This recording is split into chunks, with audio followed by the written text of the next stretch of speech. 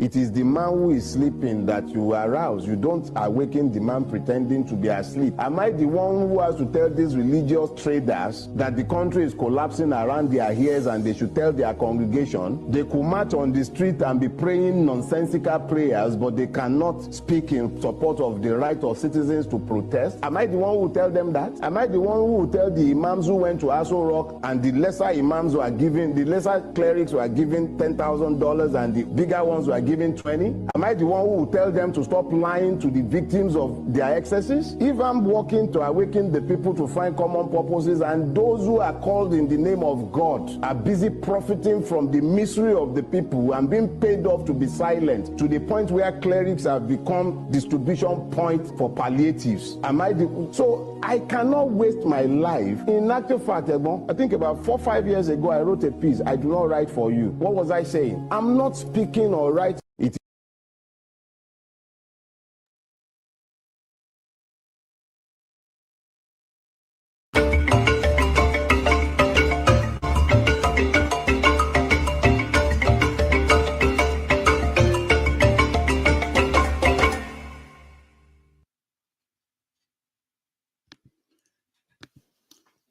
Hello, welcome. It is 5:30 p.m. in Accra, Ghana, 6:30 p.m. in Lagos, Nigeria, 12:30 p.m. in New York City. Wherever in the world you're joining us, welcome to another episode of 90 Minutes Africa. My name is Rudolph Okonkwo. My co-host, Chido Onoma, is on assignment. On Friday, the Ekiti Magistrate Court granted Dele Farotimi bail. However, the threat to Nigeria's political space is only escalating. Activists daily fall into the legal loopholes designed by privileged Nigerians to protect their loot. Shrinking media space crushes unsung reporters and regular citizens passionate about holding their leaders accountable. Today on 90 Minutes Africa, the head of GAIN, Government Advancement Initiative for Nigeria, Dr. Malcolm Fabiyi, will update us on how to continue the efforts and prepare for challenges in these uncertain times.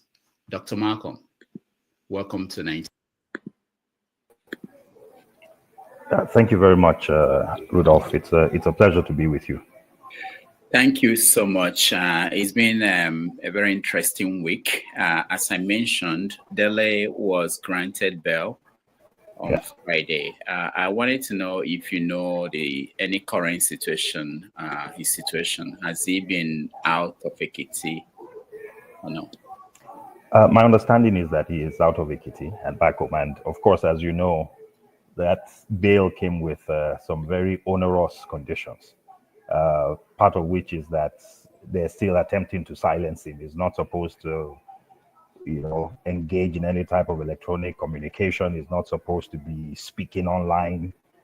It just reminds me of the situation in the former apartheid South Africa, where activists would be released and sent to Bantu lands, where their voices will continue to be silenced. And it's just incredible and crazy that here we are in 2024 talking about a Nigeria that is supposed to be democratic, where the voices of everyday Nigerians are being silenced. And I think one of the things that really resonates about Dele's issue is that if something like this can happen to someone so prominent, Dele's voice is a very, very prominent voice in the country.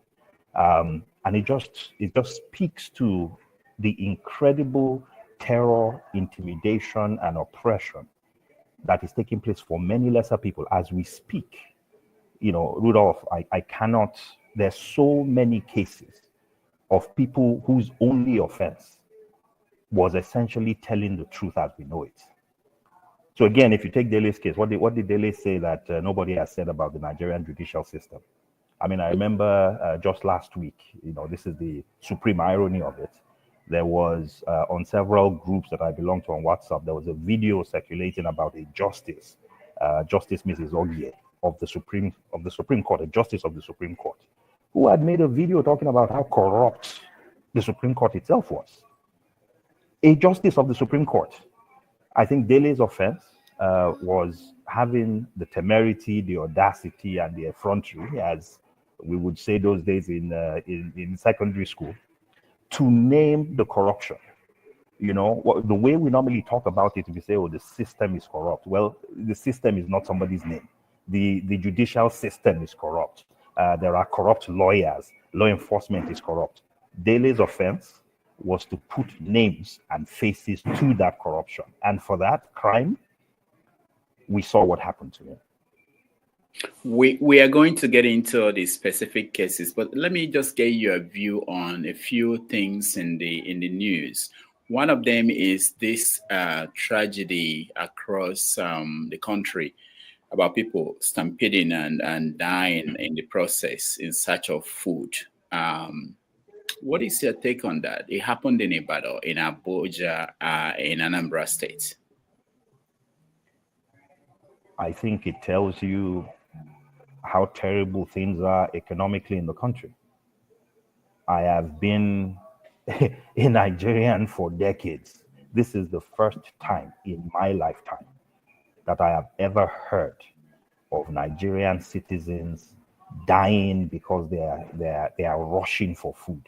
And I think if there's one thing that actually, you know, kind of exemplifies the significant economic challenges that are taking place in the country, it is this rolling spate of stampedes. And what's causing the stampedes? It's people who are basically rushing and fighting and struggling the best they can to get access to food because they don't have it. So for those who think things are hunky-dory in Nigeria, for those who think that those who complain about the hunger in the land are basically just whalers, I think these deaths, you know, the fact that people are willing to, and, you know, just putting themselves in such harm, just essentially again underscores the significant challenges that folks are going through. What do you think will happen? You know, because it appears as if this government, they don't have a solution to this problem. What do you think will happen in weeks and months to come? Because it's not going away. It's not like after Christmas, people will have relief from somewhere. They tried to, I think weeks ago, they had this tariff-free importation of rice as a solution to the problem, but they couldn't even enforce it. They couldn't even make any impact. What do you think will be the way the country will look like in weeks to come? I think the Nigerian people at some point have to decide that we will stop stampeding and killing ourselves in fighting over scraps, and that we will engage those who are destroying the country. In other nations, economic crisis of this nature, again, you and I know that there's so many governments around the world that have been forced to change or that have actually been upended because of the supreme economic hardships that people have been going through. And so we're going to have to get to a stage where the Nigerian people would have to stop fighting themselves for bags of rice, stop fighting themselves for, you know, jerry cans of oil, and look the problem squarely in the face. And the problem that we should be looking in the face is that the reason why we're in this problem is because of corruption in the process. It's because those who lead us have absolutely no ideas. We have a president who on day one, he didn't have a cabinet, had not put anything in place, said that some spirit moved him to roll out some of the most consequential economic policies the nation has ever had, right? He free floated the currency, went ahead and made some more, you know, removed subsidies on fuel. We went from a situation where fuel was 197 naira per liter to one now where it's over 1,000 naira per liter. It's terrible what's happened. But at the end of the day, the Nigerian people, we have to come to a place where, again, we stop fighting ourselves for scraps and stampeding ourselves to death and recognize that we can take those same energies and address the system head on. While people are stampeding themselves to death and dying, guess who is not stampeding themselves to death? They're still flying around the world in their private jets. They're still having fantastic end of year celebrations. They have no issues. The Nigerian people have issues, and we need to get to a place very similar to what Dele did, where we stop speaking in generic terms and where we begin to call these maladministrators of the nation to task and force them to actually begin to do things that are in the interest of the Nigerian people. I feel what you're saying, but there was a video I saw today that made me think twice. Let me play the video and get what you think at the other end.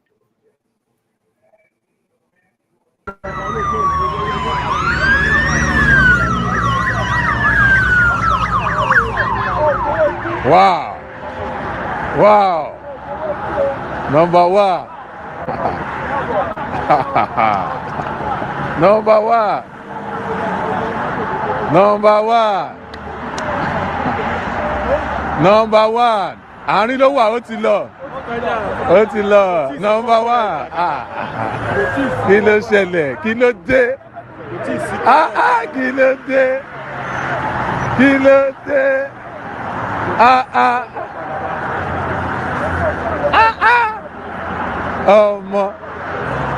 Omo, no be joke, no be joke. The man get out, he get level.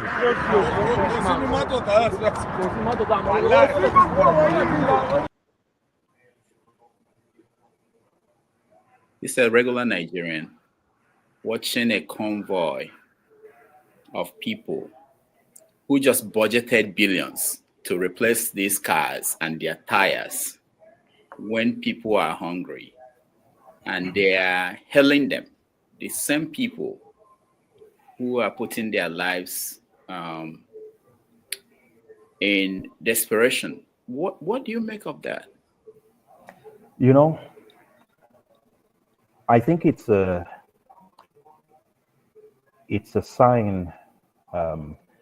There's the so-called Stockholm syndrome, where people become enamored by their abductors and their kidnappers. And I think as a collective in our nation, we have collective Stockholm syndrome. We've come to a place where we do not even realize we have rights. What I just saw is supremely insulting. Supremely. We have a situation where a nation is in economic pain. I don't think I've ever seen any president's convoy in Nigeria ever since I was conscious of how presidents moved around in convoys. I've never seen anything that is as obscene as what I just saw. It's ridiculous. But it is also, again, just listening to the commentary, as you just pointed out, that the immediate response that people have is not one of anger, because all of the wealth used for that convoy is not Tinubu's personal wealth. That is the commonwealth of the Nigerian people. It is their money on the road. The people stampeding, the people, walking around. I saw what the folks that were taking that video, I saw the way they were dressed. It's their money. It's their money that's being corruptly utilized. It's their money that's being allocated to things that are not germane, that are not important, that should certainly not be priorities. But we have a collective Stockholm syndrome, and like everybody who is a victim of consistent and chronic assault, we need to actually begin to speak to ourselves. We need to, part of the task that people like you and I have, and those of us who are conscious of the fact that this is not normal, is to continue not just to speak about these issues, but also to begin to mobilize for action. It's time we stop talking. It's time we stopped complaining. It's time we stopped turning our WhatsApp groups into, we complain on WhatsApp groups.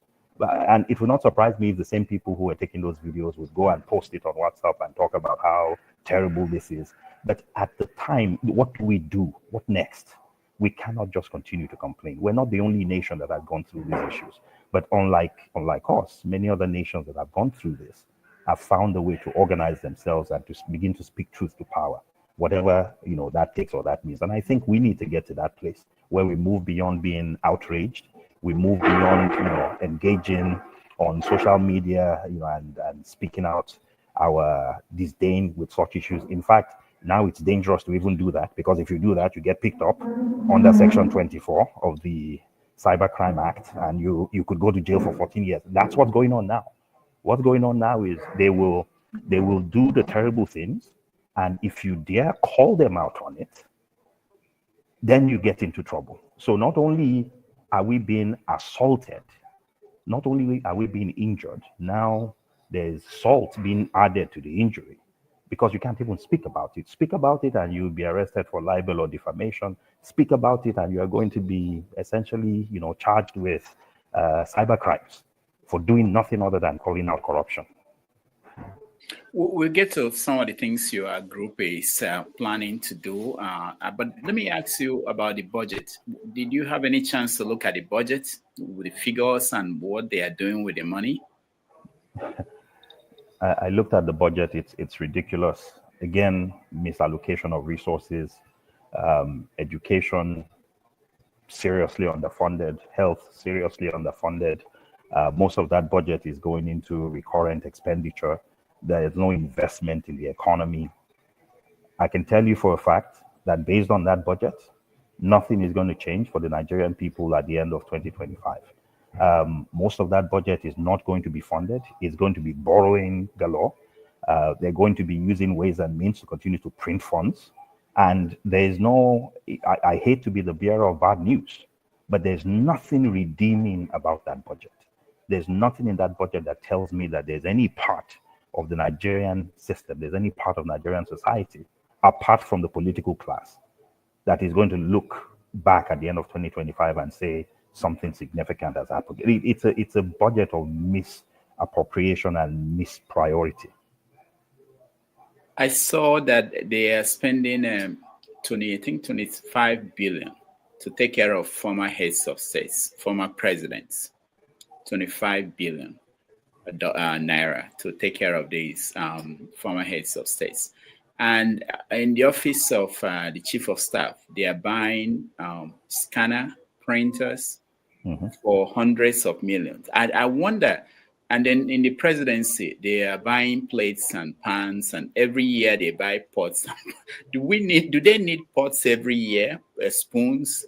Why is it this way? Why is it that and they know that people are going to see this and they put it out there. What does that say about? I don't understand it. It means they have complete disregard for the Nigerian people. It means they know we will complain and nothing will happen. It means they know that all we're going to do is talk. It means they are acting with impunity. Because if you do something and you know that, look, our reaction is predictable. Why is it predictable? Because we have reacted this way to almost every budget in the last 15 to 20 years. It's the same reaction. And guess what? What do? We do absolutely nothing. So they've come to a place where they know that, look, their assumption is that, don't worry about it. We'll release the budget, tops 2 weeks. They will make some noise. They will make some noise and then we'll just keep moving forward. That's what they believe is going to happen. And we need to get to a place where we begin to make it clear to them that that actually is not what's going to happen, that we're going to find a way to begin to move and act and bring those who are abusing and corrupting our polity to task. That's the challenge that I think our generation faces at the current moment.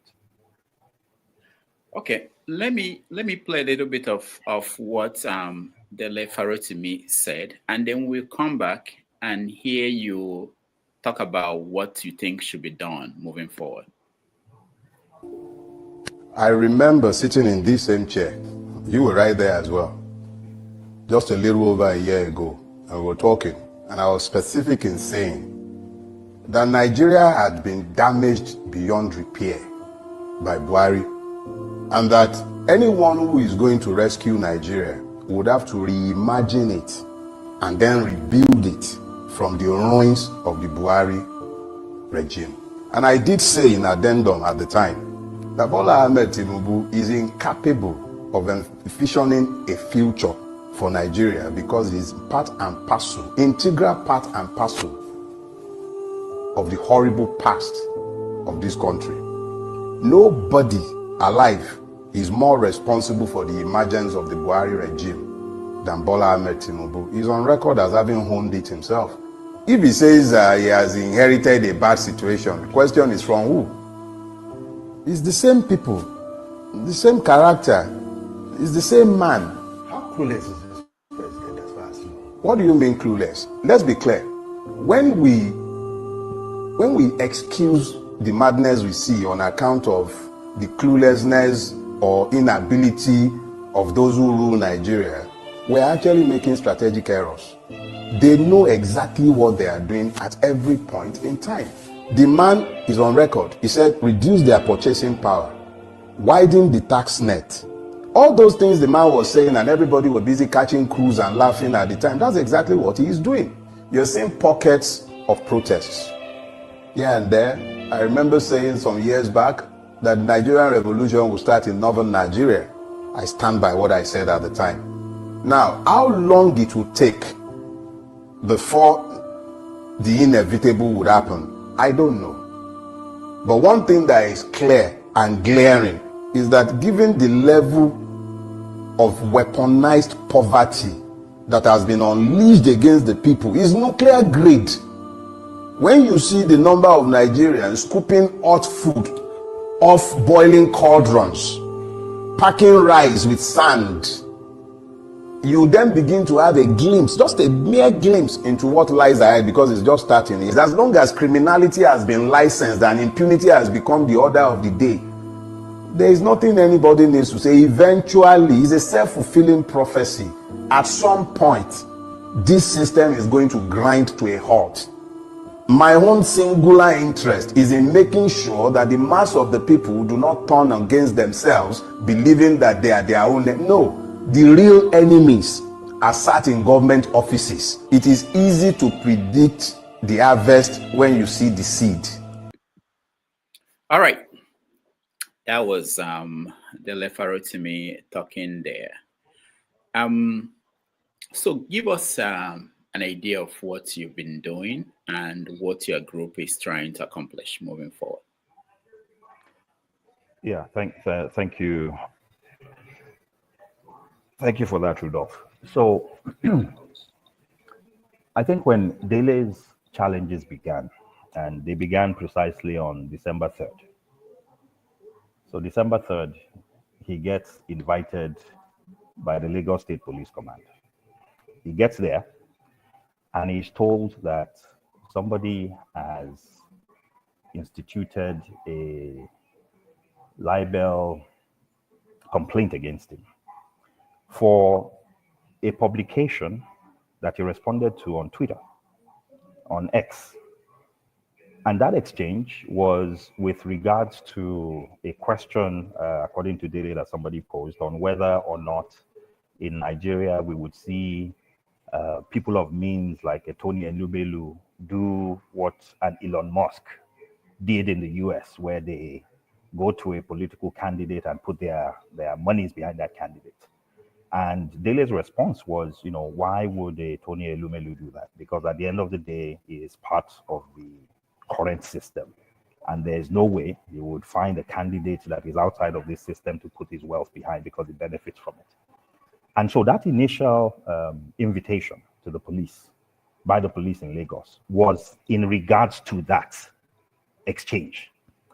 But that was not what got him in Ekiti. At the time, he had turned up to the police in Lagos. Eventually, Dele did a very eloquent press conference where he talked about that particular issue. What nobody knew at the time was that there was a group of policemen from Ekiti that had been in Lagos looking for Dele.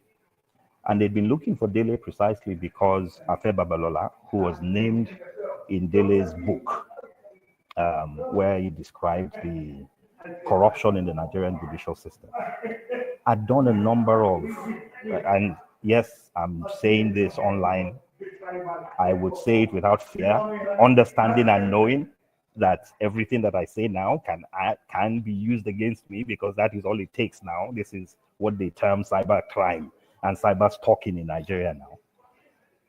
A series of illegalities were taking place in Ekiti. So the first thing was Afe Babalola had filed a criminal libel suit against Dele in Ekiti. And according to Dele, he had not been served. So somebody files a case, they've not served you. But as far as everybody is concerned, cases are happening and you are refusing to turn up in court. So a bench warrant was issued for Dele's arrest.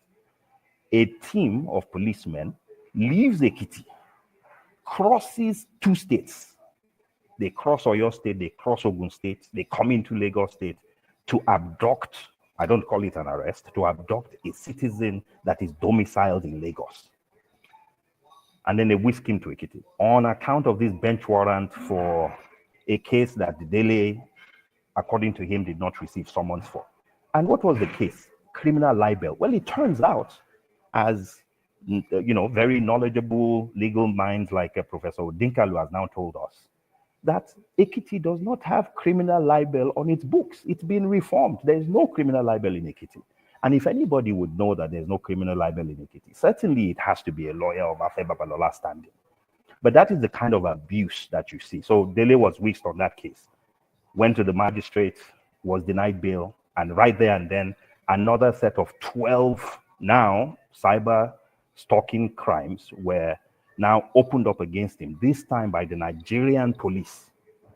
So the first case was an Afe Babalola case, the second one was the Nigerian police, and this has been the trend, is that every time you find these cases coming up, the Nigerian police, because they then take you to court and institute these cyber crimes against folks. So that was the genesis of Dele's issue. And here is what people have to understand. That if someone of Dele's stature, if someone of Dele's visibility, if someone with Dele's voice, if someone with Dele's public and popular appeal can go through what Dele went through, it's no longer about Dele. This is a signal to the rest of us that we better shut up. Because if we don't, if this is what we can do to the best of you, then the rest of you better keep your mouths shut. That really was what was going on. And as you know, the outrage in Nigeria was significant. There was a lot of outrage. A lot of that outrage was online. So, Twitter, X was on fire. WhatsApp groups were on fire. And one of the things that a number of us began to do was, we've watched this movie before. Something happens, we all get outraged. And within a week, 2 weeks, 3 weeks, that outrage passes. What we wanted to do was to ensure that this outrage would not pass. And that the prediction that the system always makes, that, give them 2 weeks and they're all going to go back home, that we did something that was beyond that. So starting almost about a week ago now, we had a few conversations. Rudolph, you recall that I had one of those conversations with you, spoke with other people. So others reached out to a number of other folks that had been very vocal about this issue. And we decided that this time around, we had to do something different. And what was the different thing we did is we decided, let's come together, take all of our individual voices that we're expressing right now and come together as a collective.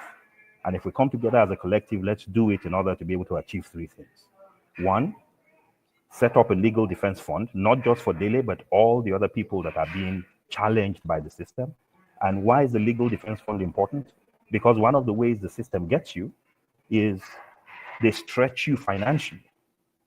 There's no case, Dele right now has about 5 different cases in 5 different courts across the whole country. So one of the things they do, because they have the means, is you take a young activist who is speaking truth to power, a young investigative journalist, and you open 10 different cases against that journalist across the country. How does he defend himself? Where are the people, where are the lawyers that are going to go? If he doesn't have pro bono lawyers who stand up and say they will help him, and even if pro bono lawyers stand up and say they want to help you, at some point, if the case continues to drag on, they too have mouths to feed. They can't, they can't support you pro bono for a long time. So the first thing we said we needed to do was set up a legal defense fund to make sure that no matter what the system does, we would have the means and the capacity to be able to help our activist brothers and sisters respond. The second thing was to coordinate action, because the truth of the matter is, these cases are taking place in court, but they're not legal issues. They are political issues. The intent is to stifle the opposition. The intent is to oppress. And if that's the case, then, maybe there are certain things we can do politically as well to ensure that we fight back. And so that was the second thing, was to find a platform where we could have global action. And some of that action was, there were folks in Canada that were engaging with Amnesty. There are people who started petitions. Afe Babalola has a massive $10 million endowment in King's College London. Afe Babalola, it turns out, long before Dele wrote any book about him in 2004, was actually named in the WikiLeaks cable releases. The US government, apparently in 2004, not even apparently, this is clearly in WikiLeaks, had indicated that Afe Babalola was the bagman, the money man, that was taking monies from the then president, Olusegun Obasanjo, and giving it to members of the appeal court sitting in judgment over the elections of Boni Haruna, the PDP candidate at the time in Adamawa. And he was the one who had given $250,000 each to each of the 5 justices. This was what was alleged in the WikiLeaks tape. And who wrote the WikiLeaks report? They were operatives of the CIA, operatives of US intelligence sitting in the embassy. We would never have known this if the WikiLeaks cables had not been leaked. So whatever anybody is saying now about Afe Babalola's complicity in the corruption of the Nigerian judicial process, these are things that have been documented and on record. And I wish he would actually go and sue WikiLeaks.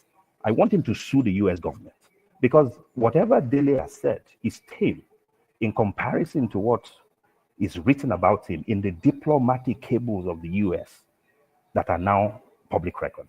So the second thing was global coalition. How do we come together and ensure that we're fighting this legal challenge and the truly political assault on the Nigerian people with equal political measures, petitions, engagements, rapprochements to different organizations. And then the third one was basically establishing a whistleblowers initiative. If Dele had been sued for libel by Afe Babalola in the US, Dele would have the right to subpoena Afe Babalola. He would also have the right to subpoena all the Supreme Court justices that he mentioned. He would have the right to subpoena the registrar of the court, where one of the claims he made was that there was a ruling of the Supreme Court that was, that basically changed over time. Rulings don't rewrite themselves. So one of the realities of corruption in Nigeria is corruption might happen in the shadows, but there's a clerk that took the file. There's somebody who took the Ghana must go bag. There was somebody who received an SMS text message. There's a teller who knows that there was a bank transfer. And if we can incentivize those people to provide us with information, if needs be, even provide them with financial or material incentives, then we can begin to put fear, a holy fear, into these people who think they are untouchable. Because one thing that I know about corruption is that there are always people who feel shortchanged in the process. There are people who are angered by it because they just don't like it. But more often than not, it is people who feel shortchanged, right? I am the guy who nobody is paying. I'm the clerk who nobody is paying a fair wage, but I'm also the person who has to take $250,000 to the home of a judge. Well, guess what? If you ask me, and I have that information, and maybe I held on to certain documents, I might make it available. So the third is the whistleblowers initiative. So the three things, again, very quickly. The first one is a legal defense fund. The second one is coordinating global political action, both within Nigeria and across the diaspora. And then the third one is a whistleblowers initiative. So those three things are the things that we're working on to ensure that Dele's case, as well as all the other cases, the numerous cases of activists and just ordinary Nigerians that are now being harassed by these libel laws and by these cybercrime laws, that we have comprehensive ways of ensuring that they can be supported and that we can fight back against the system. Very good. So if people are interested in being part of this group, what can they do? Where can they join? And because this is very important, what you just mentioned. If not for WikiLeaks, we wouldn't know that Afe Babalola was involved in something to do with Haruna. and there may be other ones that we don't even know. Maybe other cables that are now hidden that we didn't see concerning other lawyers and judges. And so there are people who know things that probably. Okay, I saw that you shared the links. Okay. Yes, so I've shared 2 links. So what you say is important, and let me just expand on that. So one of the things we want to do, for example, that we're going to put in motion very soon here in the US, is we're going to petition the State Department.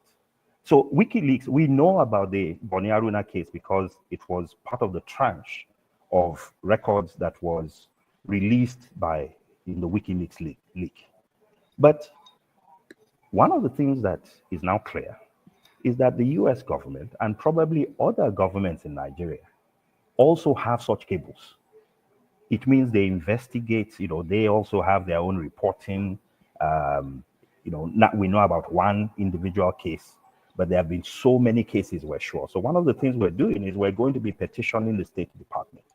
We're going to be petitioning the US government and other governments to provide us with any information, one that pertains to Afe Babalola, because there's an active case of a Nigerian whose rights are being trampled upon. And even all these different governments are speaking to their interest in helping the democratic space in Nigeria, well, we're going to use every means possible to get that information out. So if Afe Babalola is mentioned in any other cables, we will be asking the State Department for it. We'll be using FOIA rules, Freedom of Information Act. Whatever it is that we can get, we will get. And even if at the end of the day, some of these requests are shut down, it will instill holy fear on all these people, because what they bank on is that nobody is going to move forward and take these steps. They think they can act with impunity. They think they can arrest people, arraign people, open up multiplicity of actions in different courts so that they stretch you financially. And then what they want you to do is they want you to come begging. They want you to go on your hands, on your knees. They want you to prostrate, and you call them, Baba, I would never do this again. Well, that period is gone. We're tired of that nonsense. And if we come together, there are way more of us than there are of them. And if we pool our resources together, if we pool our wherewithal together, there's a significant amount of change that is actually possible that we can make happen. Now, can you talk a little bit about other people, if you know their names or the stories, other people who are in similar situations? Because we don't hear about so many people. Some of them are in some remote states that are picked up, and what is needed? Because I think people forget that these people are all fighting for the good of the country, for all of us. I will be happy to do so. And I'll talk about 8 particular cases. And I ask for patience to go through them. The first one, which is happening as we speak, is of a lady called Olamide Thomas. Olamide is a nurse. And her crime was that a few weeks ago, she's in detention as we speak. She's been in detention for weeks. She's been assaulted. She's been taken to the DSS. And I'll tell you Olamide's story. Olamide did a Facebook post, a video, where she basically rained curses in the video. She rained curses on Sheyi Tinubu. She rained curses on the Inspector General of Police. And she rained curses on the PRO of the police, Muyiwa Adejobi. And please, for the grand offense of raining curses on these people, because according to her, and this is something most Nigerians will agree with, these are people that are benefiting from the system and the process. She rained curses on Sheyi Tinubu because she said Nigerians were going through hardship and that these guys were just milking the system dry. And she prayed for the gods of our ancestors to rain fire and brimstone on them. Guess what? For the grand offense of daring to name Sheyi Tinubu, she's now been accused of cyber stalking.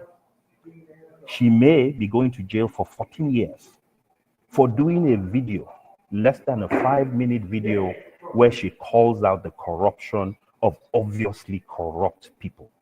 where she rains down all she's doing. She's not organizing for any type of assault or assassination. All she's doing is she's asking the gods to rain heavy fire down on these people. That's Olamide's offense. So that's Olamide. This is happening right now. Then there's a guy called Tobias Chukwudi Egwuonu. Tobias is a guy in Abia State who wrote a column. He wrote a post about Governor Alex Otti. And Tobias's post basically indicated, I forget what the exact title was, but it was basically, oh, there's nothing that Otti touches that he does not destroy. Is now likely to be going to court. So the first thing that happened was Otti's lawyer responded. They demanded that Tobias pay 50 billion naira. Not only was Tobias to pay 50 billion naira, Tobias was also to take out full-page adverts in 4 prominent national newspapers and apologize. The third thing he was supposed to do was to retract his article, his statement, something he wrote in Free Speech. And after paying 50 billion, and after taking full-page adverts in 4 newspapers, and after retracting, then they would determine whether they would want to move forward and charge him or not. But in order to not charge him to court, these are the conditions that they imposed. These are political.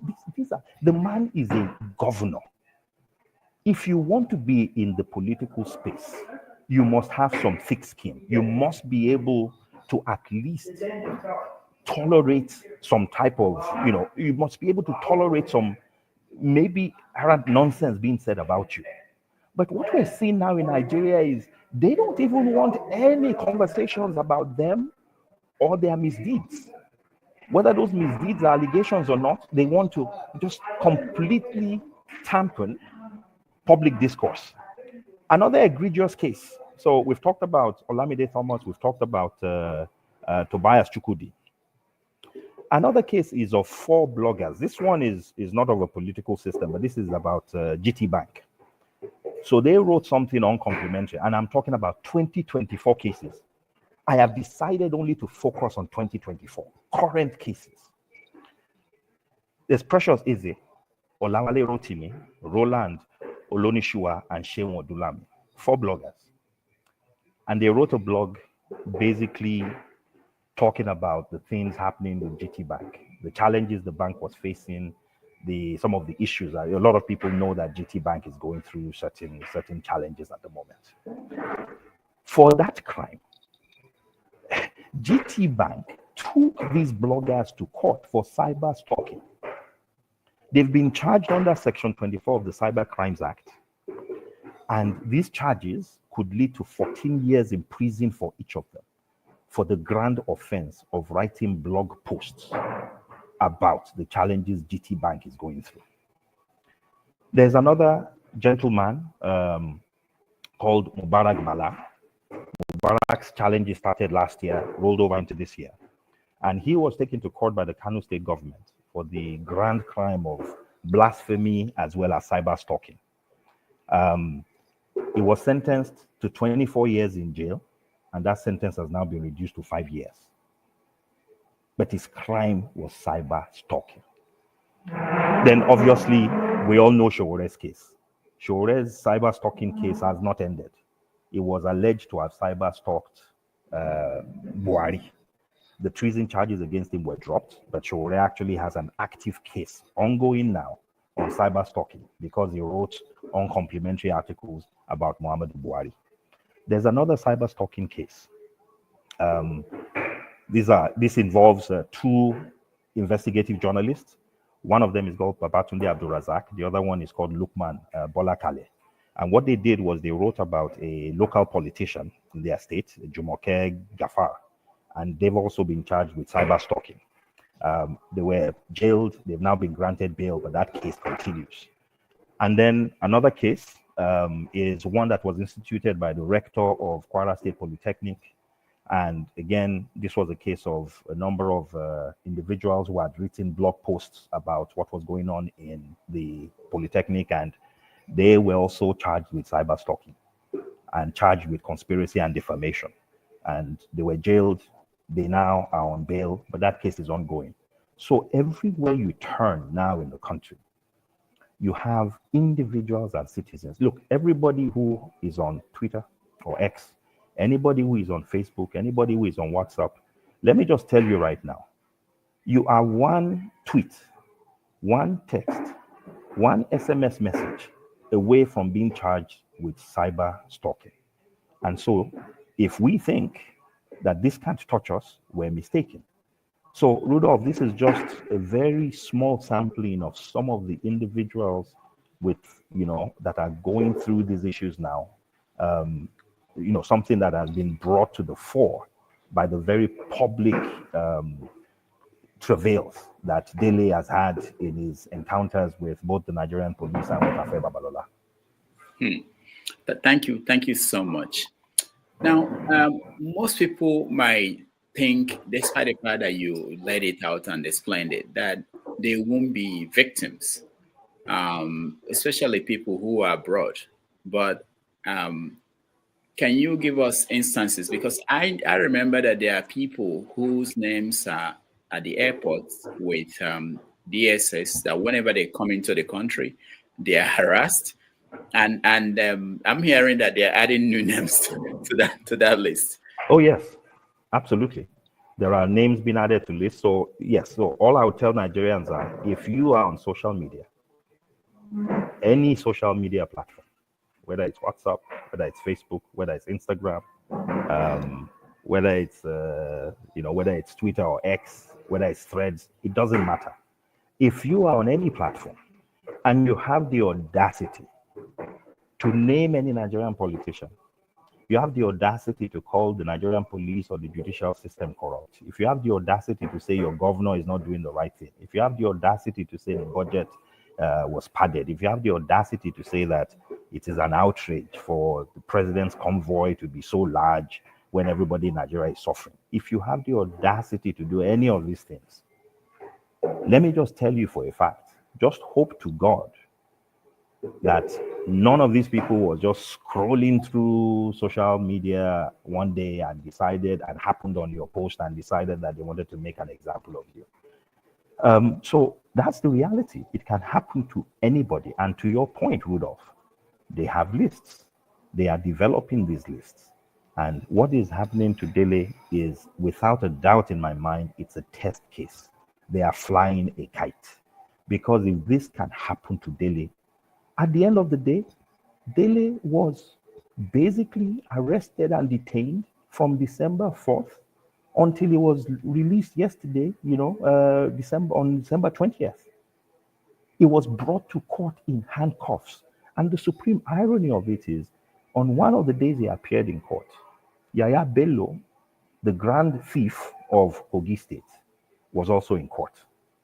Yaya Bello had a massive entourage. It was almost as if somebody was going to a celebratory event, while a man whose only offense was to have the audacity of putting a name to corruption was brought to court in handcuffs. If we miss the supreme symbolism of that, then we've missed a lot.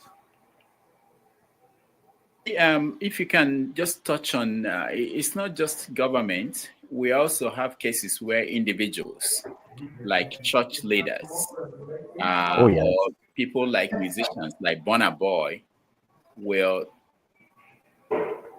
I'm assuming, petition the police, and they move in and go and arrest somebody and keep them there for a long time. How does that process work? Well, the way it works is influence. So to your point, this is not only about politicians, it is about people with influence. The police, because cyber stalking and cyber crimes are criminal acts, would have to obviously institute the case. So the question is, do you have the resources? Do you have the resources to call up, to call up people that you may know in the police or in the judicial system tell them there's somebody who is irritating you, and tell them you would be ready to spare, to leave no stone unturned in making sure that their life is made a holy hell, and that you use that example to tell everybody else who might want to embark on such crazy journeys of misfortune, that if they ever tried engaging with you that way in the future, what happened to X would also happen to them. So it's about means. So if you have the means, if you have ₦1 million, ₦2 million, ₦3 million, ₦4 million, ₦10 million, whatever the cost is, to institute these cases, it will happen. Why is it that we've never heard of the police, just looking at that? If you look on most social media feeds in Nigeria, there's no end to the number of cyber stalking allegations that someone could make. But if you look at the people that the police bring these cases in support of, why is Ajia Mero, who is a trader that nobody knows and doesn't have the means, why has the case never been instituted on their behalf? What, can't they be defamed? Can't they be cyber stalked?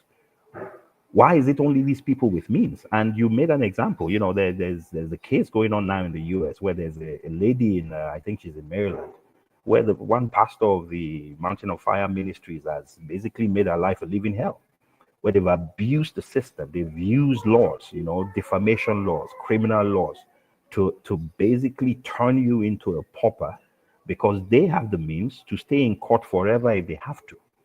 They have the means to hire the best lawyers. And if, you knowing how the criminal justice system works, all it takes is a few court appearances. And if you're paying for legal representation yourself, you're in trouble. So it is an abuse of the process. It's an abuse of the system. And again, I will tell you this, it is not accidental that all of these cases we're suddenly hearing about.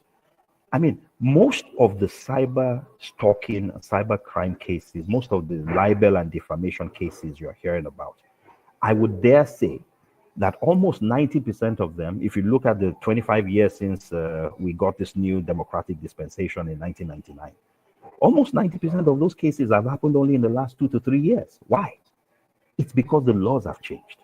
We have this nonsensical cyber stalking law that allows you, once you're angry with anyone, to basically leverage the instruments of state to make their life a living hell.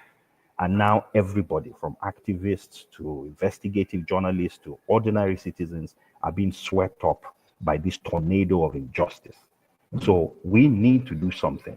And one of the things that we're proposing to do under that second plank of that 3-point agenda is to ask for a repeal of Section 24. Yes, we need a Cyber Crimes Act that deals with things like 419 and using the internet and digital methods to commit crimes.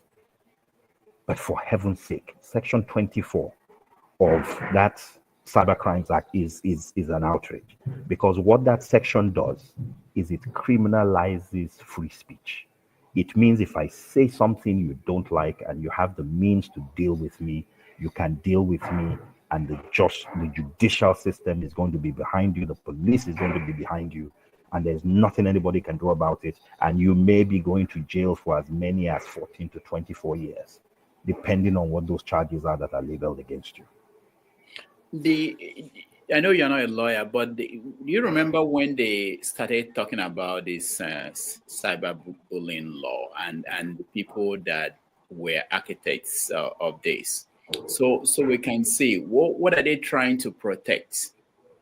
You mentioned that there are legitimate issues with cybercrime, but when it comes to this aspect of people now being picked up for saying things that you disagree with, what were they trying to protect? What was the intention? Do we know who these people? I know that Mohammed, Lai Mohammed, was promoted that a lot when he was. Oh yes. So this started in Buhari's time, and so the first people, Showore was one of the first people that were caught up in cyber crimes, cyber stalking, particularly. And in fact, in Tinubu's term, they've not been able to pass laws to change the economy. They've not been able to pass laws to build out our economy. They've not been able to pass laws to put more children in school. They've not been able to pass laws to build our infrastructure. But one of the things that the ninth, that the last National Assembly was able to do, the current National Assembly, was that in 2024, they actually amended the Cyber Crimes Act. So they amended it and they strengthened Section 24, and Section 24 is the part that deals with cyber stalking. So you know why they've done that. They've done that because they are tired of hearing you and I complain about their excesses. Once upon a time, the only place where we complained was in beer parlors or when we visited our friends. Our complaints were compartmentalized. Our complaints were not public. Now they are angry because those complaints are now in the public square. Those complaints are on Twitter or X. Those complaints are on Threads. Those complaints are on Facebook.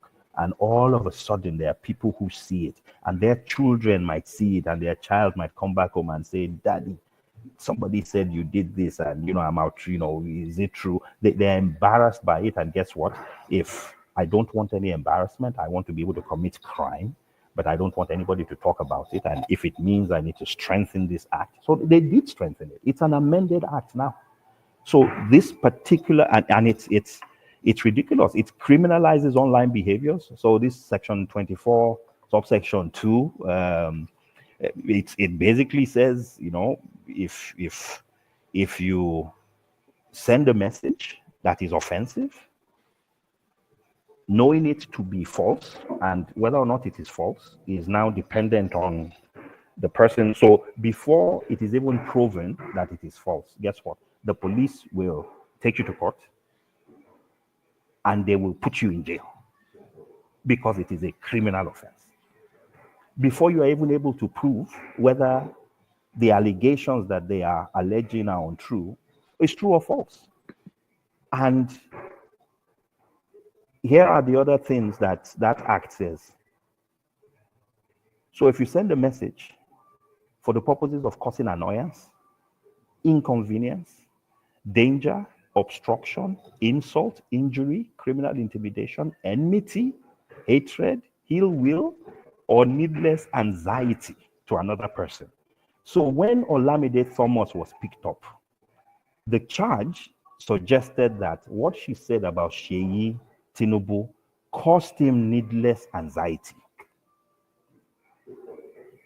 Seyi Tinubu, who flies around on the public dime, has needless anxiety because some unknown nurse in Lagos did a 5-minute video in Yoruba, which almost nobody saw, basically raining curses on him. And the irony of what these people are doing is, for all of Dele's popular appeal, the truth is most Nigerians did not even know he had written a book about the Nigerian judicial system.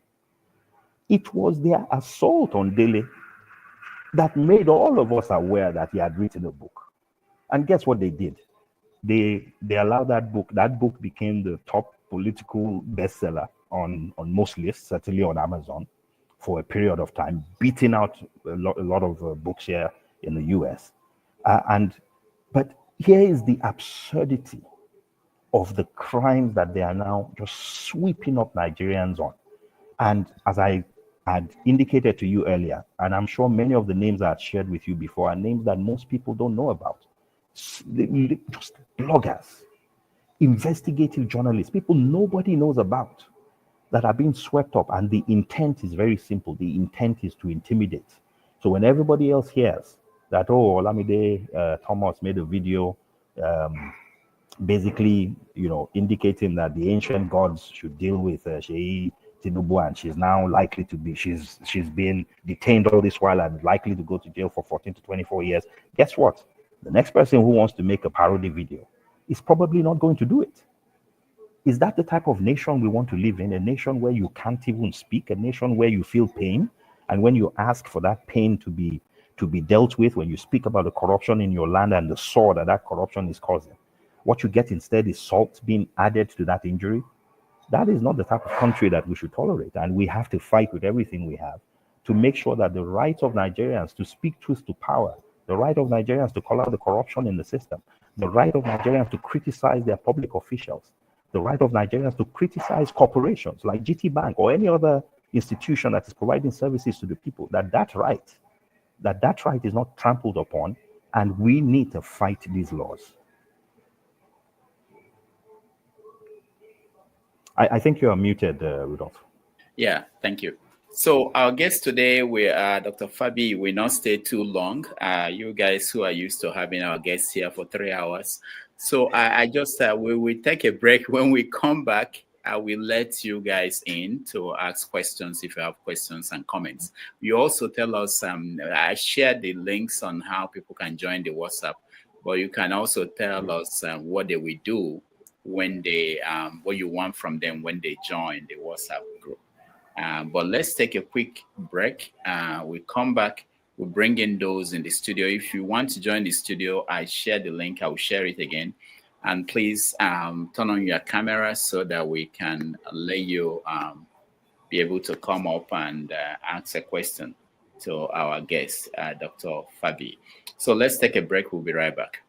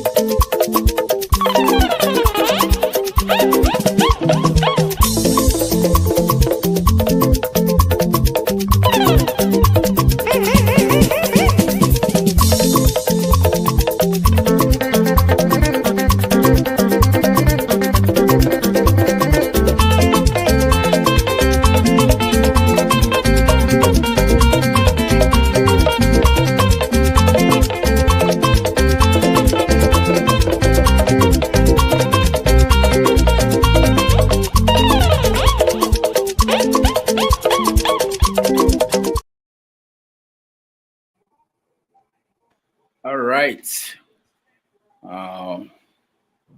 Welcome back, everybody. Thank you so much.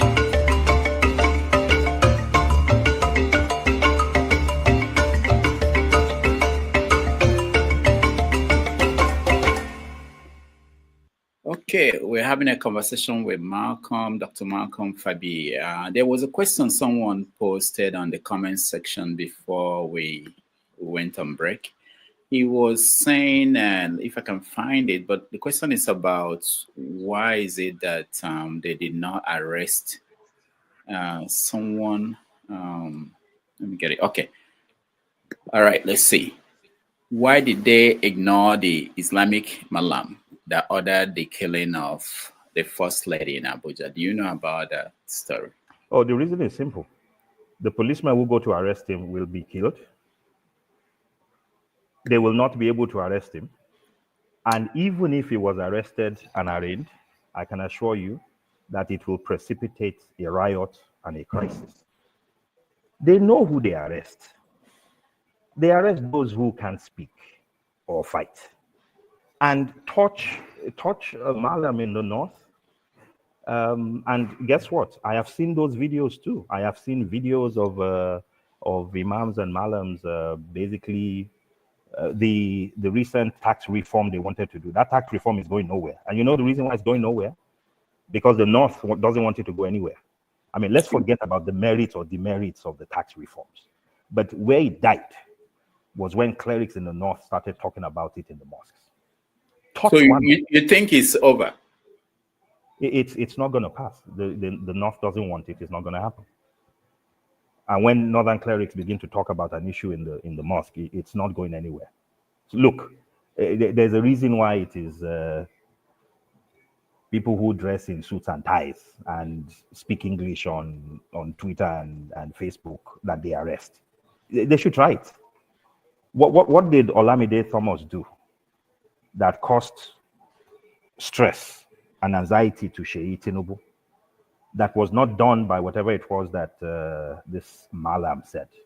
But they're not, nobody is going to touch him. Because we know that if they attempt to do that, the place is going to go up in flames. It's going to go up in flames, period. So the people that you oppress, the people that you harass, are the people that you think can't do anything.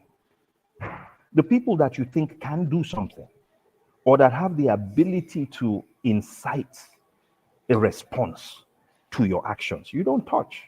So simple story, that's a simple answer to that question.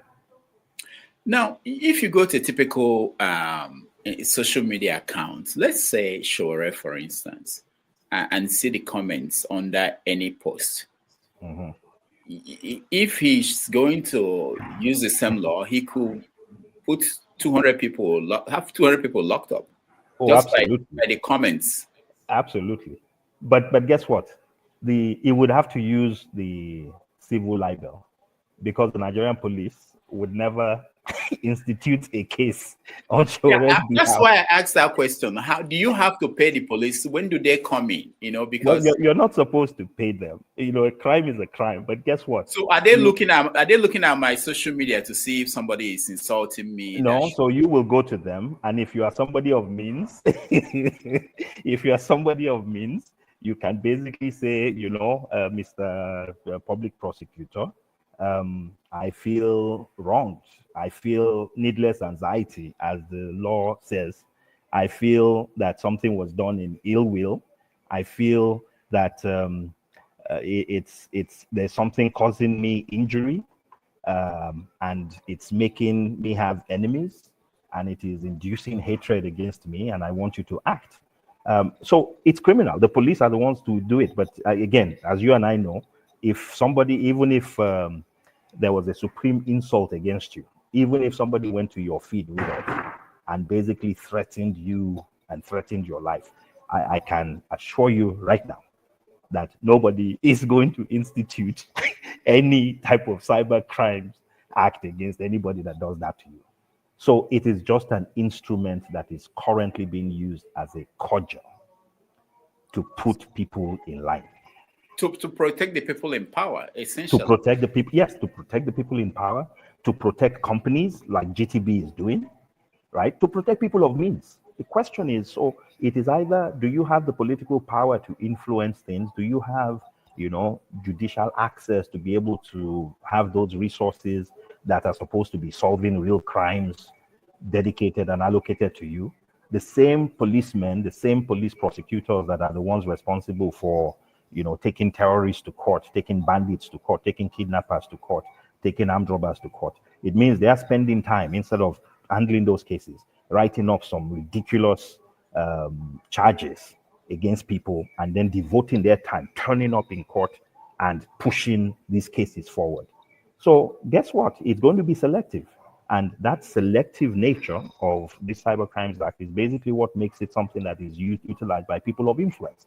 Whether that influence is that they are public officials that have means, whether it's that they are politicians, whether they are judicially connected, or whether they are powerful commercial institutions. Just to remind our viewers, in January 1st, 2025, we are moving to Iroko Post TV for all our shows. So we are pleading with you to subscribe if you have not. We want to get to 1,000 at least subscribers so that we'll be able to have the tools to produce the kind of show you are used to. So please, if you can do that, that would be very helpful.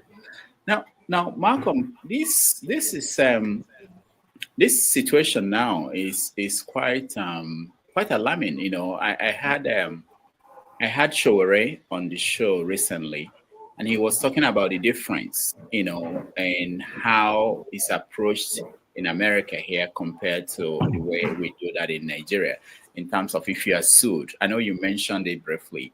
Do you think that people have any chance if you cannot demand for information from the person accusing you of defamation? How do you defend yourself? I know you're not a lawyer, but it's supremely difficult. It is very difficult to defend yourself, and that is what they are banking on. Because guess what? If you are subpoenaed, if you were in the US and you were subpoenaed, failing to respond to a subpoena, somebody can get a judgment against you. So Dele Farotimi, in his book, alleges that certain things happened. He names Afe Babalola. He names Supreme Court justices. He alludes to the fact that, officers of the court, maybe registrars, clerks, might have been complicit. If he was anywhere else in the world, if he was in the US, if he was in the UK, he can call all those people, depose a justice of the Supreme Court. He can ask for their bank accounts. If he thinks, monies were moved, or somebody told him this was how those monies were moved, it can be very specific. He can ask for their phone records. He can ask to see, who they were talking to at that material point in time. Guess what? So, for example, if somebody had written and alleged that Afe Babalola was involved in maybe corruptly influencing the case of Boni Aruna in 2004, how would you prove it? If we did not finally see that there was a WikiLeaks cable written by the US government that essentially alleged that and mentioned some names because they have access to that, we would never have known. So what they are banking on is the fact that you can't prove your case. What they are banking on is the fact that they will never, if they don't respond to you, who is going to go arrest them? Is it the man that is telling Ekiti police to travel all the way from Ekiti to Lagos? Is he the one that somebody is going to come arrest because he failed to respond to a subpoena, right? So that is what they are banking on. And one of the things we're trying to do with this whistleblowers initiative is to make sure that, yes, you may not turn up. You may refuse to come. But if the teller who manages your account can give us a snapshot of what happened, if the person who handled the Ghana Must Go bags and received text messages from you, if they can provide us with some of that evidence, if the registrars who were the ones who helped falsify records can actually come up and say, yes, it was me, or here is what I was told to do, and here is how it was communicated to me. If we can get those things, not from you, but from people who have some insights into the crime, either because they were accessories or they were enablers, then we at least have a way of making sure that that information gets to the public. And what these people are banking on, what they hate more than anything else, is having their dirty linen, their very dirty linen, taken to the public space. So what they're trying to do with these laws is to make sure you don't even have a line on which you can spread clothes in the public space.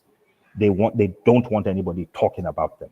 So if we're able to begin to talk about them, not in generalities, but in specifics, with information, with evidence, I think it's going to change the nature of the game. They don't, in fact, already, one of the things that happened because of Dele's case was people went and dug up the WikiLeaks stuff and said that this is not the first time Affair has been accused of corrupting the judicial process. And the first time he was accused publicly was not by any Nigerian, it was by the diplomatic cables which were supposed to be secret of the US that were publicly released. Now, what would be the incentive for people to turn information in about these lawyers and judges, and what would be the incentive? Two things. So one is we're hoping, you know, there are people who want to unburden themselves. The other one could be hatred. They might have fallen out. They might have been shortchanged. They might have been angry at what's happened. But the third one is we're also recognizing that people sometimes act out of self-interest. And so we're actually ready to pay for that evidence. So if it takes incentives, financial incentives, if we can verify that evidence, if that evidence is useful in the case, if that evidence causes us to be able to actually verify and substantiate some of these allegations in not just in Dele's case, but specifically in many of the other cases that are currently in play, then I think, in my view, that is money well spent. All right, I know you have to run. Let's go to, if you're in the studio and you want to chat with our guest, please turn on your camera. We won't bring you in unless your camera is on, except for people in Nigeria who are in the dark, even with their camera on. So let's welcome Righteous Man. Righteous Man, welcome to the show. Yeah, good evening, Dr. Rudolph and our guests. Compliment of the season. Thank you. Compliments. So, yeah, go ahead. Yeah, so I'm in Nigeria. I live in Lagos, and I would appreciate to have the WhatsApp group. I've been part of those who are campaigning for good governance in Nigeria for years back. Now, sir, my question is this: with what is on ground right now, from your analysis and the things we are seeing back home here, what is the possibility of dislodging these guys that have led this ambush against Nigerians? Is there any possibility of dislodging them and repealing this section of the law so that free speech can also be practiced? And finally, the likes of Peter Obi and Atiku and other politicians that do come and criticize the government or say out their mind, are they also targeted with this law? Thank you. Thank you very much. So I'll take the last one first. The answer is anybody can be targeted. If anybody had told me that Dele Farotimi would go through what he's going through now, given his prominence, given, you know, Dele has been a very vocal critic. And, you know, believe me when I tell you this, and I think all of us know it intuitively, that this is beyond just writing something about Afe Babalola. One of the first things you played, Rudolph, was Dele taking both Buhari and Tinubu to the cleaners. So we know where the system stands. We know who controls the Nigerian police. We know that there is no way an individual will tell a bunch of policemen to travel 3 states to go and arrest someone and stay in Lagos for a week looking for that person without a budget. And we know those budgets don't come without somebody approving it. We know the Nigerian police is not going to hit you with cyber crimes, you know, allegations, just as you are coming out of a court, a magistrate court where criminal libel is being instituted against you. We're not fools. We know they can pick you up at any time, and if at any time they believe you are an inconvenience, it doesn't matter who you are, then you could be caught up in this issue. The second one is, what can we do? I think there are things we can do. I think if the system does this to us because they don't think we can do anything. Somebody asked a great question. Why is it that there are certain people who say certain things that are even more terrible and more public, yet nobody touches them? You know why? It's because they know if they dare to do it, an entire region of the country is going to go up in flames, period. It is fear. So we need to get to a place where people will not take us for granted, where the leaders, our leaders, will not just presume that, all they do is talk. They should know, they should begin to have the type of respect that Kenyans have for their people. What happened in Kenya? I mean, what happened a few months ago, where the issue that took people to the streets in Kenya that forced their government to retreat from some of the things it was doing were nothing compared to what we're going through. Nothing. We have been abused in that nation. We have an NMPC that is just playing games with the Nigerian nation. We have a central bank that is just abusing the process. We have mismanaged our economy. Our exchange rate has gone from 550 naira on May 29th of 2023 to now being over 1,600 naira per dollar. Almost a 200% devaluation of the currency within just a little over a year. Our inflation rate is in double digits. A lot of our people are unemployed, and guess what? Nothing happens. What do we do instead? We're stampeding and we're fighting for crumbs. So what we have to do is we have to stop fighting for crumbs. We have to get to a place where rather than fight for crumbs, we fight for a place at the table. And the place at the table is not, we're not claiming a place at the table because we want people to give us a place at the table out of the goodness of their heart. It's because we deserve it. It is our right. And until we get to that place where people have an understanding, where the leaders have an understanding that we know what our rights are and we're willing to fight for those rights, we're going to keep getting abused in this manner. To your last question, can we repeal this? I think the answer to that question is yes. We're not asking for the system to change completely. If we stand united and we say we want, for example, just this section 24, one section, one egregious section to be changed, and we stand united, and we're able to push to make that happen, we're able to do everything that is necessary, whether it is to petition, whether it is through civil disobedience, whatever it is we need to do. If we are resolute, then we know we can make that change. You know why I know we can do that? Because right now, there was a law this government wanted. They wanted it for a while. It's called tax reform, and it is now effectively dead.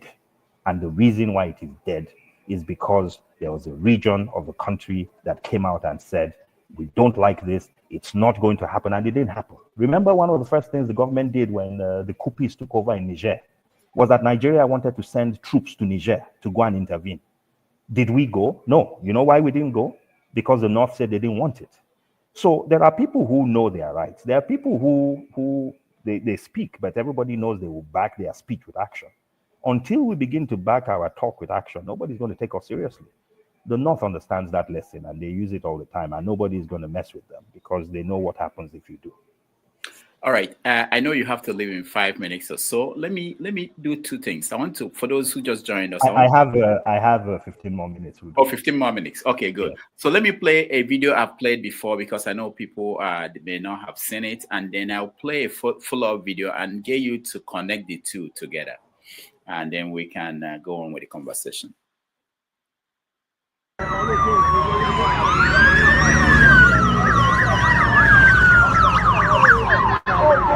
Wow.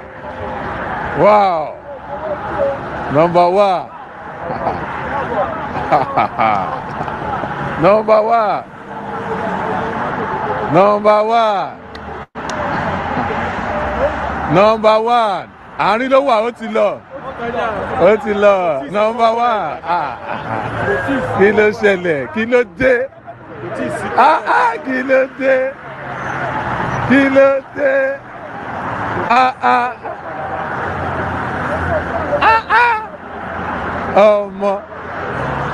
Omo, no be joke, no be joke. The man get out. He get level.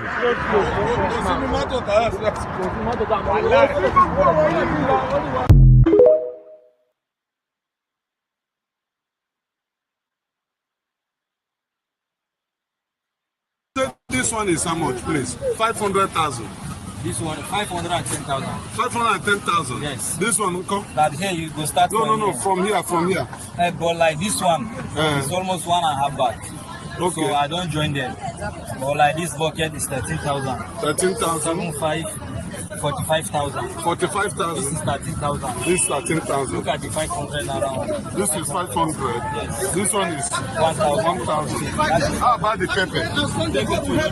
This is 500. 500. Wow. So what cost it? You cost it because everything is expensive. Even for Please, can I catch you in camera? that one because I have recorded that. Okay. But you can record, you can video it and send it, and you can record my voice. Yes, I'm doing that. Yeah. This expenses like that. The first reason, fuel cost. Fuel? And people are using dollars in Nigeria. Nigeria, we are using naira, but we are not using naira now. Actually, we are using dollars. Because a farmer used to bought a bag of fertilizer, almost 75,000 naira a bag. Okay, for fertilizer. If you go to the shop, they say dollar don't high because that fertilizer is not from Nigeria. Okay. It's Oibo manufacture it. Okay. So when you buy like 10 bags, if you can join this 75,000 times 10, it's almost getting to 500,000, or more than 500,000. Okay. When you harvest only 3 bags or 4 bags, how much are you going to sell that bag? You consider how much you spend, how much you pay transport, you eat, bag of rice, you go buy a bucket of rice, 15,000. All right, let's stop there. That's from our crack reporter, Righteous Man out of Lagos. So the question is this. If you approach the people hailing the president, they don't think they see the connection between what the president is doing and the price of items in the market. So the same thing with what we're talking about in terms of the shrinking political space in Nigeria. Most people, regular people in Nigeria, might say that they are not concerned. They don't even see themselves as participating in that space. If they arrest Malcolm, okay, yeah, he talks too much. I've seen people talking about Dele, that Dele talks too much. That's why he was arrested. How do you explain that to people? So it is there is such a thing as conscientization. There is such a thing as mobilization. We have to continue to let people understand how these things are connected. Because, look, people are busy trying to live their daily lives. You think the person who is so hungry that they are willing to go into a stampede and almost lose their lives, you think that person is going to sit down and be trying to make the connection between how the Cyber Crimes Act in Section 24 affects whether they can post? No, they don't have time for that. So those of us who know, those of us who understand the connections, are the ones who have to help other people understand these connections. We have to be very conscious and intentional about it. One of the things that we don't do a lot in the South. So let me tell you something. The second video was amazing to me. Let me tell you why that video was amazing. Without knowing the ethnicity of the person speaking, I can tell he's a northerner. And here is a northerner selling vegetables in the market, making a linkage between the dollar price, between the exchange rate, and how the prices of commodities are affected in the market space. Is making a connection between inflation, the dollar exchange rate, and the fact that harvests are lean because of the challenges with terrorism and banditry that we're having in the country. You know why the average northerner that you might think is uneducated is able to do that? I'll tell you why. Almost every northerner you find a Fulani herdsman walking. You know what that Fulani herdsman will have? He will have a radio in his hand, and that radio is going to be tuned to two things. It's going to be tuned to BBC Hausa service, where on average, they're going to be listening to 2 to 3 hours of political commentary every day. And then after listening to BBC Hausa service for 2 to 3 hours, where people are making the connection between inflation and the Tax Reform Act and goods in the market, they're going to listen to another station called Deutsche Welle. Deutsche Welle Hausa service. This is from the Dutch service, where another set of northern political speakers are going to have another 2 to 3 hours of political commentary. So that person that you think is not as sophisticated as you are because you're driving a car, you're watching Arise TV, or you're watching, that person is listening on average to 4 to 6 hours of political commentary every day. That is the reason why no Malam that says anything is going to ever be arrested. Period. That's how it works.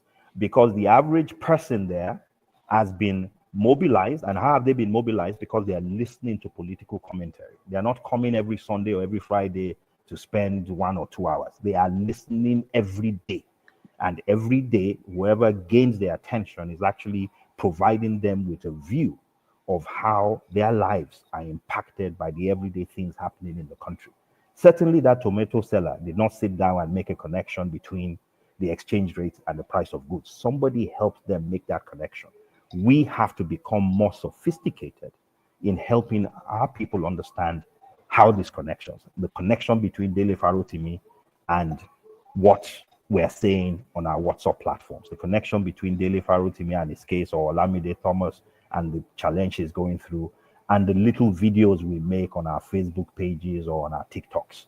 How those two things are connected, it's for us. We're the ones who are to help ourselves and our people and our brothers and sisters understand that connection.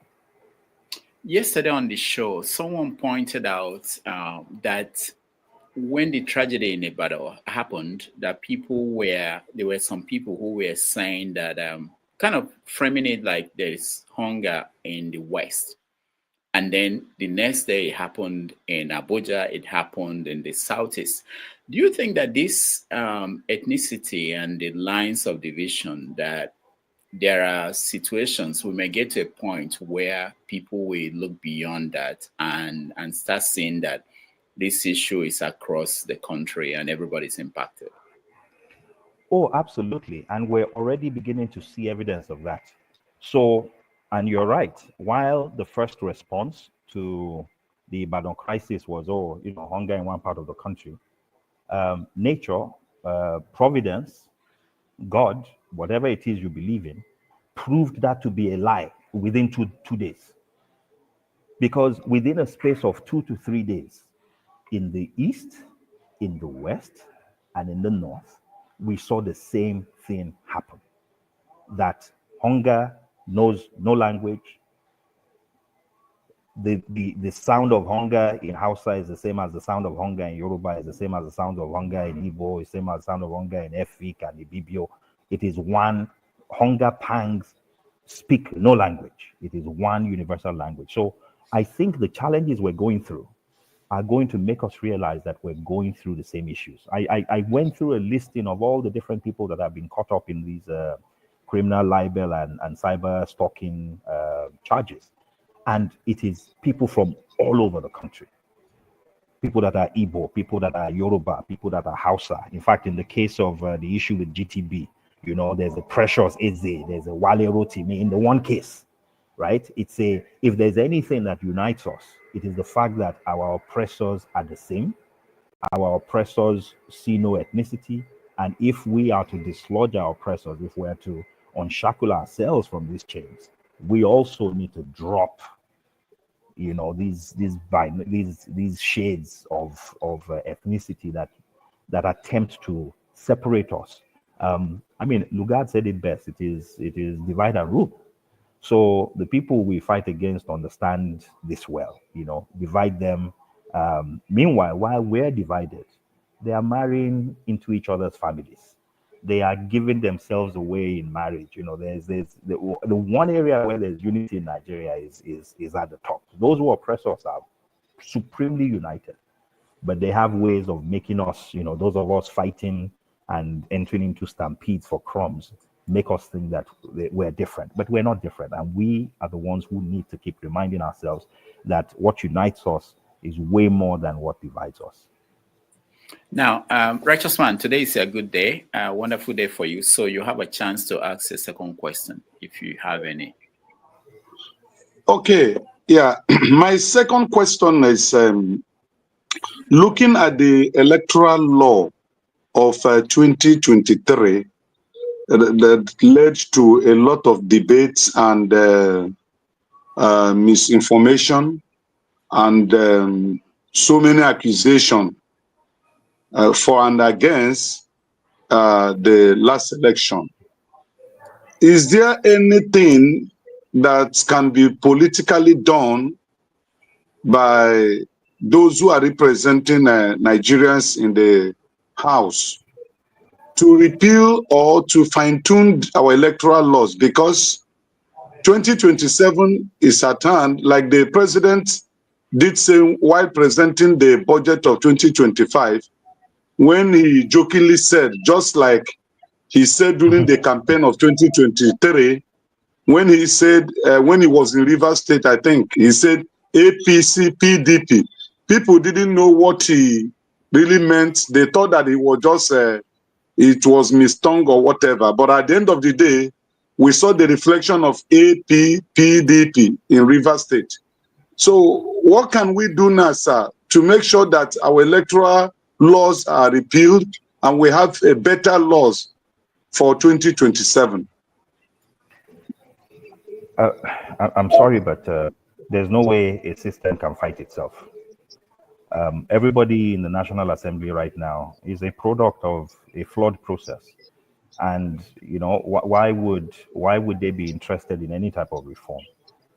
Reform will only happen if we demand it. And if we cannot change something, if we cannot get together to change something as straightforward and as simple as maybe, you know, Section 24 of the Cyber Crimes Act, then thinking anybody is going to provide electoral reform that will make the process better is basically expecting to wring a stone and get water out of it.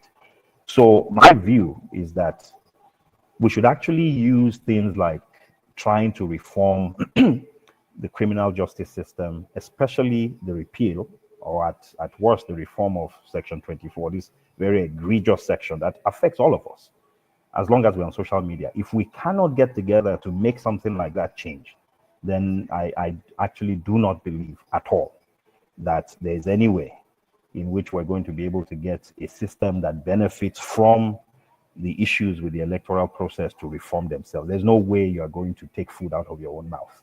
And right now, the electoral laws, lax as they are, you know, permissive of misconduct as they are, that's what they rely on. Why should they want it to change? You know, it's unless we force the issue, it's not going to happen. I don't believe. All right. Our guest has to go in 5 minutes. So let's quickly get Ovie and Janaba to ask a question each, and then we round up. Go ahead, Ovie. Thank you. Dr. Malcolm, welcome again. I enjoyed, though I missed the last half of the conversation, but the first half I enjoyed, especially when you were, you know, giving out links.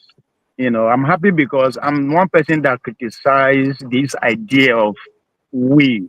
There's nothing like we. We keep saying we in diaspora, we in diaspora. There's no hub, there's no address, there's nowhere we're reading together. So when I see you bringing out those links, I say, okay, well, that's a step forward, right? We are beginning to come together as we.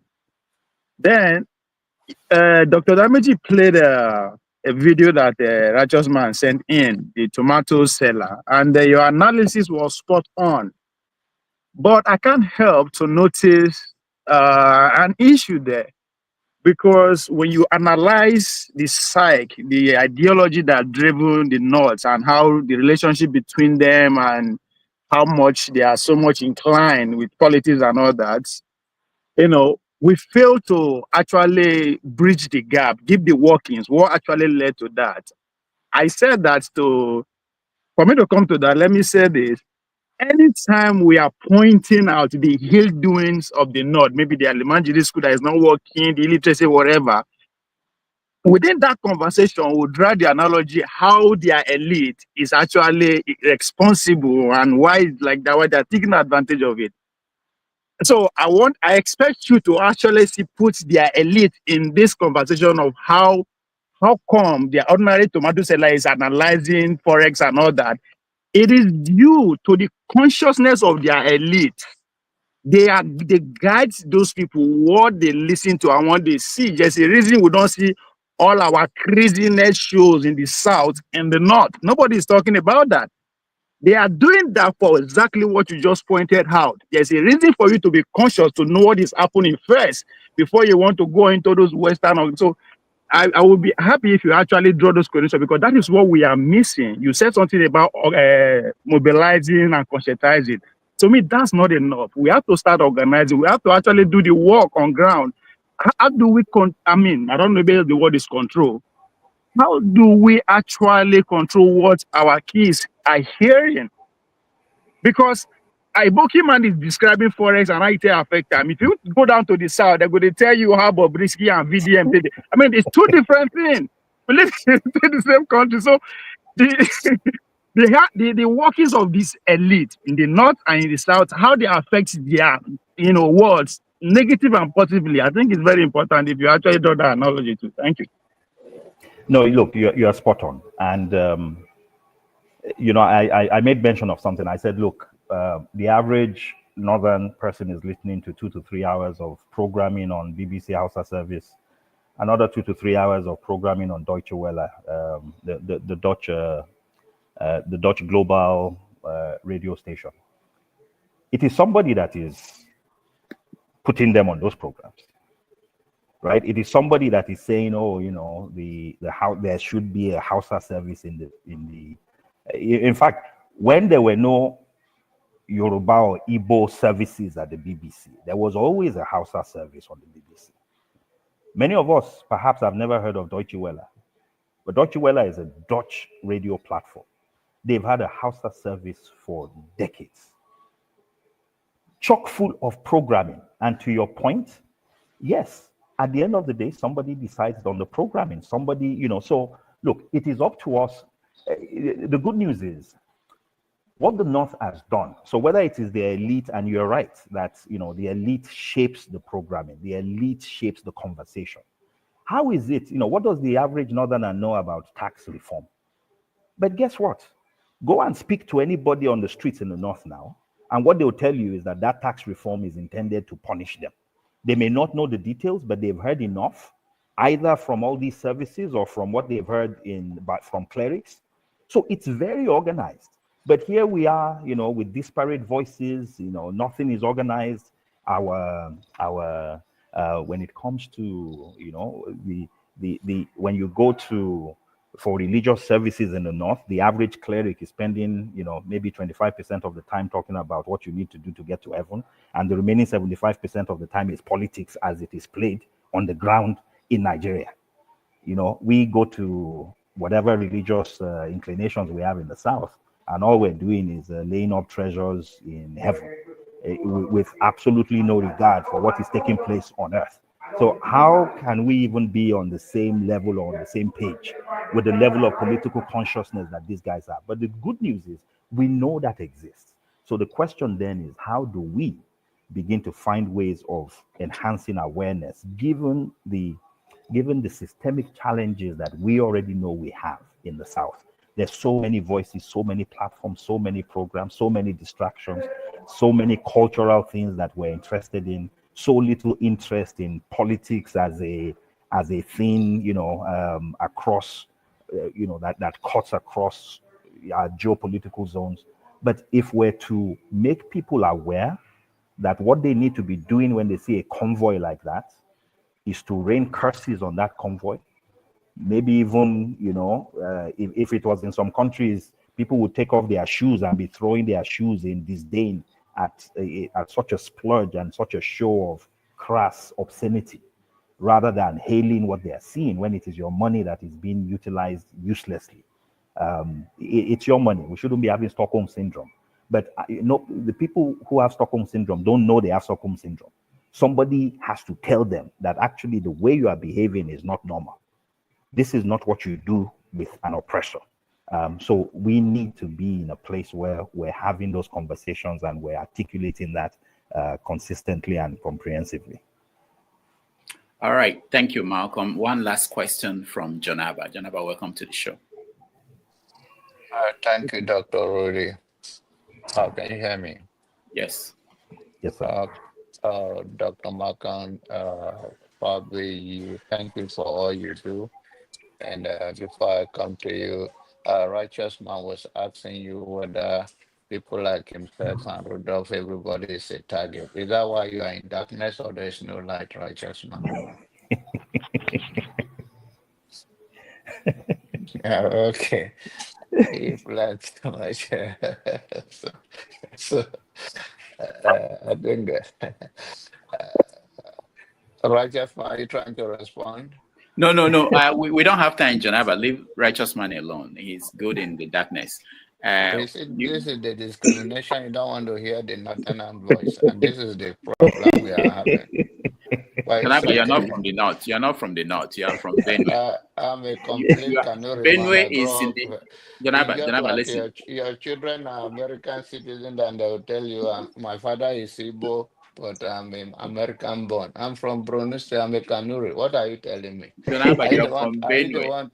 I don't want to define me. This is the discrimination. I don't want to define me. I'm a grown-up man. I'm actually going to surprise you. The new map of Biafra had you in Biafra. You're talking about being in Northern.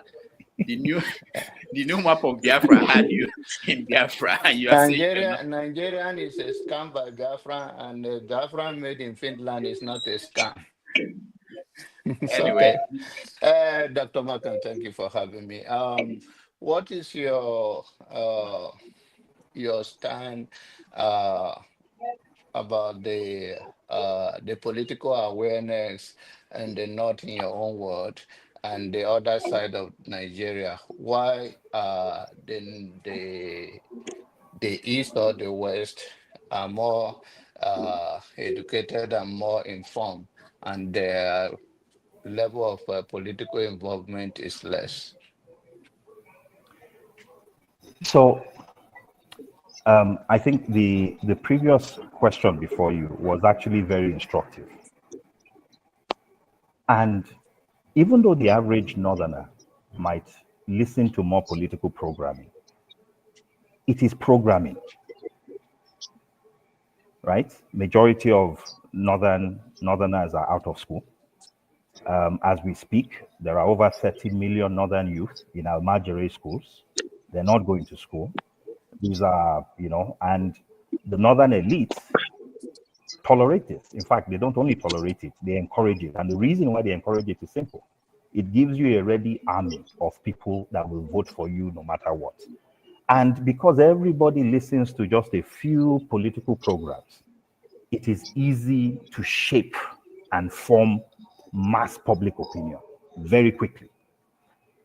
There are advantages to that and there are disadvantages. The advantages are that honestly, whenever the North wants to turn on the heat, and whenever the North decides it is interested in the presidency of Nigeria, for example, it is always immensely challenging to change that, because it's easy to mobilize people, especially people that you have dispossessed of the ability to seek other sources of information because you've not made it available to them. Now, on our end, there's a diversity of views, diversity of opinions. The challenge that creates sometimes is we're a cacophony of voices. We're not a united choir. We sing in different tones. And if you don't have a good choir master, the tenor, the alto, the soprano, the bass, if you don't coordinate those things, it doesn't sound like music, it sounds like noise. So what we need to do is we need to understand how to begin to make music out of noise.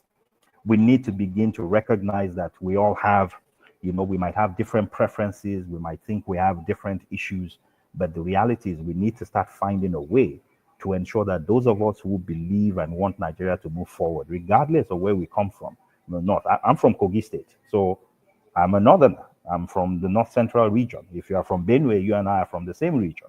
But all of us Nigerians, need to begin to recognize that if we want Nigeria to move forward, then regardless of where we're from, we need to begin to band together and come together, ignore all these issues of, whatever all these noises, and work together towards, again, enlightening our people, pointing out commonalities, finding common ground, and finding ways to move forward together.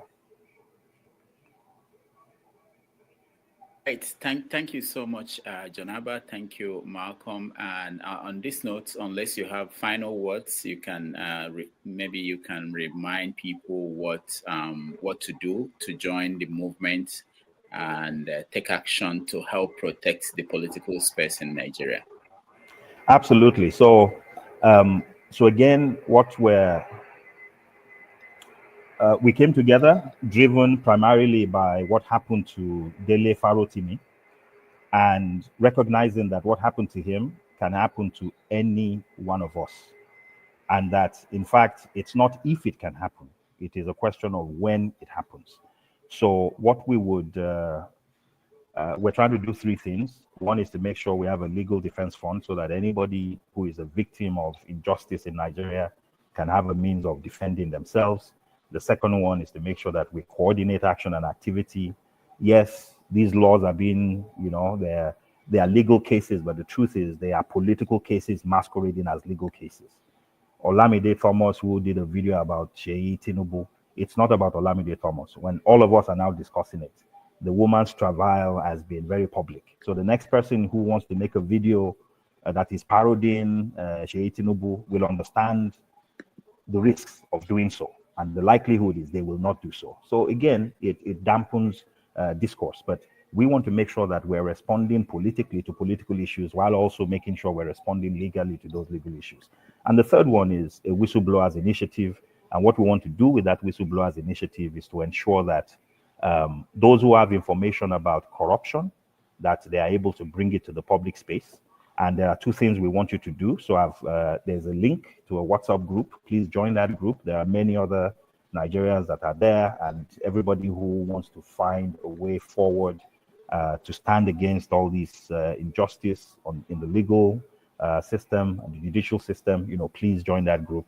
And then we have a survey. And what that survey would help us to do is to, one, identify you, two, understand how you want to help, how you want to participate, so that we can begin to join our voices together and start moving together in unison to begin to address some of these fundamental challenges that we face.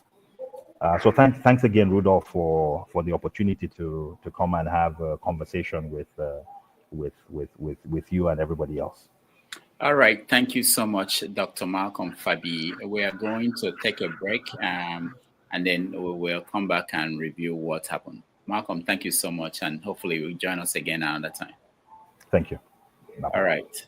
So let's take just 2 minutes or 3 break, and then we'll come back.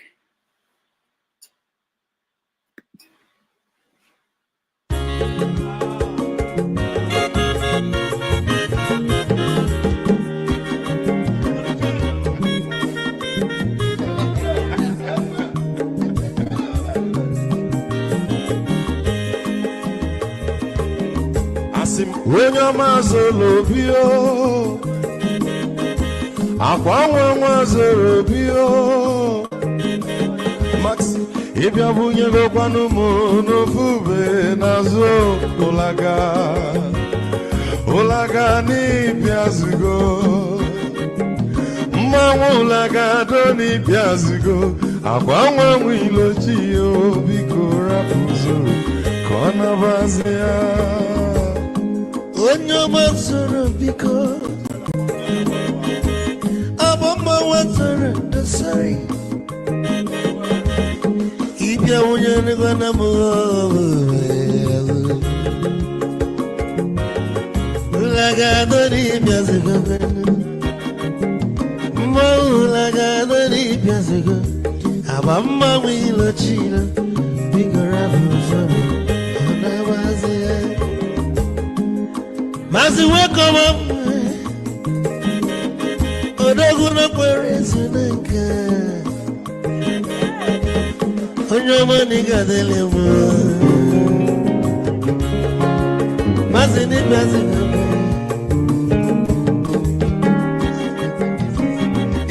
sweet melody.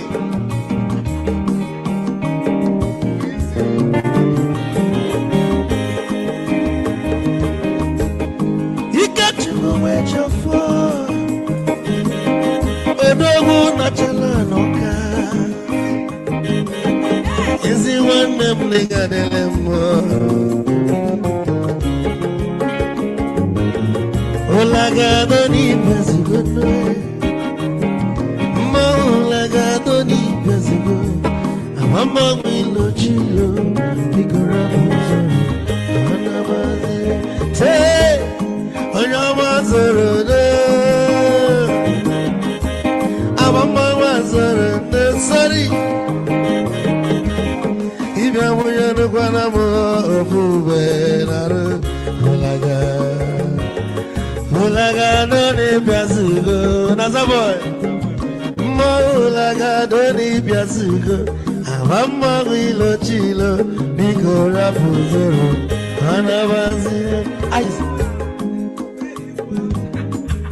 Odogu kenenu bikechoko, ama kwa mnika kugogia. Oligwe kwelo mnoko. Get your mother back. Hey, you want?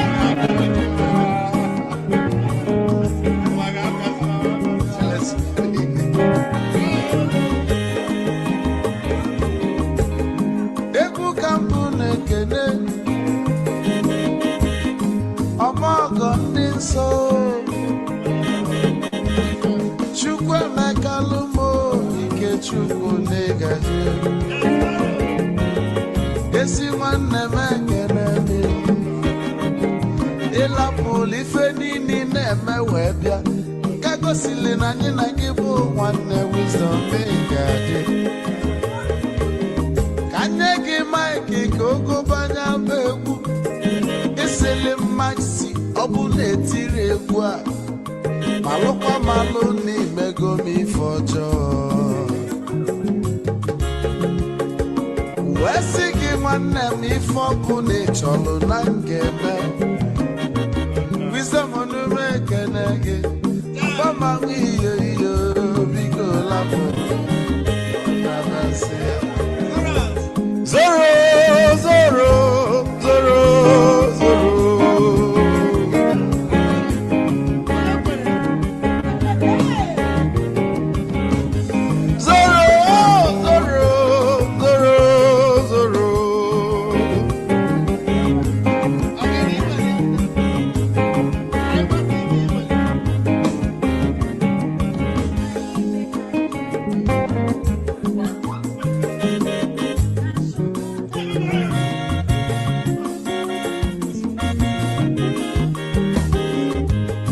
Geduru joy na bugwa osa Sokoto Ujembe mwilo Anu solo mwe manofia nara Onye nwuro zurike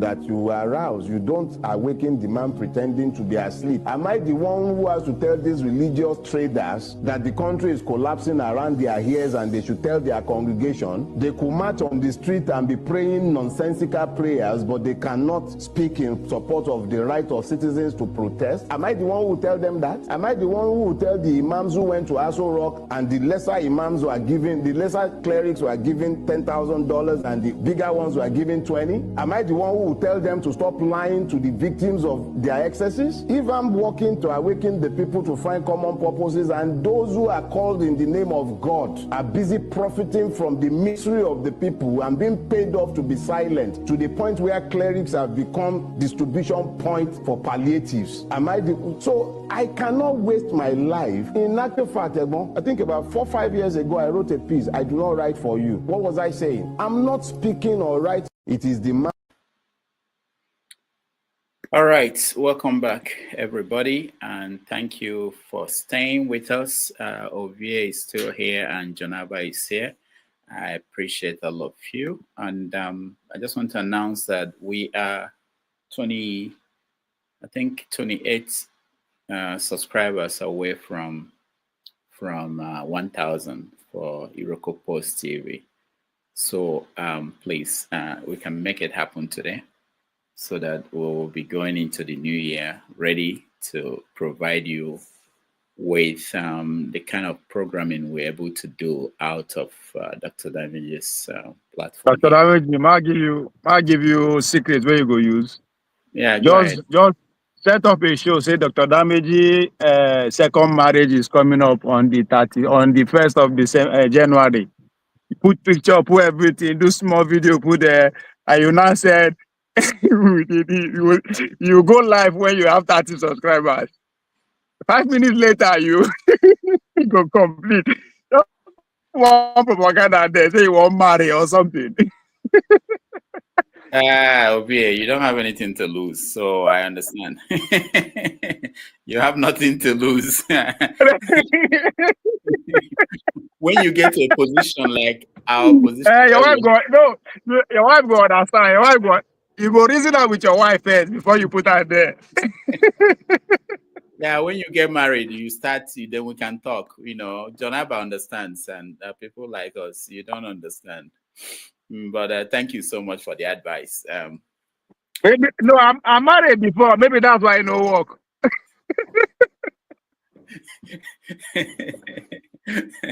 All right. So I don't last 2 years. I don't last 2 years. It collapsed. You have to tell us. Did you go to therapy? No, when I'm looking for 100,000 subscribers, I'll put up that story. All right. Thank you. So, Jonava, welcome.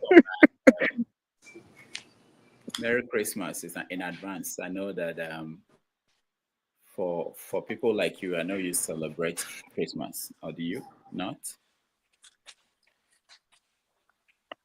Jonava, can you? Thank you. Yeah, can you hear me? Yeah, go ahead. Thank you for having me. It was always a wonderful thing to be with you. Rie is Rie living his own world. Rie is a good man. If I have the privilege, you married too early, that's just why you're still a young man. That's why the first one didn't want. Now you've grown. When you marry, it will stay. I think it's always a good thing to watch your show and all that.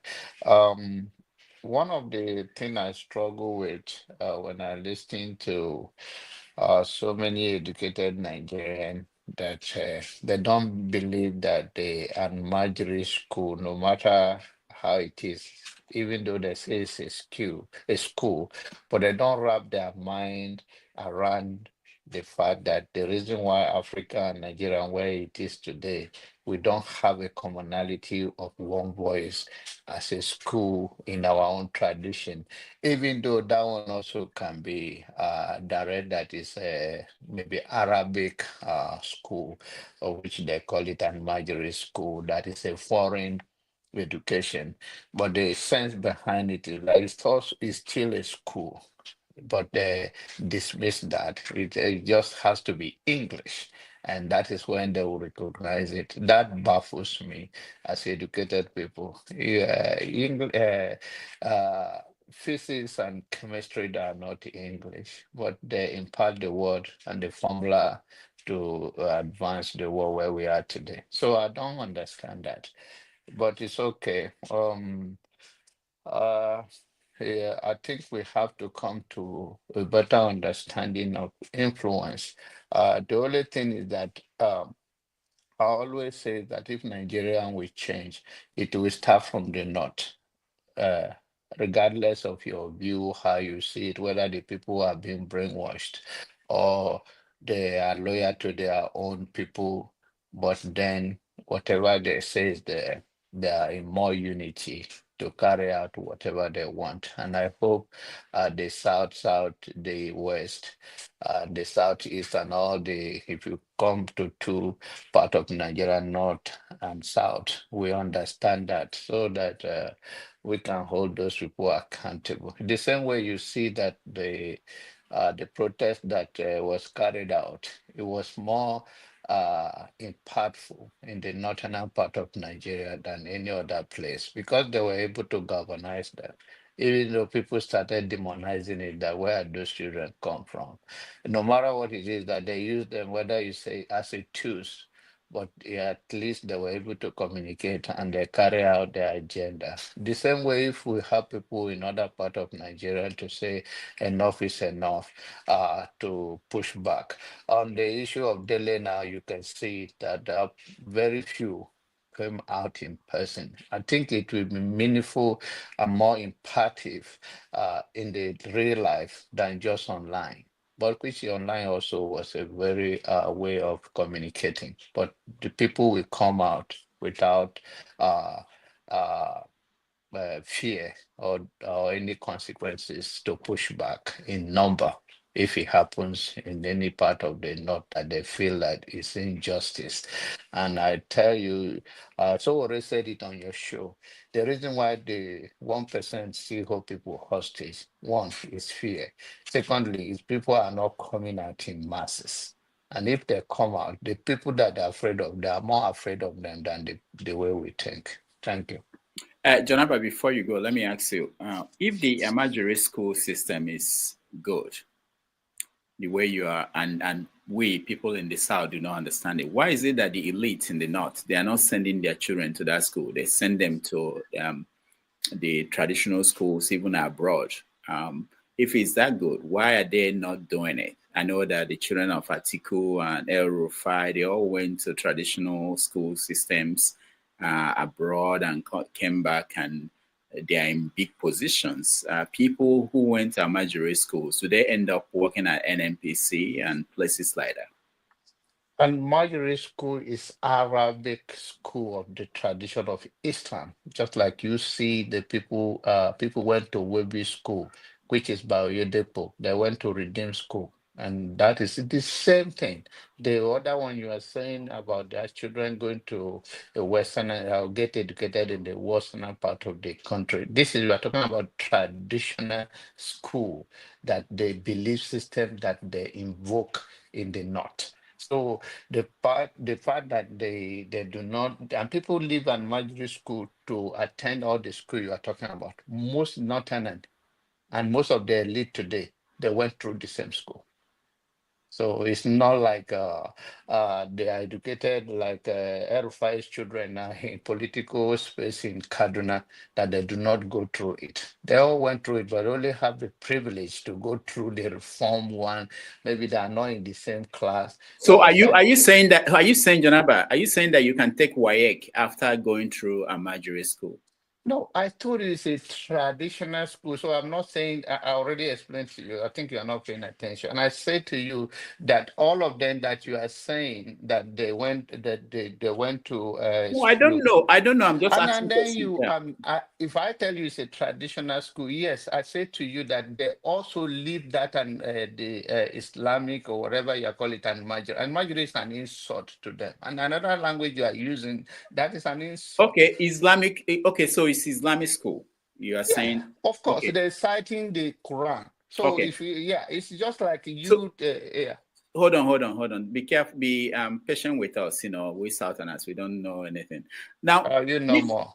No. Seriously, I don't know. I've never been inside any of the schools you are talking about. So what I want to know is that, you know, we have like Oyedepo school and other schools. They take WAEC. There's a school in my hometown where it's owned by a church.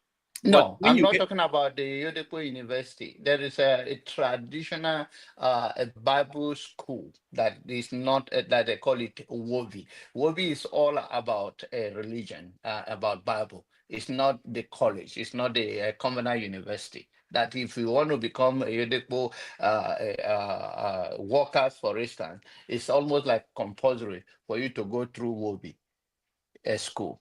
And that is all religious based. You cannot live there and go and write anywhere. They offer you any certificate that they offer in Wobi school. So, and it's all religion, even though you use English to learn it, but it's all about Bible. It has nothing to do. You live there and go and write any WAEC. It's all the same way. It's all about brainwashed. So I am confused now more than before. Yeah. So because that is the way you guys look at it. Oh, and no, wait, Jonaba, wait.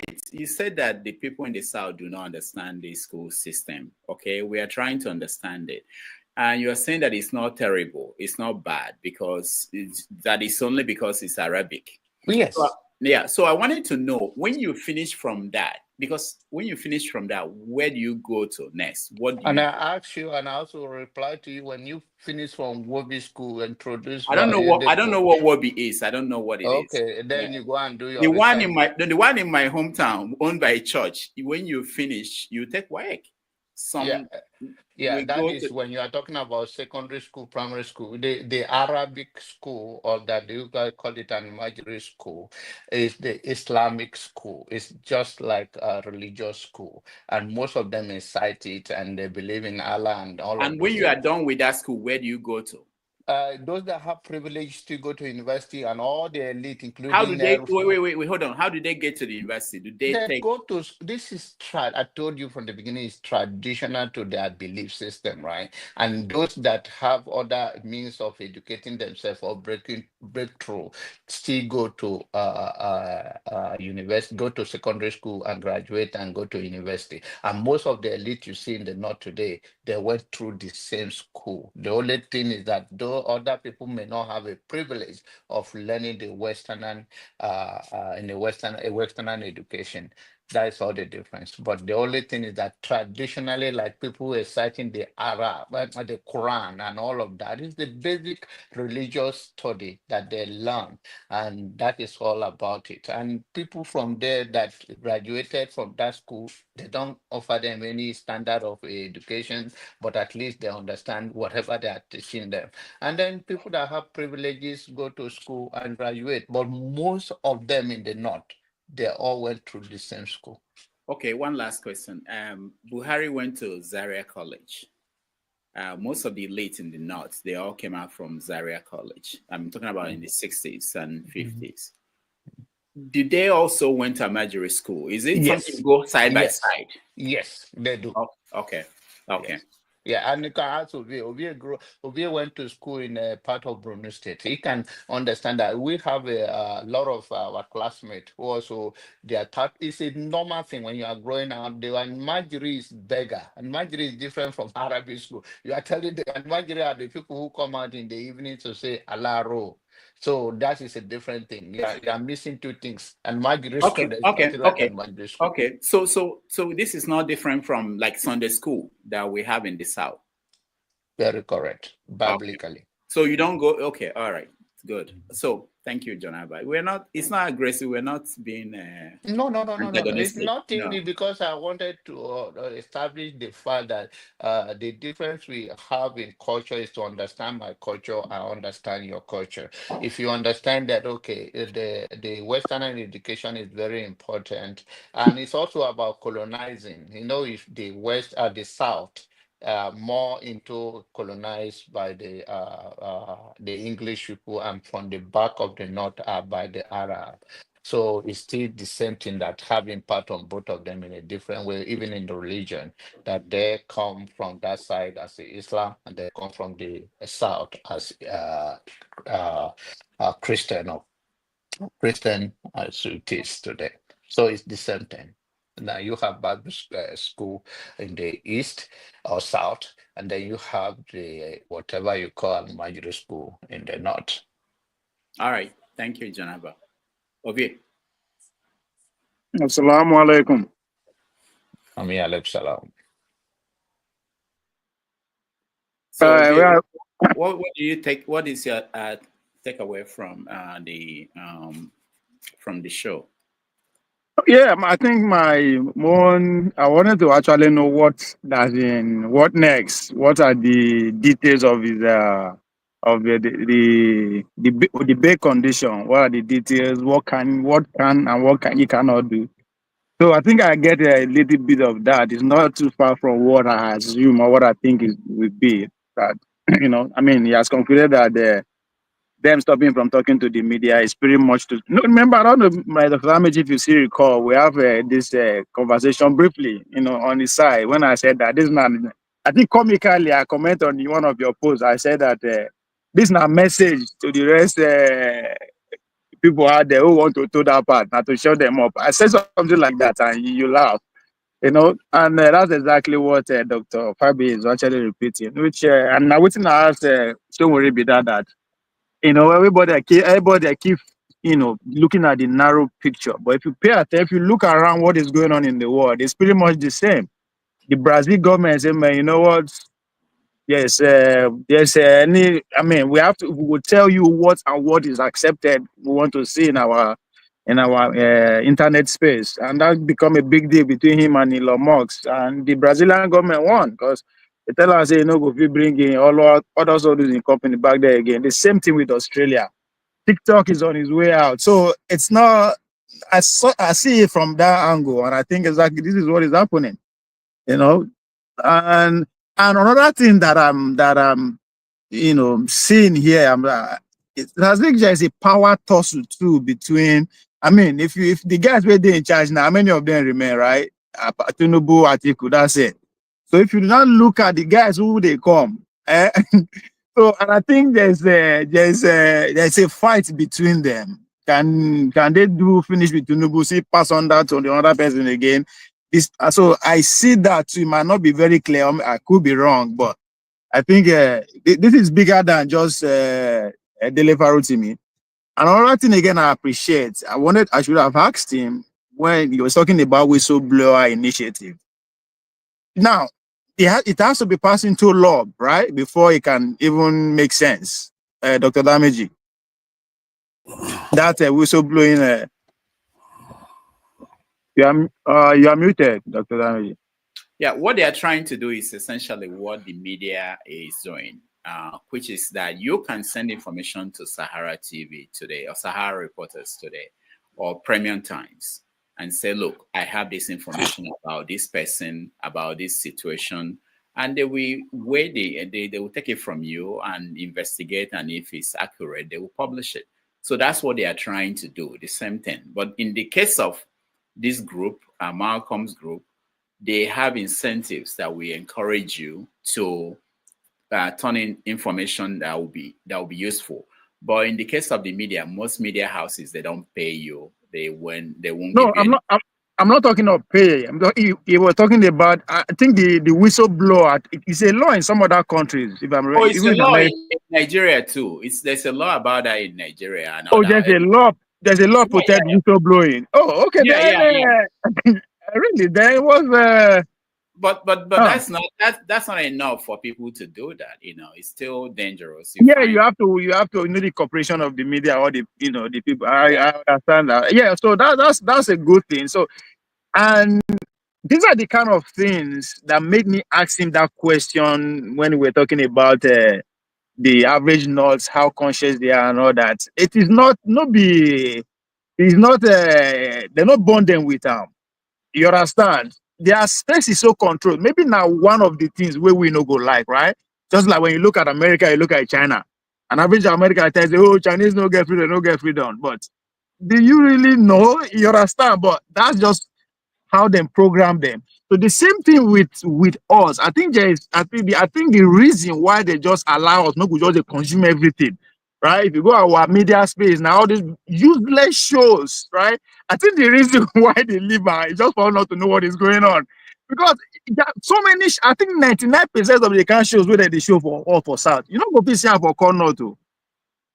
It's not, but so there's a disadvantage, there's advantage at the same time. I think that's the conversation we need to be having. But most importantly, we don't know anything. Let's say we don't actually understand how this government work, and the elite understand that only a few people know. So, but how do we go now and penetrate those people that are forgotten and let them understand this is actually how things work, because that's the only way you can defeat them. You have to have hard numbers more to the polling booths that we have now. Well, 40,000, 40 million, 50 million, right? So, and everybody who wants to be president is lazy, doesn't want to actually go out there, do the work, bring more people into the polling, into the voting system. That's only you can stand a chance, right? That's why at always the verse where they keep using the word mobilize, mobilize. You cannot mobilize somebody who has more resources than you, especially when that person is in power. How you want to mobilize that? That person, if you wake up 24 hours to the D-Day and has resources to change everything. But if you are organizing, it takes time. That's where the conscience will come. You have to educate people, and it takes a lot of time. You might not even live to see the fruit of what you are doing. And I think that's where the selfishness lie, right? People like them, two Nigeria, we just want to make you get military men, but go educate people for village. They come. If you wear khaki, good though. But you just want me to go wear khaki. Thank you. Thank you, okay. Fathers, welcome to the show. Thank you for having me.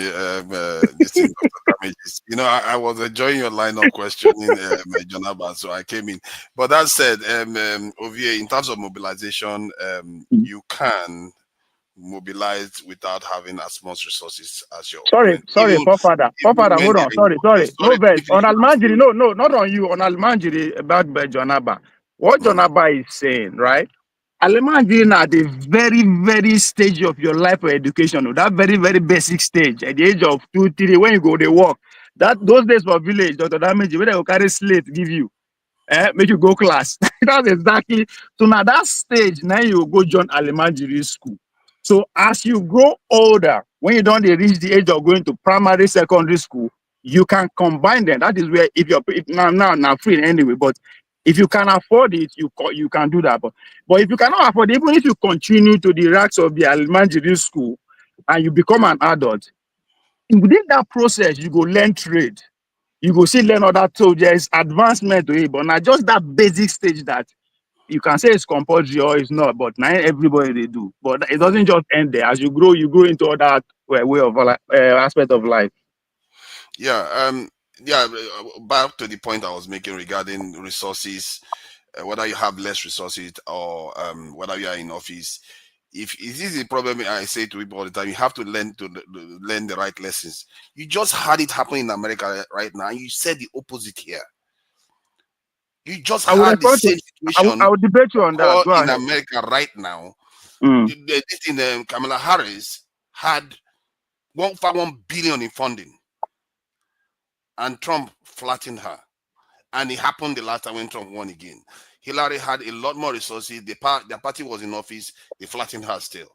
It tells you that there are other things. You can have asymmetric approach to challenges that you face, and you win in the end. But that said, regarding, you see, this is why military knowledge is often useful. Can I educate you on that? Can I educate you on that? Can I educate you on that? No, can I educate you on that? What you just said, because that's what is on the media.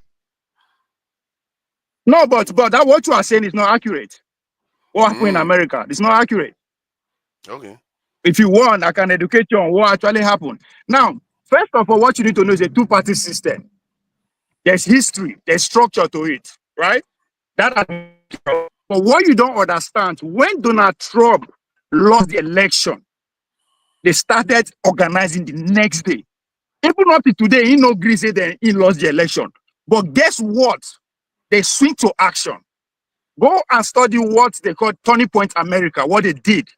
America First, what they did. The kind of Elon Musk himself put over 250 million. Doing what?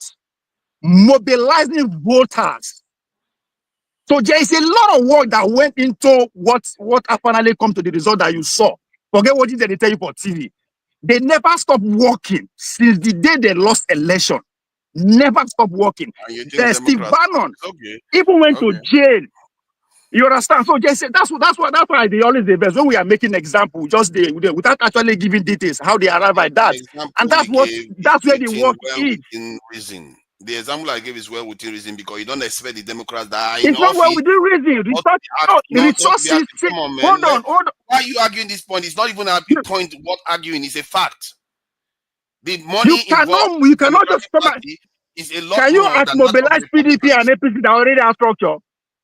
How do you mobilize PDP and APC that already have structure? In America, the parties are already there. It's two different things to Nigeria. You cannot mobilize PDP and APC in Nigeria. Try it and see if it's going to work. You have to mobilize within APC. I don't know. You have to mobilize around it. It's okay. It's okay. You win. So Nigeria, if you want to mobilize, you have to mobilize within the structure that is already there. It's fine. You win. See, there's no point. Hold on, Dr. Damage. Hold on, Nigeria. It's very important thing to note here.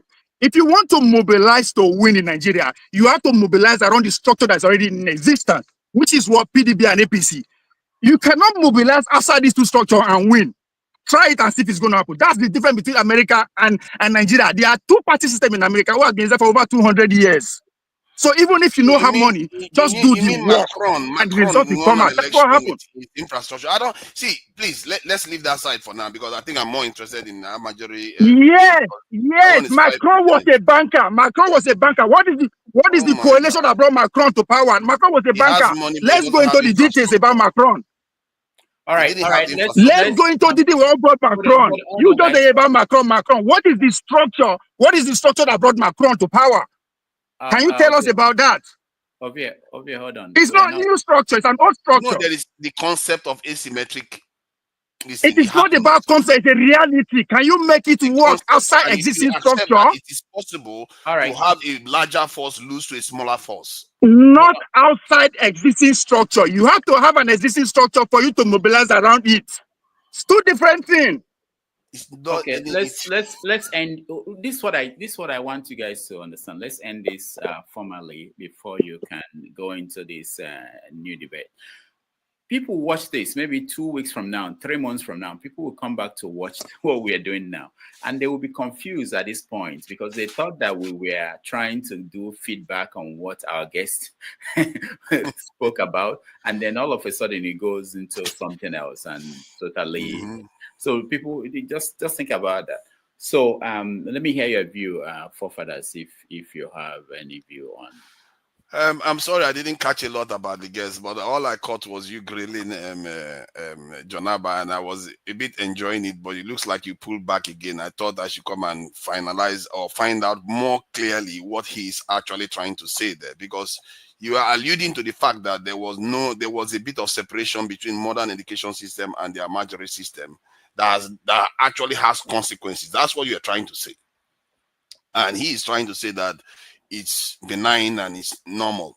But Jonaba, if you look at the outcomes, you can see that direction that they are heading them towards, they are moving them away from Western education system by going in there. And you did say that the elites in the North attend it. They don't.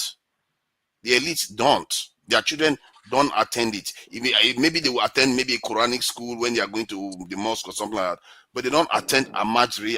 And Majri is a begging. That's what I said. If you listen to me, I'm not cutting you off. We are having conversation. That's fine. Yeah. And Majri is meaning is a term, is a downplay of existence of beggars. So in the evening, they will use the language mean alaro.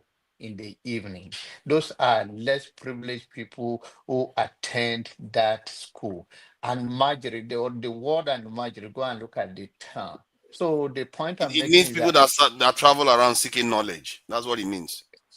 Yes, but also beg at the same time. Use the word. Almajiri means student. Once you are Almajiri, you are a student. Yeah, that's what it means. It's a level of privileges of a less privileged people that we also have in our society around the world, or in the Nigerian space or any African space. Right, so the word there's nothing like say an Majiri school. It's Arabic school. The only thing that you see them, they gather in the evening or gather in the morning, mostly conducted by the mosques. So it's a religious study. So then when you take it to the level of say an Majiri is a different kind of system altogether. You are talking about almost like a beggars on the street. So, but what we are saying is that what I commented is that the influence how to mobilize the people. Taking advantage of them by their people is another thing. Using them for the tools that they want them to be used for is another thing, either in the right way or in the positive way. What I want you to understand, whether it's in the Western education or Arabic education, is all brainwashed. And what I'm trying to say is that Africa at this point could have a united language that they teach their people. But today we are divided between the Western education and the Arabic education, which in the mix, we are the one that lost everything. So that's my point. I agree with you that it's brainwashed on both sides, but one side also does insert an element of objective knowledge in terms of mathematics, physics, chemistry, sciences. But the other side in the east, in the completely south, takes it away. in the south, they also teach Bible school. They teach it, but try to understand where I'm coming from. Try to I hear where you are coming from. You are looking at it in the educational way of English, but when they no, not English. No, you are you are mistaking me. Because English. Try to hear me out, Jonah. But try to hear me out here. I hear what you are saying. What I'm saying is that the very valuable aspect is wanting to teach people morals to West is Arabic morals or Western morals. It's another thing to teach them actual scientific knowledge that is objective. It doesn't have scientific knowledge. If a Chinese man learns, it's the same thing that a Western person will learn. Is the same thing an Arabic person will learn. That is actually useful in the real world, and which I truly believe is the purpose of our being here. And they are taking that away from their religious education. That is a problem because they are not. Can I ask you a question? No, hold on, guys. Hold on, two guys. Different things. Hold on, guys. Let me do this. I have someone writing me. He wrote an article in the 90s. He shadowed the Amajiri in Jigawa State for over a month and wrote an article for Tribune and Sketch. And what he's telling me here is different from what John Abba is saying. So what I want to do is this, and some of these things, that's what we, hopefully next year we do more of this. We don't just talk about these things from perspective, little things that we all know. We get experts to come and discuss this, and we listen to them, people who have done this kind of work. I don't know about John Abba. I don't know whether you went to such a school, you know more, but so that we have a rich conversation, not just but the one you have now. You are sorry. Jonaba. Go ahead. I went to secondary school with students, with people that started from Almajiri. I mean, what you they talk as Almajiri school, right? One of my friend actually ended up becoming one of the best graduating students in the whole country. Today, now one of the best pharmacists in London. That's how he started. So I don't know why so that's what the question I was to Nigeria. I went to Nigeria and said you are denying them from scientists that are useful in life. Do you understand they are Muslim nation that their whole system is built on that and they are striving? No, they are not. So you don't know what they are teaching. They are not actually building it on. They are not actually like that. And in terms of scientific innovation, many of the Islamic nations are behind actually. So let's get that straight. But exactly my point. When you talk about go on, say we are having a conversation. They are behind, right? Among all especially the colonized world, who are speaking English today, right? Especially within the African context. And many of them are actually ahead of this country that say that they are behind in terms of science and technology. In terms of the colonized nation, there are other effects that are kicking in. But if you look at the Nigerian space itself, that's how you isolate the issue. Because if this not, they are getting educated and the South is getting educated, the outcomes are very different. Something is happening there. And because outcomes do matter. There are consequences to these things. You can't just have people grow up and they don't aspire in terms of the key areas. Hold on. Slow down. No, that you are using broad. Hold on, you are using broad terms, right? Outcome. So can you show me some outcomes in the South that you cannot see in the North, and the differences? The number of people in line that with are what you are graduates saying in the South is higher than the number of graduates in the North. The number of people that attain this in JAM level is higher than hold in the on. South than in the North. The literacy rate is higher in the South than in the Don't North. speak like that. Hold on, don't speak like hold on. To Naija. We are educated. Hold on to Naija. Hold on. We are educating. We are educating ourselves here. Don't just say the numbers. That doesn't make sense. Right? You said put figures to it. Put figures to it. How many graduate from the South? Okay. So I mean, you have to back what you are saying up. Don't just come. No, we've already done this before. We've done this before. Stop using broad. Stop using. Hold on. Stop using political terms. Stop using broad terms. Put no. If you say, oh, in the South we have 100 graduates this year. In the North, now 5 we get. Then you are making sense. Okay, hold on. Hold on. Everybody, hold on. Yeah. Hold on.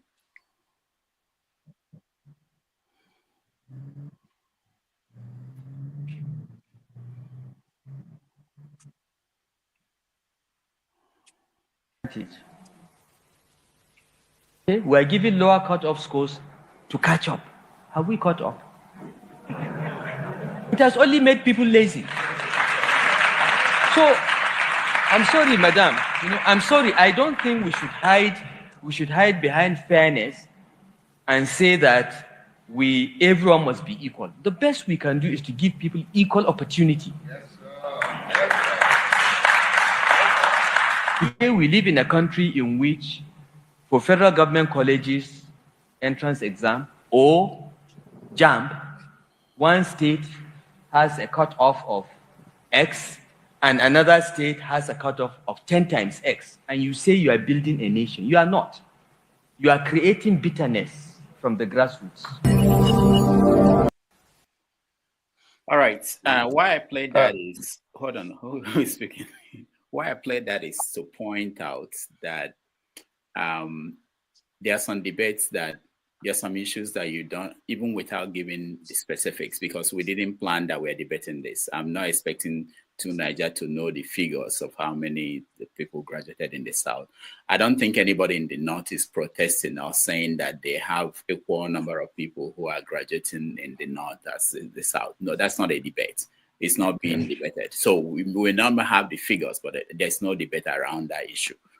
What we are saying, just like what El-Rufai said there, is it's about making sure people are not coming to this in a very negative way, making sure that kids across the country have equal opportunity to participate in that country in whichever way they wanted to. And to be worried that maybe there is a system in place. Because if you look at out-of-school students, kids, they are more in the North than in the South. They shouldn't be anywhere. There shouldn't be. People should go to school.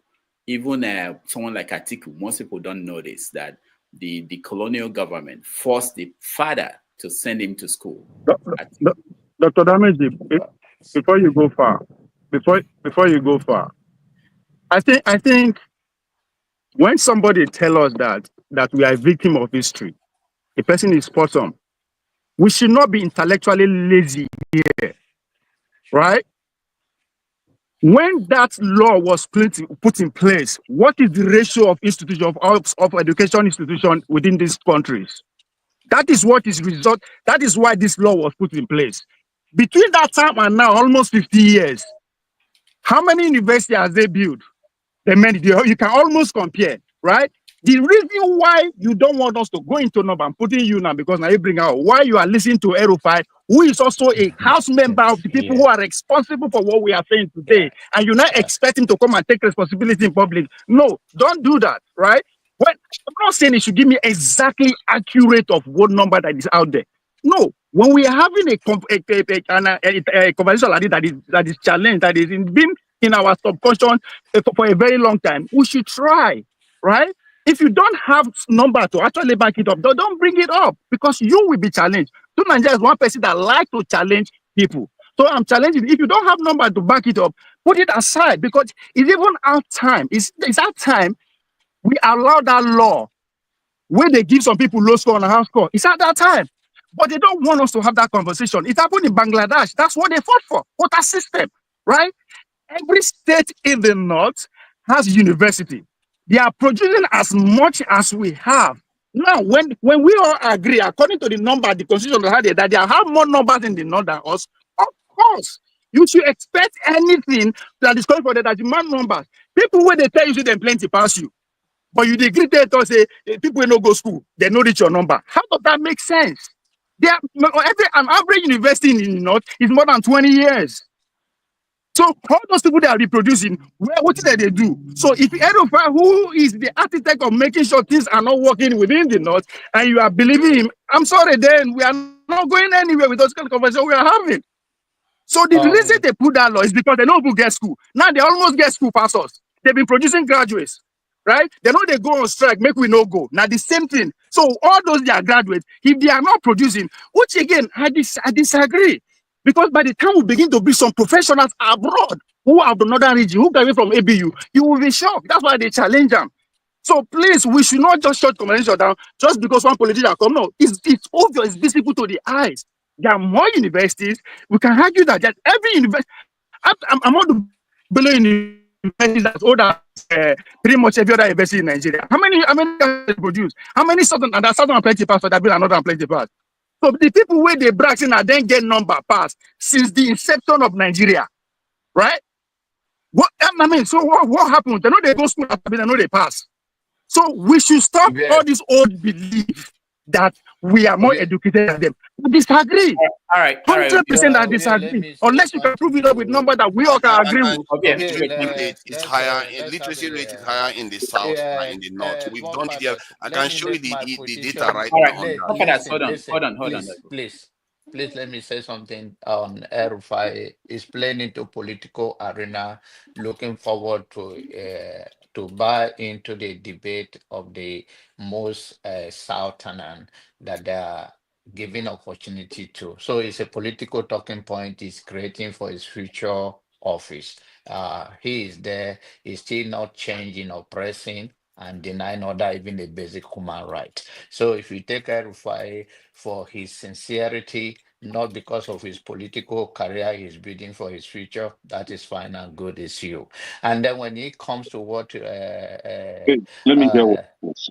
when it comes to what all Napolitis is saying is that when that quota system came up to encourage the Northerners to go to school, can we now have a review of it and make it? It is all about carrying the nation along to make sure no one is left behind. I don't know why you guys make it a personal issue instead of having empathy for those that are struggling and to make it a talking point instead of saying, okay, it's time for us, like, so okay, equip everybody, every brain in this world have the capacity, if you train it, to be better than whatever they are and to be challenged to be better and to exploit what we can offer instead of making a debate between the who is more educated between the south and the north. It's all, no one to be left behind, should be a goal of all of us. Yeah, but the whole purpose of the conversation was to address maybe the possible negative effects of this Amajori system that is being played, because it's denying a significant amount of time of their lives in studying things All right. Hold on, everyone. Let's see Ekene for a second. Yeah, you have someone that knows about Almajiri centers, not an expert, because I don't know what one malam if he is saying that I'm an expert. I'm not an expert. I just know about Islamic schools and Almajiri schools. And I'm of the opinion, you can Google it, you can go to, for better understanding, converting Hausa to English or English to Hausa.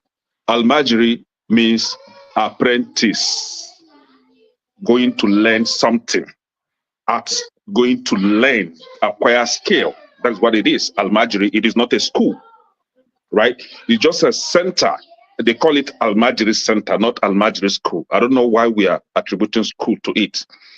In the north, they have Islamic schools where the privileged children, those from wealthy family, politicians, where they send their children to go and learn Arabic language.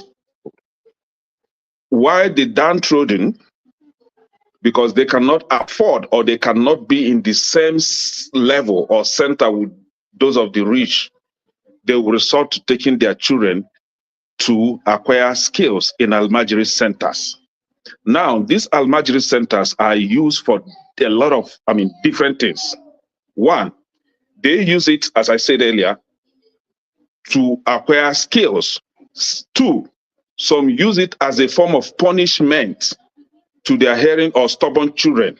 When they figure out that their child is stubborn or their child is going out of the path, they will send the child to Almajiri school where he will get punished, where he will be redirected to live normal.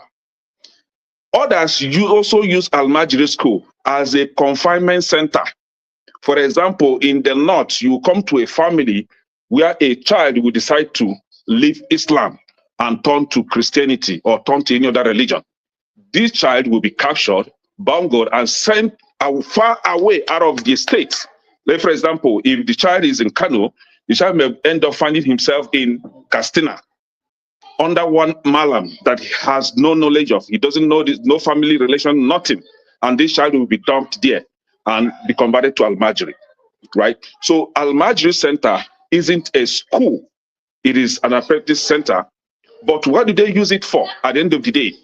The malam itself has no skill to render. It has nothing to render to these children. So he will end up just teaching them how to recite Quran and how to go and beg on the roadside to bring food for him and his numerous wives. Because this malam has no job. He has no skill. So he will be dependent on these children's income. What are the incomes? Those things that they were given on the roadside, they will bring to this malam, and this malam will now be able to feed his family. He has no job. Now, Almajiri school is as useless as any other thing that you could imagine when you come to the north. And that was why when the Goodluck Jonathan came, Goodluck Jonathan wanted to kind of refurbish it so that it would look like Islamic school. Now, in Islamic school, if you graduate from Islamic school, you'll be given a certificate of graduation. But if you go to Almajiri school, you have no certificate of graduation because you never graduate. You just outgrow and leave.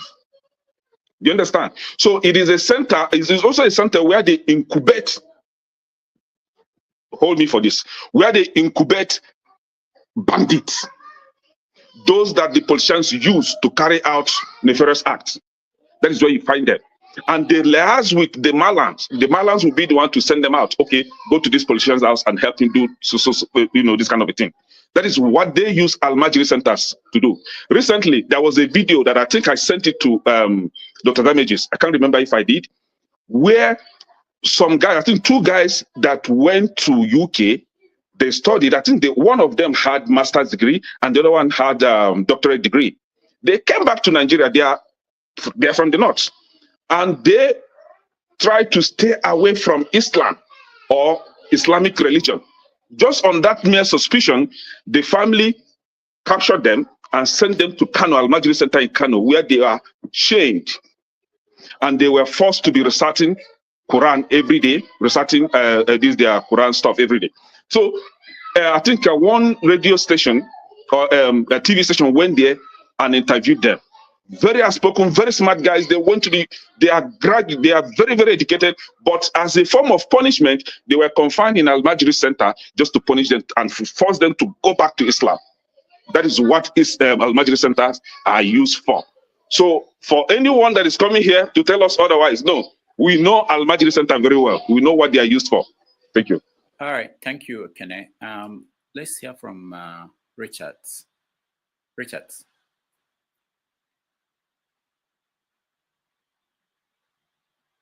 Can you hear me? Yeah. Yeah. Good evening, Richard from Germany. Welcome. Yeah. I think Ekene is not quite, correct when he says that Almajiri schools are are made for, extremism or something like that. Not every Almajiri school is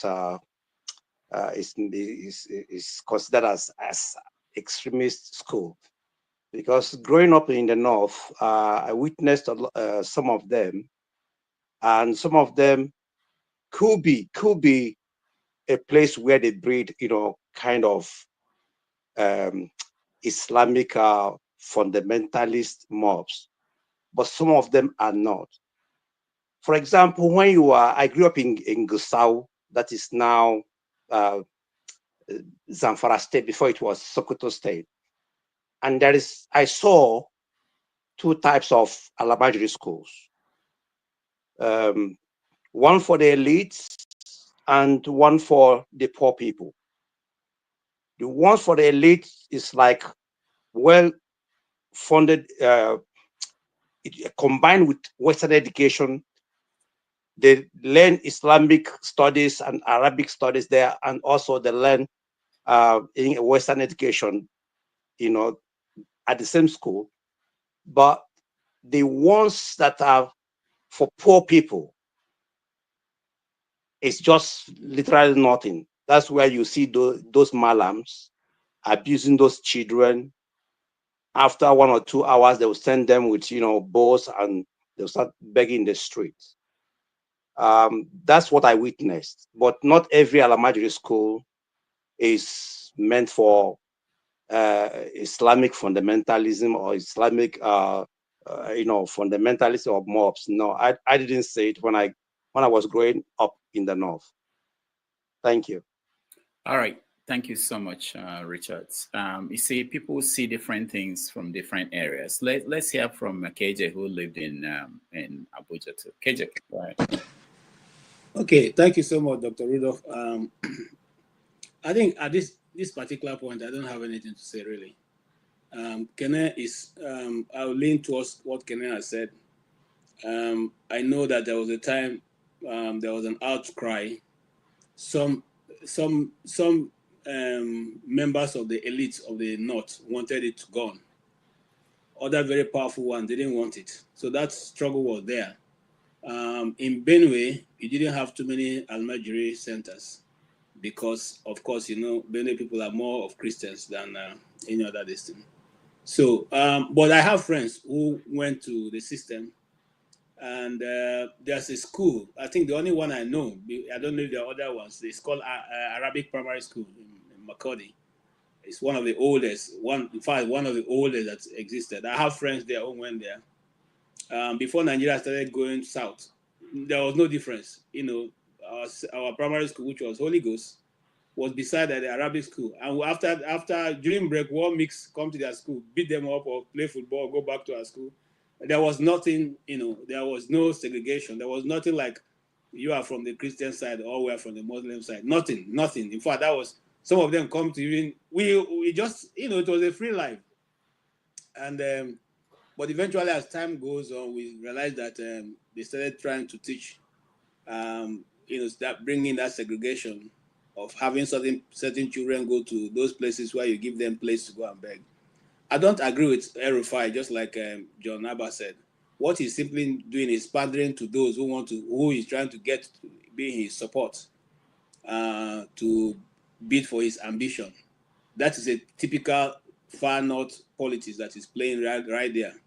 Well, hold on, KJ. Sorry. Why don't you agree that after 30 years of giving what they call affirmative action in America, yes, that the North still need low score to get into those government colleges? Is that what you don't agree with? No, I don't. I agree. The statement is correct. Okay. But who it comes from and what is meant and the manipulation. Yes. Oh yeah, that's a different thing. That's a different thing. The point that is right is that after 30 years of trying this experiment, yes, of saying that, okay, let's give them low score so that they can get into these government colleges, that it has not made them to do better. So Yes. the same thing in America. The same question, the same issue is going on in America. They've said that affirmative action. Oh, Rudolph, Hold on. who's in a position to stop it? Me? Is it me or him in a It's not position to about, stop it? it's not about it's not about that. We're not discussing who will stop it and who will not Rudolph, stop you it. are right. We are not saying, against that. we are We always saying, say that the person is using it for some political game. okay, And that's a different if thing. it's going to be enough, let him start it from Kaduna, where you have that's a influence. different thing. Okay, let me point out what I found out recently, just now, you know. So we should all be ashamed of ourselves, all of us Nigerians. So based on statistics out there, only 7% of Nigerian population, 7% can boast of having a degree, university degree. That's what I could see online. Only 7%. Listen now. This is in Nigeria or around the world. That's for Nigerians, so. Huh? That's for Nigerians. I don't understand. I don't understand. Nigerians should be ashamed of themselves, Nigerians. Okay, hold on. Give context. ABU is the largest university in West Africa, and it has produced 500,000 people. Ahmadu Bello University, the largest in West Africa, 500,000 people. There are 170. How many there are Boki? Hold on. There are 170 universities in Nigeria. 79 of them are private, 43 federal, 48 state. So every year we graduate. At this point, we now produce 600,000 graduates every year. And it doubled in the last 20 years. It tripled in the last 20 years. Those that could not write simple sentence. No, let's leave those details. Let's just point out the numbers now. Because Ovie, remember where the debate started? Yeah. Ovie was trying to prove that northern region of Nigeria, depending on where you call not, that they are producing equal number of graduates as southerners, which on the surface, without facts, we assume that it's not accurate. But Ovie is saying that it's accurate. I couldn't find figures. No, equal in terms of quantity or quality. No, quantity. We are just talking about. It doesn't matter about quality. It can't be accurate. The southerners are going to the northern universities too. Exactly. So the point is that we should have nothing to celebrate, whether you are from the north or the south. The fact that we have only 7% of people with university degrees in Nigeria is but I don't think that is that. Why? I don't believe that. I mean, you guys go believe I'm Dr. Damage. What do you mean 7%? It's why if you go to Nigeria, you see. I was in Nigeria. Let me give my own. No, wait. Hold on, guys. The universities, number of students we have currently in Nigerian universities is 1.8 million. Okay, Dr. Damages. Undergraduate. Yeah, you see those students that you're talking about, the graduate that you're talking about from Ahmadu Bello and whatever, right? If you have, let's say, 230 in your JAMB cutoff, right? In your JAMB score, you'll find it difficult, if not impossible, to get to any science or let me say engineering courses in the South, especially Southeast. But if you have 170 or 180 in your JAMB, you can secure mechanical or chemical engineering in these northern universities that you're talking about. So, and that was why I draw your attention to know if we're talking about the quality or the quantity. No, we're just talking about figures now. So the figures that we know is accurate is the number of people who are undergraduates, 1.8 million. In a country of 200, we say we are 230 million or something. You have Doctor, you are not sure of our population figures, please. Okay. Don't go there at all. We can't start from nothing. We have to use something. Education in Nigeria is expensive. Doctor, so the point is that we have nothing to celebrate, whether you are from the north or south. You know why I find it a bit difficult to believe that figure, because ABU alone in between 2018 to 2020 have graduated 35,758 students. That's small. Graduates. That's small. I'm saying for this short time. Dr. Damage, divide that number. Divide that number with the total university. since inception to today. It's not about. I'll see if it makes sense. Ovia, it's not about the number of universities. Some of them produce less than. When I was in university, we don't produce up to 1,000 students. Yeah. No, Dr. Lamy, that's not what I'm saying. That's not what I'm saying. I said that's not what I'm saying, Mr. Lamy. The total number of people with this school now times the number of the schools where we get. That be divided by the number of the school we get. It's 1.8 million. They are not going to fake that one. Divided by. It doesn't matter. Some schools admit. No, and I'm not saying they are. Hold on, Dr. Dameji. Now you listen to my question first. You know, we don't listen to my question. I'm not saying they are faking it. I said just said divide them by the total number of schools. Then we go no average number of students we will get for each schools. And then that's what I'm asking. I'm asking you to do. I'm not saying whether you're saying like. It won't work that way. It won't work that way. What would that do for you, Ovia? No, Dr. Ahmed, please. You say now 1.8 million. I mean total number of students. Hold on now. Hold on, please. The total student is how much? 1.8 million. I mean the total student. Yes. Divided by how many numbers of university we get. Okay, I'll do it for you. Then we'll know by another 7% we can even work with it in the first place. Well, we can do that for you. No, but the question I have for you after that. No, we won't know how they get 7%. Okay, you can extrapolate from NYSC number that shows that it's around 400,000 NYSC this thing, because there's polytechnic in there. That's not even graduate polytechnic. Per annum, 400,000. So that's accurate. That supports what I'm saying. They are saying that it's only 600,000 graduates that we are producing every year at this point. So if NYSC is saying 400,000, so which means some of them will not go to NYSC. No, so but NYSC has they do not go based on age. Yeah. So many reasons. Maybe they were pregnant after graduating. Do we really need to be graduating students without offering them jobs? You have a lot of graduates that will come out on the streets. A lot of them turn into content creators. A lot of them turn into what they call it, Olosho and all that. So what I'm saying is we can get the average of how many. Dr. Dameji. Yeah. What I want us to get is how many each university produce. How many each university produce. That's just what I want to get. Then we'll put all this into rest. I just told you it's 10,000 if you do the average. Yeah. So each university produces. Let me be the average of it. Yeah, we have 170 universities producing 600,000 with 1.8 million students. Now remember, 1.8 million students are the total population of students in the university. So, but what is effective, what is important is to know that every year we are producing 600,000 graduates. I agree with you, because there was a time we did some work with No. That's not the most important thing. Hold on. You see, that's what I want to know. How do they arrive at that 7%? So hold on. Kai.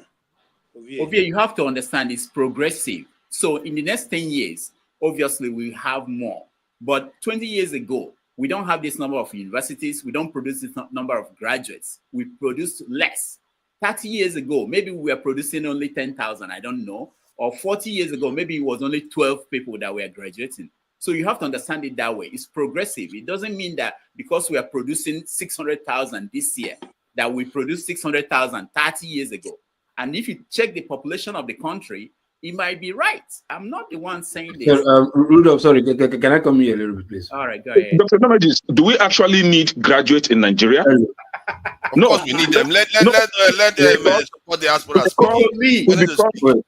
To become a president of that country, you don't actually need a degree. That's not, but this is serious. You don't actually need a degree. We are just trying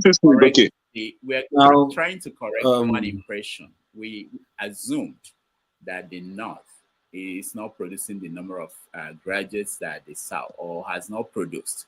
Ovia is saying no, that we have to provide facts to prove it. Of course, Nigeria, we don't have statistics. So we're trying to deduce what might be from all we can produce. I'll go ahead, look, Pokoli. All right. Hello, everybody. Company of season. This argument of cutoff mark for the North is smaller than cutoff mark for the South or this and that. Man, this bullshit has been, you guys have been going back and forth with this nonsense. And for me, it's pissing me off. Like, regardless of whose number, who cares? what content are they? What are this? We even if you start that or graduate or the not graduate, how have they developed the country? How have they? What are they bringing out? Now you went to school, they came out, they became non-entity to themselves. Now all of them now they have all become content creators. Even those who read medicine, they are now content creators. Those who read engineering, content creators. So whether the graduates are coming from the north or from the south, or whose benefit is it? Who cares? Whether we are educated more than them or educated more than us, how are they these two, whichever way, how are they benefiting the country? We can't even produce anything we can say is our own. We can't produce anything, whether you have first class or not first class. We cannot produce anything that we can call, it came from Nigeria. Nothing. And we want to be ashamed of ourselves. We are here arguing whether or not they go to parties or we go to parties. Who cares?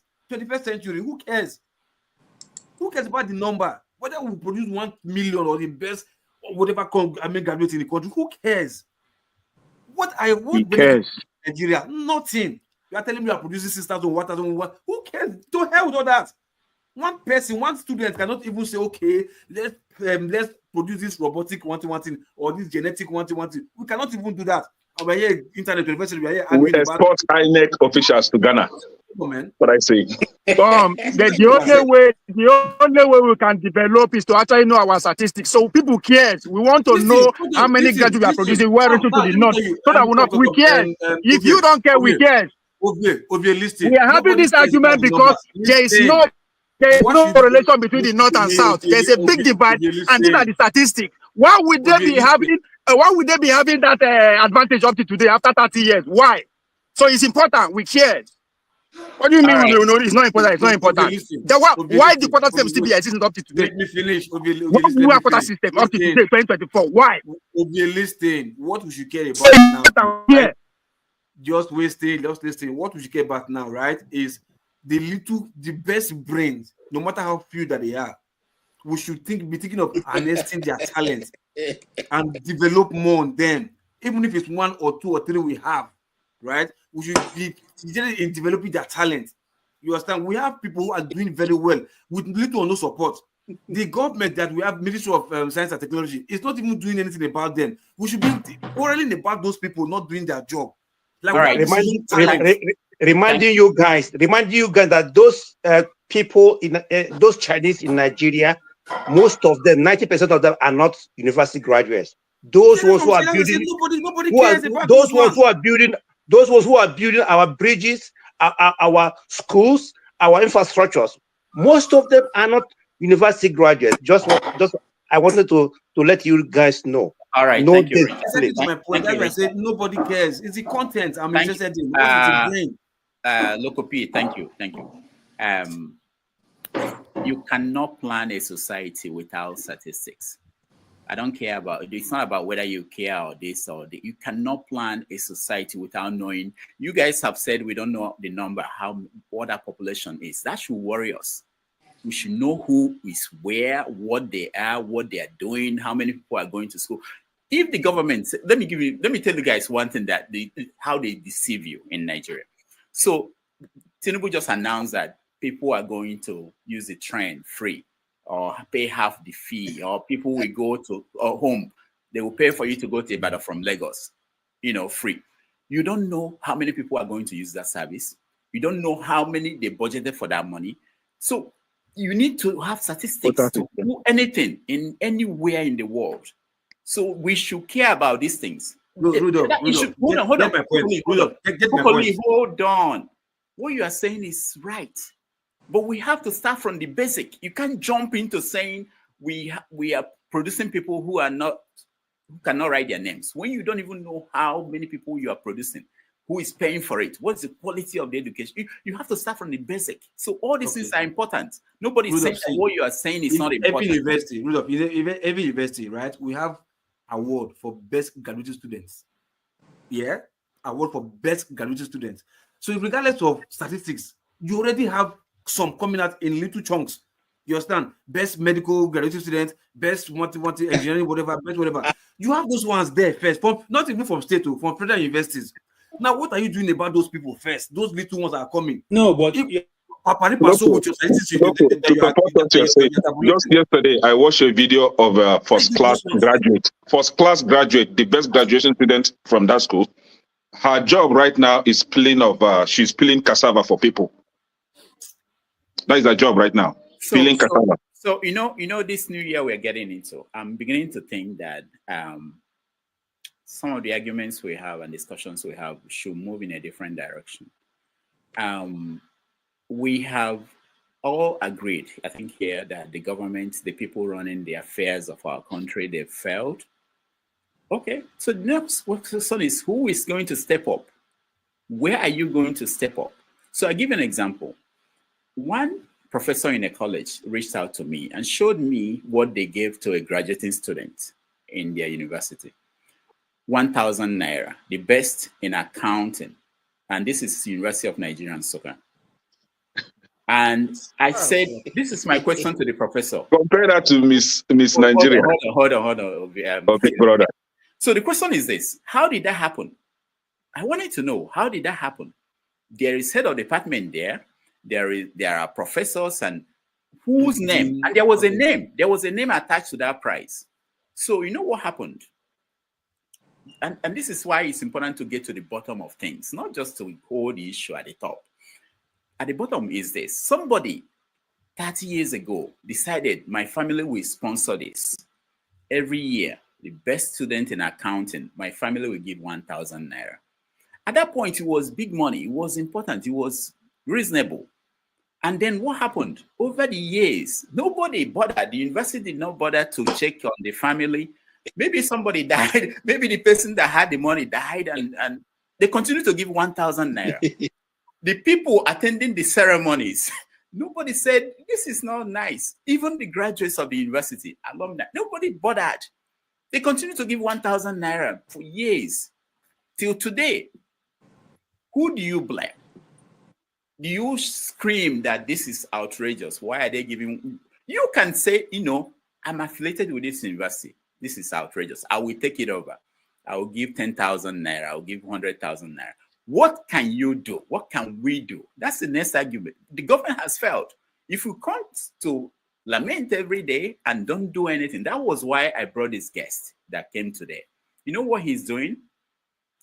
Dele Farotimi was locked up. We all complained. We all talked a different opinion. And he came out and said, no, we have to do something. We have to think about other people who were locked up, who are going to be locked up, who need attorneys, who need lawyers. We have to raise money. We have to help them to build cases against these judges and lawyers. And he's doing something about that. He's organizing what Ovie talks about every day. This guy set up groups, and they are putting in place things that will help other people beyond Dele Farotimi. He's not on platforms talking every day. He's doing something. And that's what I'm urging everybody. What can you do? You do what you can do. And you need information. You need statistics to begin with. You need to know who are the people locked up. I asked him that question. I don't know the number of people he knew. He collected this information. People have to do this. I was shocked that we don't have statistics about how many people graduated last year, 10 years ago. We don't have it. Somebody can decide to collect this information. That will be your contribution to the country. So, don't you think that may be in the corpus of the Ministry of Education? or Nigerian University Commission? It may be, but somebody has to go and get it. Somebody has to go and get it out, Because maybe it's available. There's a lot of work for all of us, enough for all of us to do. I have to leave here. My time is up. I don't mind if somebody can continue. You guys will have a conversation around it. But next week we have, I wanted to show you guys our guest for next week. Next Sunday, we are bringing the host of the Diaspora Perspective. Yes, he's coming on the show. All right, forgive me. I don't have the flyer. I think I have it. I'll get it. He's coming on the show. His name is Chukwuma Okoro. He's going to join us, and we're going to review the year 2024, because that will be close to the eve of the end of the year, and we're going to project on what we expect will happen in the new year. So he's the host of several shows on the People's Voice of the People TV. I'm supposed to know that. I'm associated with that somehow. Voice of the People TV. He's going to join us next week. I'm also going to bring Ndibe. Is going to be on one of our. We are planning to have holiday shows. So during the holiday, during this period that people are at home, I'll bring in some guests, some friends. Like I'm working on Adela Fire will join us, and so many of my friends to join us, and we have some shows during the holidays. But if you guys want to continue the conversation, you can. I thank everybody who joined us today. I appreciate a lot. Ovia, what are you saying? Hold on. Let me greet the people that donated. I want to thank Alexander Gomez, T Legit, I think, T League, Alexander Gomez, T Majek, Kulata. Thank you all for supporting the channel. I said that we are about 18. I think Topic told me 18 or 19 people before we hit 1,000 on Iroko Post TV. Please, if you're watching us and you've not subscribed, 19 more people will get to 1,000 so that when we get to the new year and move everything to Iroko Post TV, we'll be able to provide you with the kind of show we do at this moment. Subscription is free. It's free, yeah. Just to click on it and you subscribe. It's free. There are some tools. There are tools we don't have because we can't do it there if we don't have up to 1,000 people. So please, if you can help us, we are almost there. Forefathers, thank you for joining us. KJ, thank you. Jonaba, thank you. Kenneth, thank you. Richards, thank you. I didn't say anything. Oh my goodness. No, Ike will say something before I go. Loco P, thank you. Novie, thank you. Ike, welcome. Sorry, I'm so sorry. Yeah, this is to Ike. What are you drinking? Come. What did they do? Come. What did they do? What's my friend?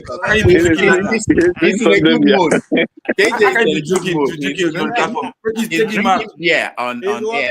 What can we do? He's a moderator. We don't have power. Yes, our sniper. Snap that guy out. Snap him out. Ike, go ahead. Ike, let's say Ike, welcome to the show. Good afternoon, good morning, good evening, everybody. Happy Sunday. I was a bit, busy, but listening to what they've been said about the Alamajeria and stuff like that. I just want to say that it is the situation we have found ourselves today is because now statistics will go chop. That was what your president, the man you elected, said today. Now statistics, Nigeria go chop. That's where we are today.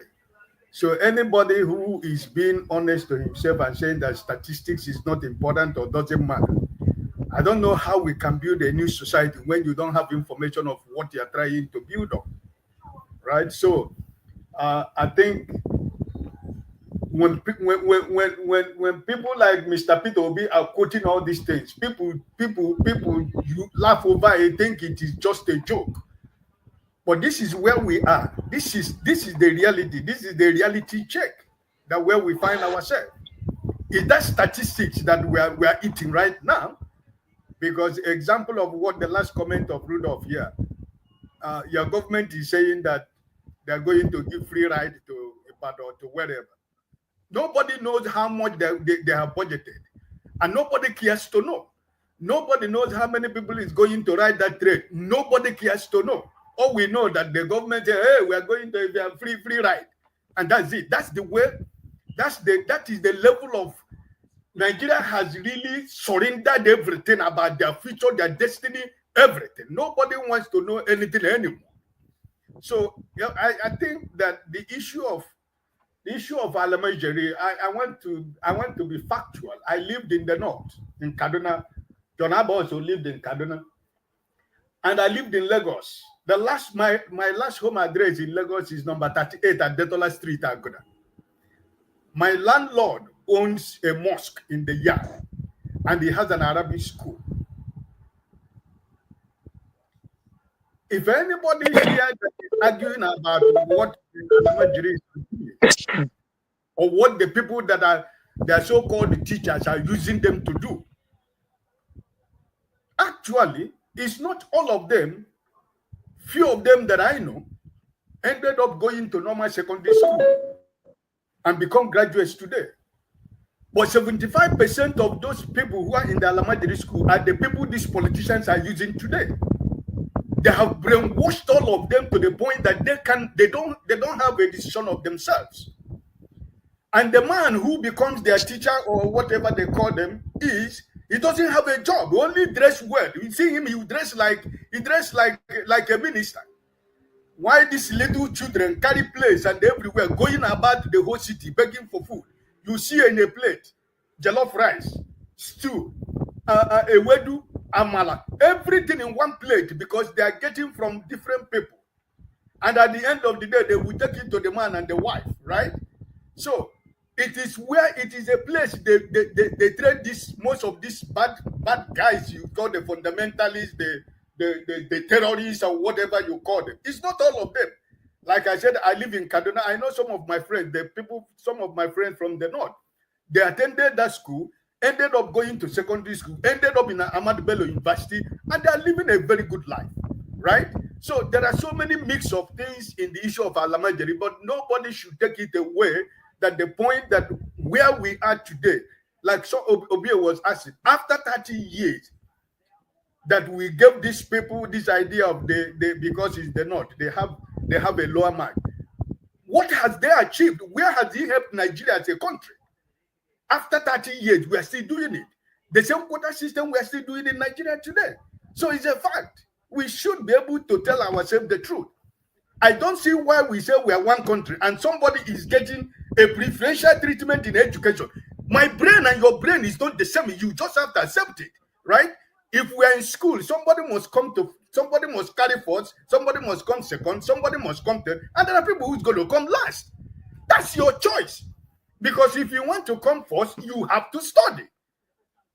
But at the end of the day, you will study to the point that somebody who decides not to study will get a preferential treatment for you, and they will give you a place where you have to be before you get admission to Nigerian university. That is not good even up to today. So I just hope that we should always believe that Nigeria, the issue of statistics in Nigeria, what has happening to Nigeria since 2023 has come to let us know that it is very, very important that we know the statistics of everything that we are doing, so that we can see the level where we can fight this impunity and corrupt. Because this without we don't know, we don't care. All we care is everybody get to 10,000. That's how they stole your Commonwealth, because nobody cares about the statistics. Nobody cares about the number. Nobody cares about how many people are budgeted for a certain thing. All we know is that on the national television, the government is giving $1 billion for Christmas for free transport. Nobody cares. Who, at the end of the day, whether there are people who go into that free transport, if there is nobody, they will organize people in Oshodi, organize people in Yaba, organize people in CMS in Lagos, and they tell you that they join free government transport, and that's end the story. So I think that, like Rudolph said here, even though we have not been following statistics, we should go back from the drawing board and start that statistics, because it is very, very important for us to know how many innocent people that are in prison today, we don't know. How many people that are in prison that are dead already that the family doesn't know, we don't know. There are so many people in prison that committed no offense, but because they don't have 500 naira to give the police, that person becomes a victim. A person who go to the police to make a report end up being the accuser. Many Nigerians are in prison like that because there is no statistics. We don't know. A lot of people die every day in prison. We don't know. So if anybody who is telling you, we don't need statistics. Where are we today? We now statistics we go chop. That's what we are eating right now. Is it not statistics that we are eating? That's the situation Nigeria of a country is. Because nobody wants to believe what the man who knows what statistics is all about. Nobody wants to believe. They say we have not come to eat statistics, but that's what we are eating today. Thank you, Ike. A few things before I just got I have a new staff who is working from home. He sent me something that is important for people to know, that in America it's only 34% of people who have a bachelor's degree. So 7% in Nigeria is not outrageous if you think about it. In America, only 34%. I want to point out that somebody who was with me at our Majuri primary school and secondary school is here on the panel. Chibo went to, this is the first time I'm talking to him I'm seeing him in more than 30 years. Chibo, it's nice to see you. Chibo went to primary school, I believe. We went to the same primary school and the same secondary school. Chibo is in Nigeria and he's joining from Nigeria. Thank you so much, Chibo. I see Bumi. Thank you. I thought it was Bumi that went to the. No, not Bumi, but Chibo. Chibo is the one that went to primary school with me. All right. So I just wanted to point that out about the statistics in America. So Nigeria's own may not be too far off. If America has 34% of people with college degree.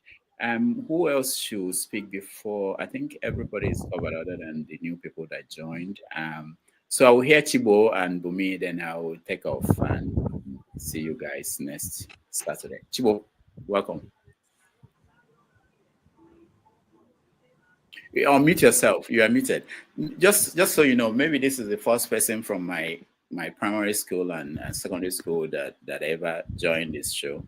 I don't. Chibo, okay, go ahead. We can hear you now. Yeah, I say I just joined, and just like you said, we went through all those Amajiri schools where we trek up to 20 kilometers per day. We go back empty stomach. We ate cashew, not like just. but at the end of the day, we were able to survive, and we're able to be part of the show. So we are like mentors. We are still encouraging the young ones to follow through and still do the right thing at the right time. Wow. Thank you. Thank you, Chibo. Your voice is still the same after those so many years. Thank you. Me? No, it's Dr. Bumi now. That's why. Oh, excuse me, Dr. Bumi. Oh, thank you so much, AJ, for reminding me. Dr. Bumi, go ahead. I have changed it. It's now Miss Bumi. So yeah. Now, but good evening, everyone. It's nice to be here. And before I say anything, I just want to say Merry Christmas in advance to everyone. Just because I don't think we're gonna have any program in between. But regarding, I think we're talking about the Nigerian educational in terms of how many percentage. Regarding that and statistic, I don't think we should complain much about that. We need to look at how the society is designed in terms of like most countries don't really focus so much on degrees. So even though Nigeria is lower, because we value that a lot, most countries have other forms of education, whether it is I can only think about the word in German, but I think it's called training. So vocational. Yeah, vocational and homeschooling. Exactly. And hands-on. So I don't think that a degree is very important. Obviously, there are values to it. To become an architect, for example, you need a degree. You cannot have a vocational training for that one. So there are certain positions, but majority of things that we actually need in our society, you don't need a degree for it. So when we tend to talk about, oh, we need degrees, no. Even majority of CEOs or like billionaires in our world today, the majority of them don't have a degree. So I don't think that's a problem. But I wanted to say something regarding what Dr. Damage says in terms of like there are certain people who made it their life field in terms of getting data. So you don't need to rely on the government. You can get all those statistics yourself. And I agree with that. But at the same time, I also disagree, because if we make everything the civilian's job, then you need to ask yourself, what is the job of the government? Because we cannot keep on letting these people just slide. Because we have institutions that are existing today that their main existence is just statistic, literally, but they don't do all those things. So even though I agree that yes, us as people, we should take those responsibility, we should also know that those people still exist today, and we should, as even if we are taking it, we should also make sure that we're campaigning or protesting that those people should take on that burden at some point in time. And regarding our government, I don't think those people are ever going to give a statistic, because once we have it, you'll be able to hold them accountable. That's why Tinubu said that statistics we go chop, because once he provide those things to you, you can then question in terms of our budget, where those things are going into, how many are going to each sectors. Those people will never give you those things, because then you can actually hold them accountable. So in a way, it's like we're trying to have our cake and have it. As much as we should like stand up and doing those things, it's actually their job, because they have all resources. I might be able to go and start going to each university and getting all the data myself, but I don't have resources. The government has so much resources in their hand. So if we leave that and just put it to ourselves, it's so much burden on us, and they are just there eating all the money and doing nothing. So that's just what I have to say regarding that situation. All right, thank you, Bumi. I think this is a very good point. People don't argue that. I don't think people are saying that we just let the government do nothing, and we. But if we leave it to them, they've consistently failed. We have to. I'll give you an example. This is an example I always mention to people in America, where parents who lost kids during in accidents by drunk drivers came together, formed an association, and they lobbied the government. They insisted that the government should do something, and they changed the laws. They forced them to change the laws. So there are active things that we could do. One, to make the government more efficient, and two, if the government is lacking, we fill in the gap. People are already doing it. It's like there are schools that people go and build hostels for the school. People go there and offer scholarship to students where maybe their hometown. People do that already in terms of assisting the government, because if you leave them, at the end we pay the price if the society is failing. But all those things should happen together. I agree with you. But the point is that we should get involved more than anything else. A lot of people think that our job ends with just talking. We should get involved and do something. So far, we have 19 more people to go for us to get to 1,000. I will be willing to sit down here until that happens, but I don't know. I don't know if that will ever happen today. But it really, I appreciate all those who have subscribed. It's just one click. Bumi was saying, not Bumi, Tope was saying that you should tell your wife, your husband, your boyfriend, your girlfriend, everybody to hit subscribe. Your sugar daddy, and your side chick. You are Rastafarian religious. Anyway, so on that note, I really want to thank everybody who joined me. I will hand it over to Forefathers and KJ. They're here and they can continue the conversation. I will see you guys on Saturday. I may have a show during the week. I'm lining up some people. If we can do it live, we do it live. If not, we are going to record it and play it during the holidays. So somehow we'll be live, somehow we'll be here and we'll have conversations. Thank you all for joining me, Bumi, KJ, Forefathers, John Abba, Kene, Richard, Ike, Pokoli, and then my always missing the name. Always missing the name. What is it? Is it not Pokoli? Lee Poco? Okay, and Chivo, thank you so much. I'll see you guys. Are you serious? Lee Poco? Okay, see you guys. Bye. Lipoco. Lipoco. Forefathers. Yes. Let's make this clear. All rules before now are all abrogated. And if you think this is about, we have to get to the truth of things. This is not have your say. This is have your truth. And we share the truth about this. So we actually get somewhere, because I think we all learn from each other now, isn't it?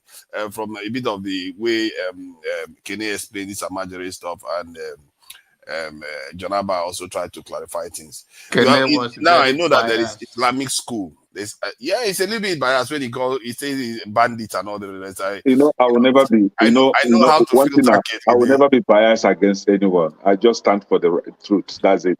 But Jonaba, I told you now when I went to Nigeria, one of the things I experienced. If you see any mob attack in the north, 99% of those that carried it out are Almajiris. We're not going to debate on that. It's like area boys in the south now. What do you expect? See, you're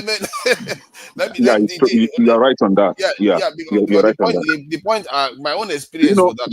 Hold on, let me hold on. Let me tell Jonaba one thing I experienced when I was in Nigeria this year. By the way, I don't know. I shared it before on earlier streams that I was with a driver. A northern driver, Hausa man, he knows the difference between Hausa and Fulani. He literally described their nature. Then he told me that his life was just to drive Okada. That's his whole life. His aspiration is to drive Okada. That they had to force him to go and get that cab that he's driving. I was like, what kind of culture enables people to think that low of themselves? And this is why when people raise this Amajiri stuff, I've seen a video online. I don't know whether to believe it to. They said it's because they are preparing for jihad. That's why they are doing Amajiri. So there is an element of that is going. No, I'm telling you, it's online. That's something that is online. No, and I've spoken to people on the ground in Nigeria that have confirmed the same thing. That's why they have children. No, you're laughing. It's true. You know why that claim? This is my own lived experience. Yeah, you know why that claim is not far from the truth. Let's check this. Where Islam comes from. The Arab countries, right? None of those Arab countries have this Al-Majri system the way they have it in Nigeria. They don't have it. So it has nothing to do with Islam. It's just for political agenda, nothing else. It has nothing to do with Islam. If it has something to do with Islam, you will see Al-Majris in Saudi, in Kuwait, all those Islamic countries where the Islam itself come from. They don't have it. That's my concern, though. But one thing I would say for the North is that I think we should not always talk only about the negative. One thing I know about the North, in terms of maybe this Amajiri that is creating that, they have these what they call collective. They have a higher collective intelligence in terms of being able to organize themselves. They have a higher one than the South. Even with less education, look at how they are running circles around us. There is something like that in Saudi Arabia, in Arab countries. It's called madrasas, even in Pakistan. So maybe Nigerian stuff is different, but you have it in Islamic countries like Pakistan. What they have, what they have there is Islamic schools. Yeah, in but Nigeria. They're called madrasas. That's the same thing. That is the equivalent of Al-Majri schools in the north. It's called madrasas, but the teachings. Did they acquire skills, like vocational skills there? Yeah, definitely, yeah. Thank you. But in Nigeria, they don't. That is where the difference comes. I've told you that some of these people do acquire, skills in that school. But I've told you that two different Al-Majris in the north. You have the big for the rich ones, and you have for the poor ones. For example, if you go to Okene, Okene is North Central, right? Okene is middle belt. State. Middle belt. It's not north. If you go there, they have Al-Majri system, but their own is different. Most of them are well-educated people. Like I don't know if you know Professor Mahdi. Mahdi is always he comes on channels on Rice Television. All these people, they went through this Alamajiri stuff, but that Okene one, or let's say North Central, is different from the core North. But there are also Alamajiri schools, honestly. Richard, thank you for that. I think I Richard. So Okene is in Kogi State, right? Okene is in Kogi State. Allow me to moderate. What's the meaning of Amajiri? What's the meaning of Amajiri? The other one don't start again. You know what? I'm going to start being strict now. And let me start being strict. I'm supposed to be very, very strict, you see. I like what Richard came and shared. Let's give him credit for that. He tried to share the nuances between there are different types. He didn't say that there's no one that is radicalizing people. He also said that some of them actually teach people this vocational stuff. So I don't know what we can make of that, but what I look at is the outcome. The outcome, you can't run away from it. And how is it? The other day they were saying that Zamfara didn't even present somebody for JAM. That is crazy. A whole state. What is that? I think forefathers, I believe with what you're saying is okay, but we justify the nature. It's not okay. No, I'm coming. He have his entitled to his view. That's what I mean. But we have this view that, especially when Ike, my very good friend, says that the imam eating a lot of food.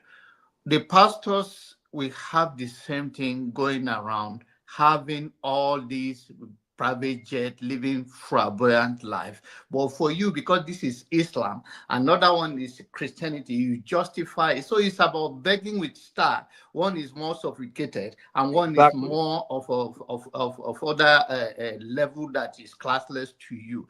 And this view we have, to me, is very biased. We all have a level of bias, but the bias that we think is okay for imam not to eat well and pastor to eat well and have private jet and live a flamboyant life, and now we don't see that is okay. I think that is, to me, I think this is what Fela think about us in the past and sing that song. That man with the balado, pastor and bishop, they enjoy. And now to us, we come here simply because this is our religion and the other one is not our religion. So we demonize the other and then we give praise to the other. I think it's not, whichever view you take, I think we should not be that level of bias that, okay, if we're going to say it's all not good, then it's not good in both sides of the art.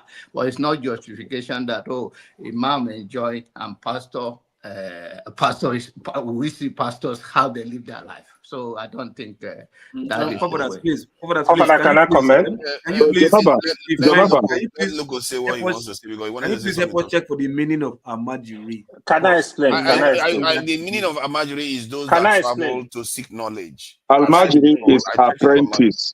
Apprentice, that's what Almajiri is. Knowledge. No, it is not to seek knowledge.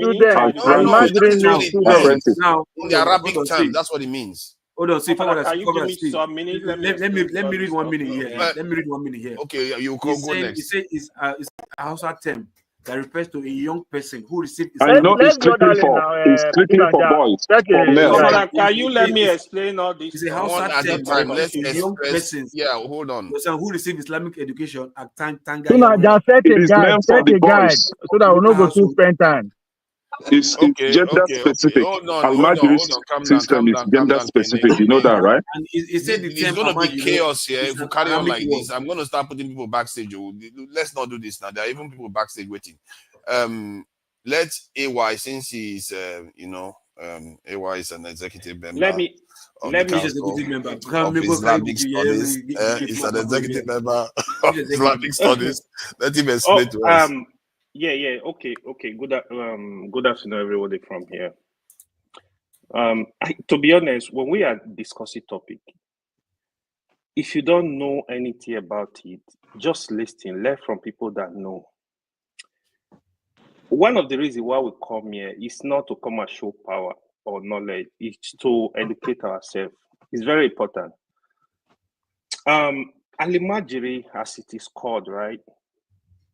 The origin of Al-Majiri is actually from the Arabic word called Al-Muhajir.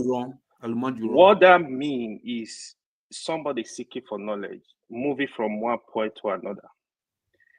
In the Nota case, they just kind of changed it, Al-Majri. So that was how they derived that name. The essence of Al-Majri is to seek knowledge. You can go to anywhere, but in the case, in the way we have it in the North, it's actually highly abused. A situation where parents will give birth to children, even as young as 5, put the child on the street. So for me, I can't call that Al-Majri anymore. It is abuse of children. The state governor, the federal government, whoever is involved, they need to do better. Because this is actually a deliberate action in the North that is so common that people give birth to children, they don't want to take responsibility. It's unfortunate this is attached to Islam, but that is not Islam. Yes, there is what is called al-Muhajir, which is they call al-Majri. There is nothing wrong people seeking knowledge, even if it's Western, Islamic, or whatever knowledge. But to be honest, it is a big problem in the North. They've abused it. It has nothing backing with, it has no religious backing. Islam said, when you have children, you got to cater for them. There is no two ways. You got to take care of your children. You can't leave children on the street and allow them to turn to whatever they want to turn to. That is so unfair. It is a big menace in the North. You don't need to sugarcoat it. It's a problem that needs to be caught very urgently, because for me, I fear it might degenerate to something else. Don't target to Islam. There is no basis. Thank you. You see, this is why I rate AY highly, because he's quite dispassionate and tends to be more objective than most. Who is next? Okay. See, sorry, before you cut me off. Like I was reading about something about your cab. The Amajiri stuff, like they say, it's an Islamic word. Sorry, it's like Arabic word. You understand? That means al-Humanjirun. You understand? And it means migrants. You get the point? Because of Muhammad and his followers migrated from Mecca to Medina. So I think it has nothing to do with it, like migrants who are seeking for knowledge. You understand? So at least it's not supposed to be indigenous, but like, no, it's what we, the people, would do. I think it's migrants who came from somewhere else. You understand? Maybe like coming to Nigeria and seek for knowledge, that we should be termed al-Majiri. You understand? So, but saying the people of Nigeria to be called al-Majiri, that's supposed to be wrong. These are supposed to be migrants who are seeking for knowledge, which is like education. You understand? So that's just the whole definition of al-Majiri. Just to add context to what AY has said, because this is what I was trying to highlight to Jonaba, because I'm not in the business of attacking. I see the North as my own people. I'm not going to sit here and have them be denigrated. So look at the list of 25 most educated states in Nigeria. You go down and do you see any northern one here? Let's keep going. You get up to almost 20 before you see anything. Okay, this is Kogi. Kogi is not technically, it's not geographical north to me. Kogi is middle belt. Yeah, it's not middle belt. Just look at that, and this is what I mean by. And this one is the central, so it's not considered anything. And look at before you actually start getting to states that you call northern states. Even FCT is middle belt. States in Nigeria. So something is happening there that is not enabling and empowering the people of the North to gain the education, even if by and large the northern leaders have emerged in the country more than the South. So you have to question those things, and it's not about denigrating any religion or anything. It's about what are you doing for your people, because there are consequences if you don't do something for your people. Then tomorrow, what is going to happen when other people are more advanced than them? You are putting them as slaves. Hold on. Before you yeah, go ahead if you want to say something. Before you go into shouting match, hold on. Let me you said something. Yes, you said something about a taxi man, a cab man. And exactly. I was going that there. story you told makes me want to actually pay attention to people who are questioning where you are from, who are you. You know what? That's one. Two, it's as if we don't even understand what is going on. That at the core of our problem is ideology. There is a competing ideology within the Nigerian space. That is why all they could do was to go into a negotiation to have what we have now, rather actually fight. And anytime we have, instead of us to actually concentrate on our problem and analyze this, we shine satellite on a problem that we don't understand and will never understand, but it's going there because it's a contestation of an ideology. Now, you make mention of a cabman who says all his dream was to ride an Okada, and you are alarmed because he's a northerner. That's why I question, where are you from? Because I guarantee you, if you actually take a trip around all the village within the southwest, south, everywhere, you will see people like that who that don't know more than that what you just said. I was once a village man. You understand what I'm saying? That's why I say, when you focus on our own people, we will see our problem, we will take care of our people who are representing us because they are the one control what we talked about. That's why you will see Senator Benny Bruce, who is people.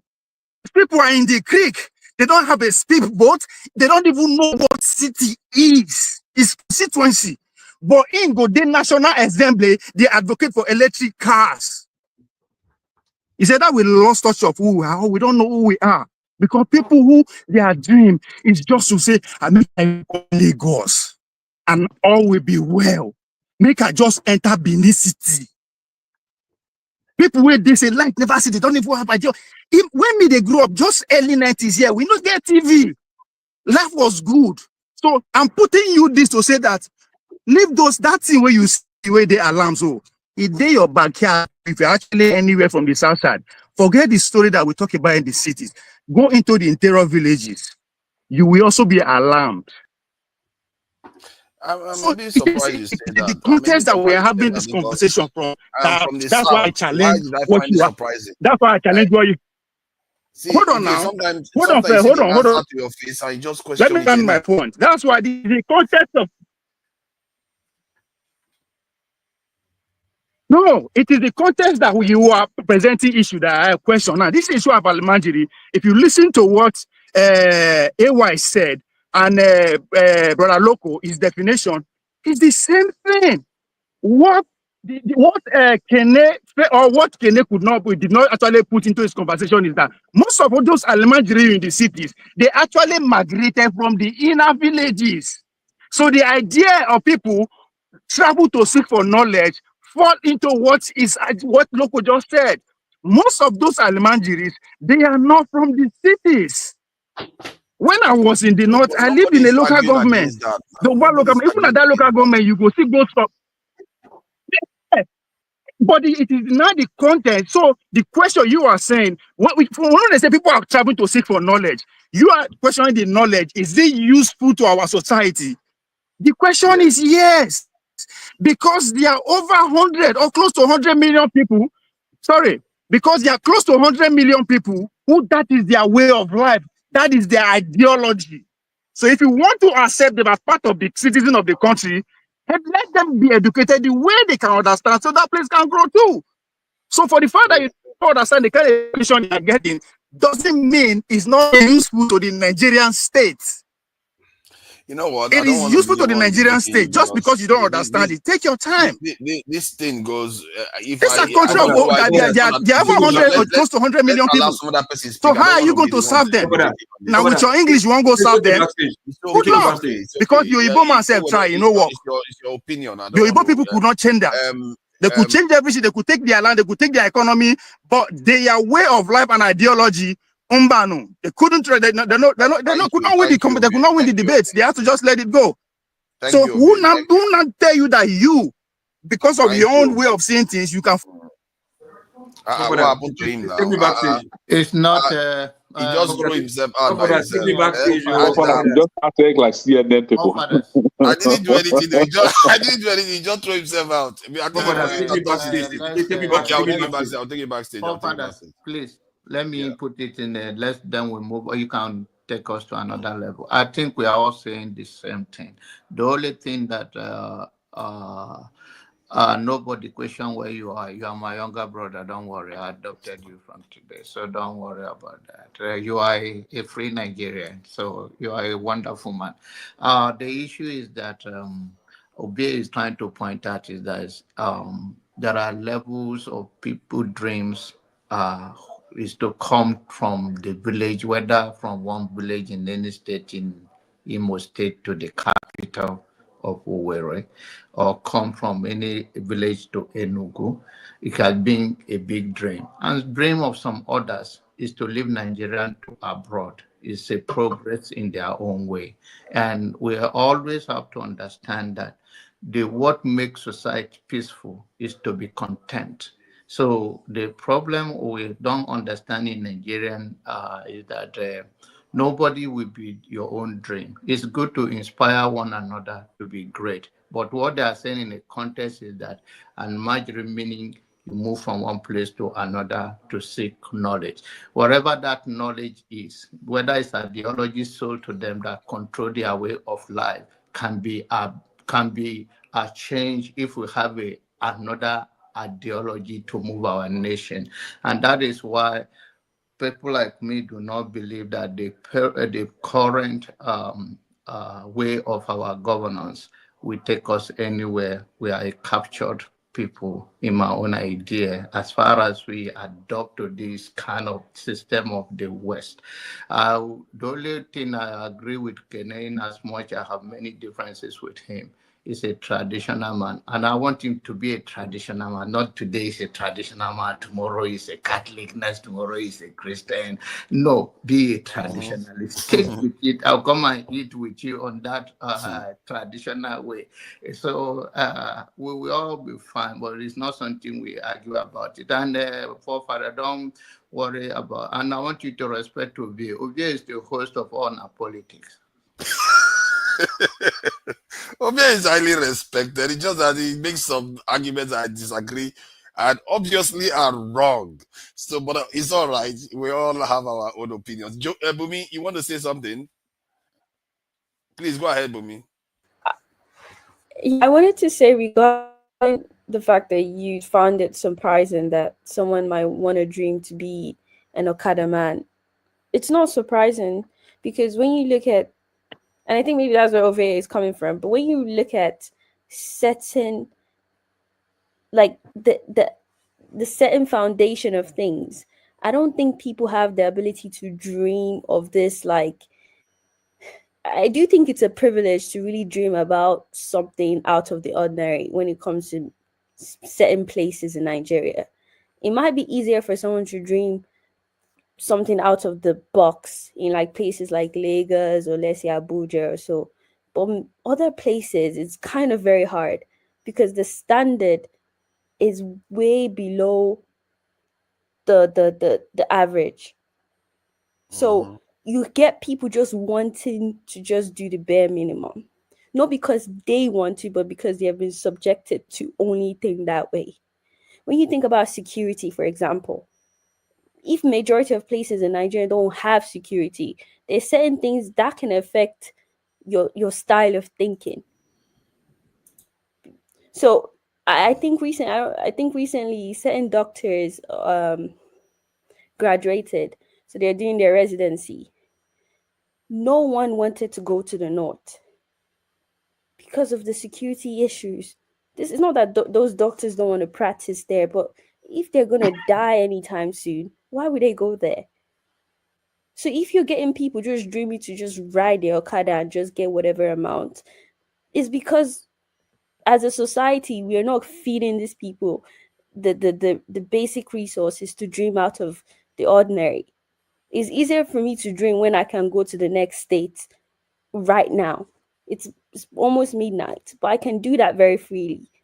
So I can start beating up things. People are saying, okay, don't don't rely so much on your government, because the society has given me the ability to rely on myself.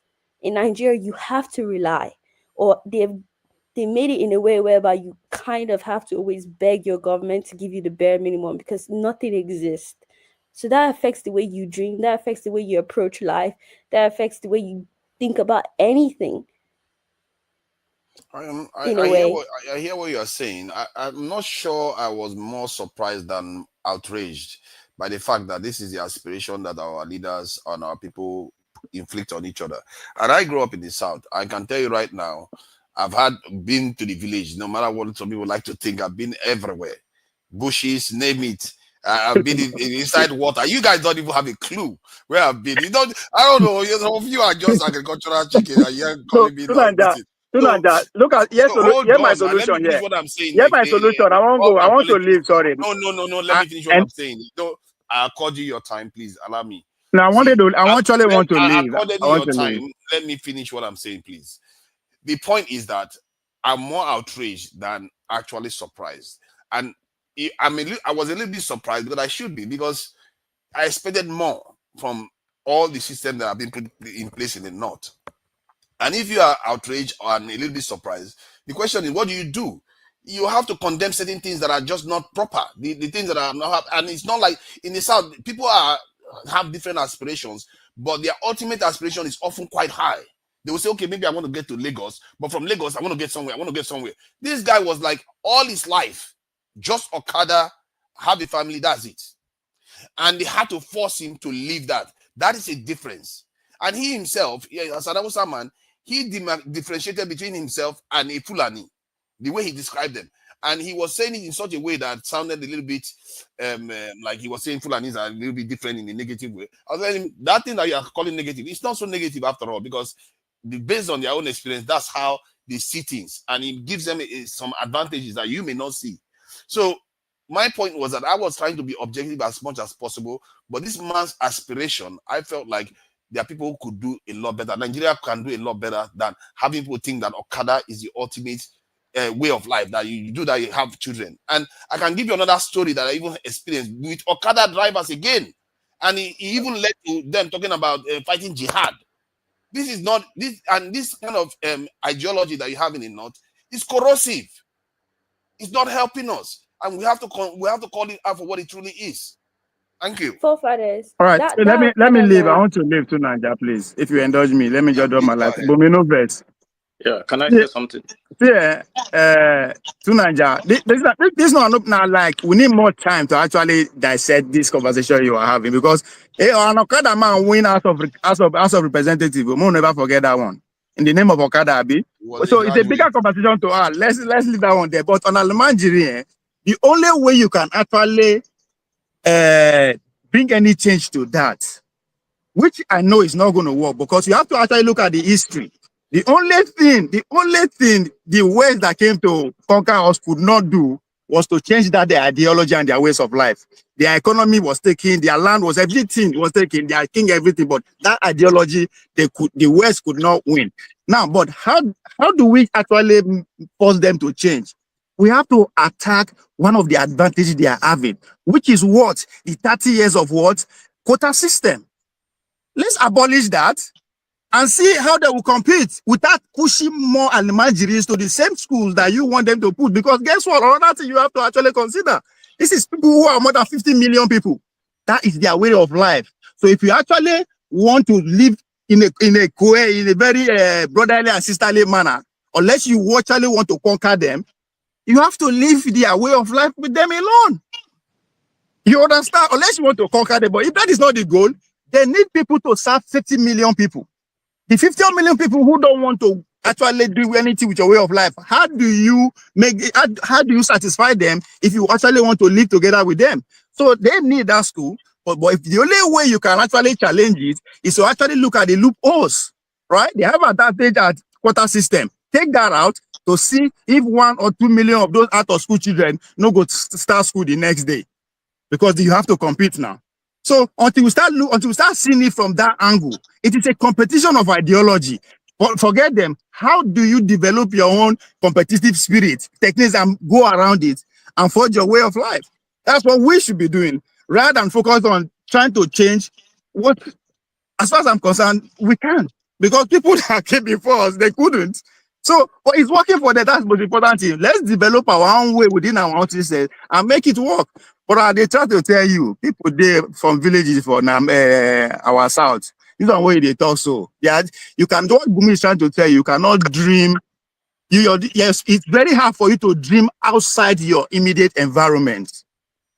You understand? It is na book now, as you said.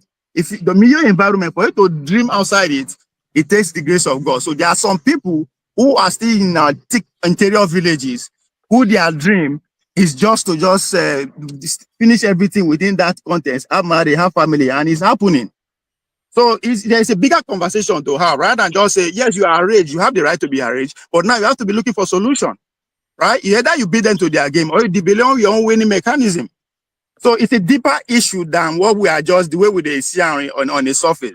There's a reason why everything is happening the way they are happening. And nothing happens spontaneously, especially the way we live as human. Thank you, my brother. Nonye, thank you for joining us. What do you think about, it's Dr. Damage that started all this stuff, or it's his fault? He started questioning Jonaba, and here we are. Please go ahead. So, good evening, everyone. Happy Christmas in advance. Thank you. Like you all know, it's not been long. I left Nigeria. It's approximately 1 year now. And before I left Nigeria, I used to have some guys from the northern part of Nigeria in my place in Owerri, in Imo State. So, and they were very good friends of mine. Like, they normally come to my house and then we prepare food, we eat together, and then they go. But normally, some of them are shoe menders, some are Okada riders, and then some of them are security men. So when you engage them in any kind of conversation, we come to realize that majority of them doesn't really know what they want to do. Like, what they know is that which they are doing at that moment, and they don't even have plans of moving to anything better. So I had this I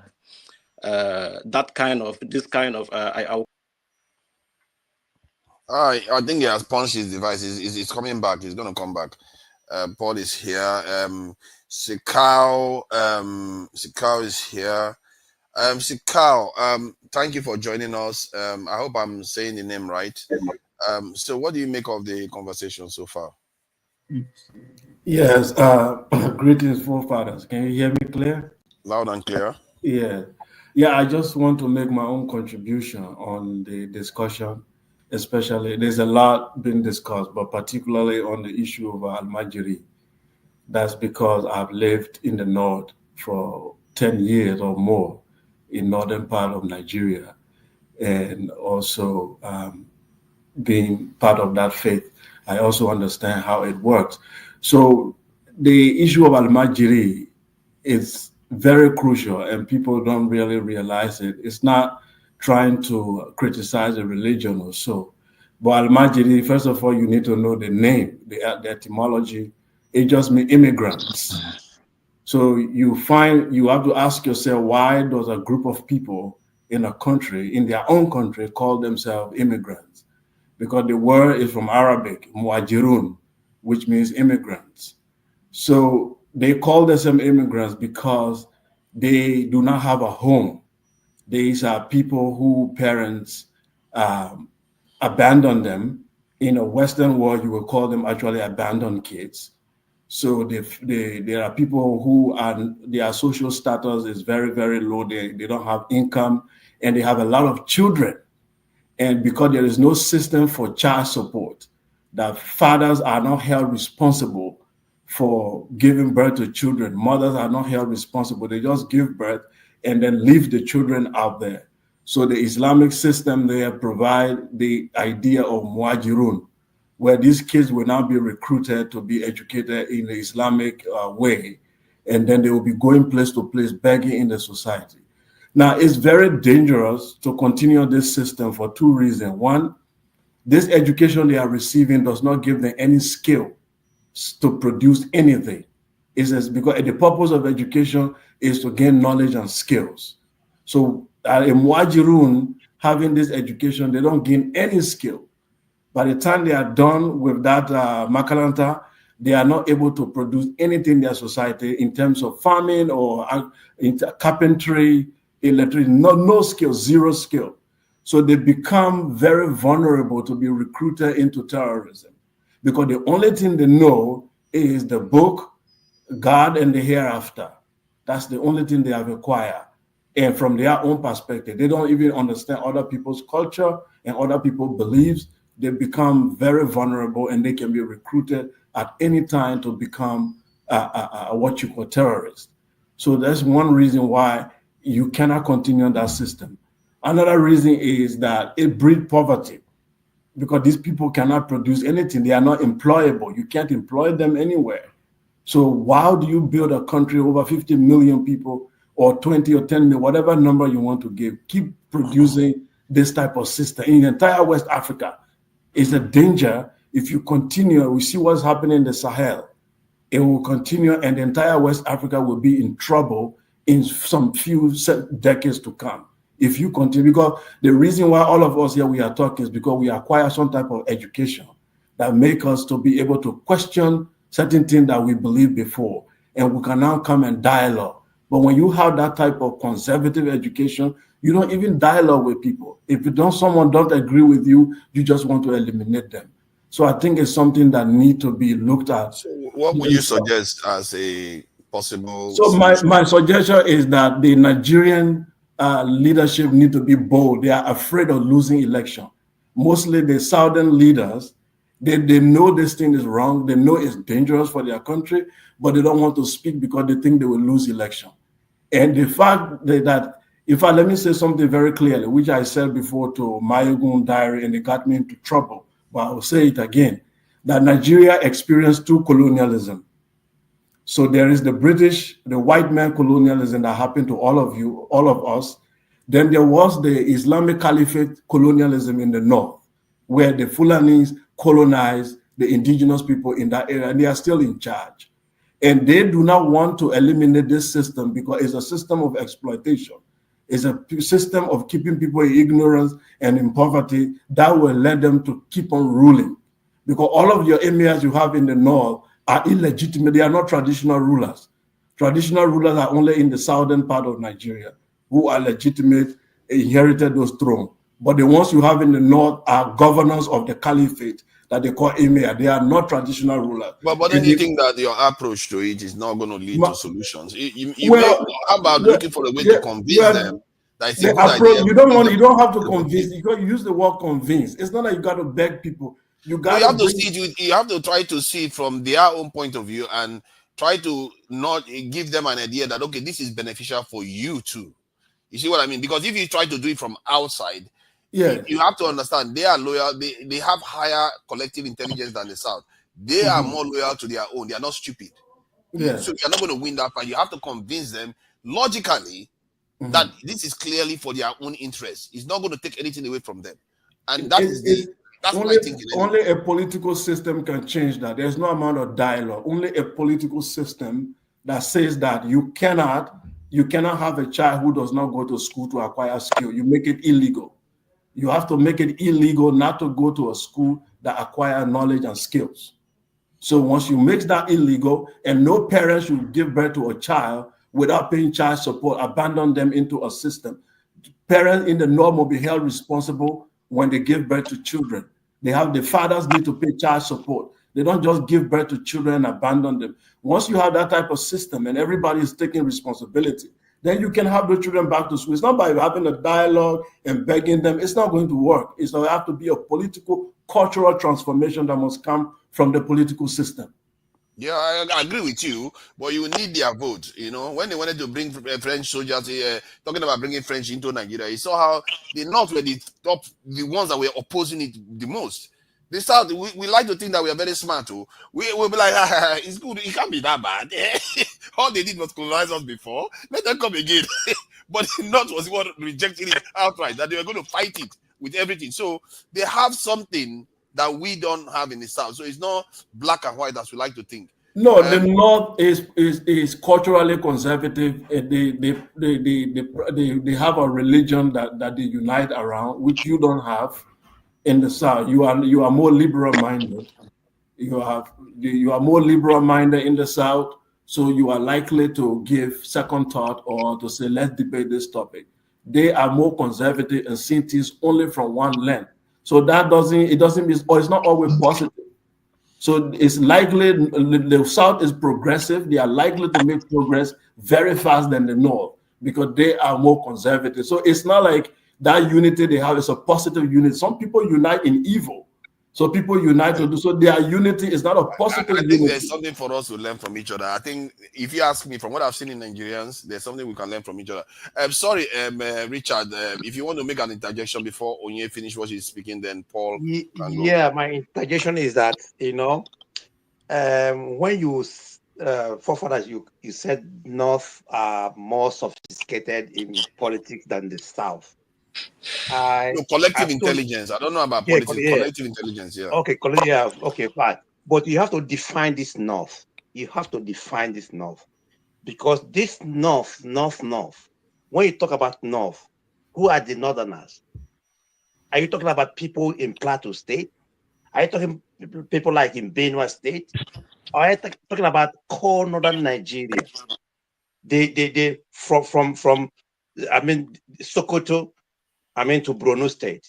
This is the people that are making these things, kind of, in fact, that they have captured the whole North. The middle belt can no longer breathe.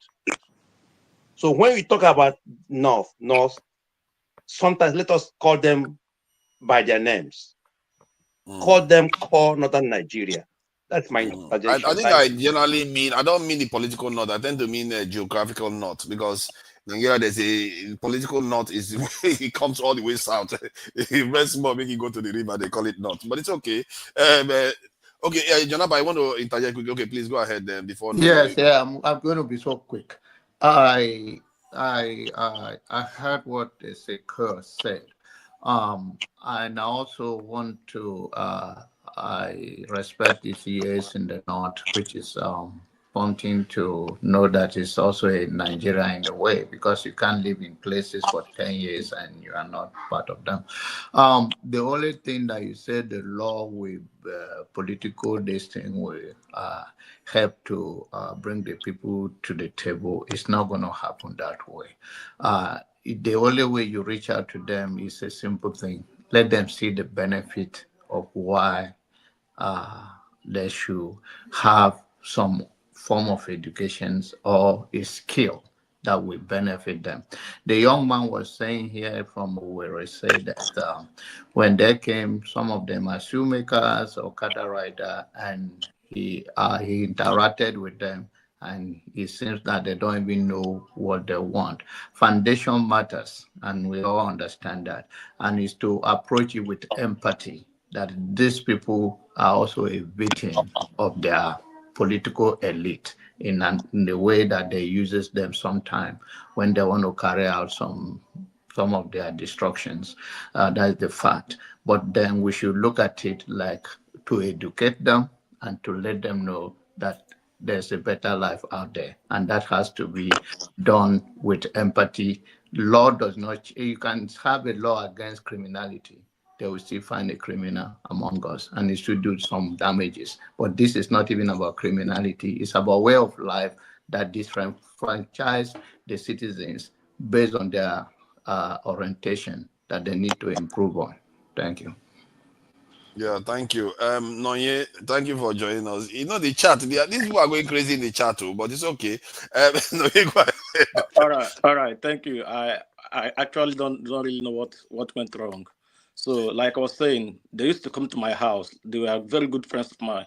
They used to come to my house. We used to eat together, and then when you engage them in some kinds of conversation to really find out what they want to do after or later in life, you come to realize that they don't really know what else to do. They just love that particular thing they are doing at that moment. So I had this single story of them while I was still in Nigeria. Not until I came to England. In my class, I'm a psychology student. In my class, I came to see that there is these two girls. They are northerners. One is from Nasarawa. The other one is from another northern state. So you could see that they aren't dumb, right? They aren't dumb. They are quite intelligent. The two girls, I don't know about, but these particular two girls that are in my class, they aren't dumb. You could see them measuring up. So, like Forefather said, I was like, what really made the ones I met in the East before I came to England, like what kept them that way? Because if the girls can be that intelligent, so I think there are also some others there that are also intelligent, but that have not yet actualized their potentials. So I think the government should look into that. Yeah. So that's what I think. In every society, you have people who are intelligent and people who are not intelligent. So it's not particularly meant for the northerners. In the southeast, my picture is just like from the single story I got from the ones that I met in the East, which are mostly boys. Like they don't know what. Which people are you referring to actually? I mean, yeah, I have met Igbo boys, who cannot even express themselves, who cannot even read and write. You don't. These things are everywhere. I'm not here to paint to compare. I'm not here to do that comparison. What I'm saying is I'm talking out of experience. What I experienced, and then I had that single story of them. I understand where he's coming from. You have to hold on. I hear where Noye is coming from. I think there are people also from that part of the country that aren't dumb. Because he knows his own brothers. Many of them look down on like the northerners don't know anything. So when he went to the north, he saw a different side of them.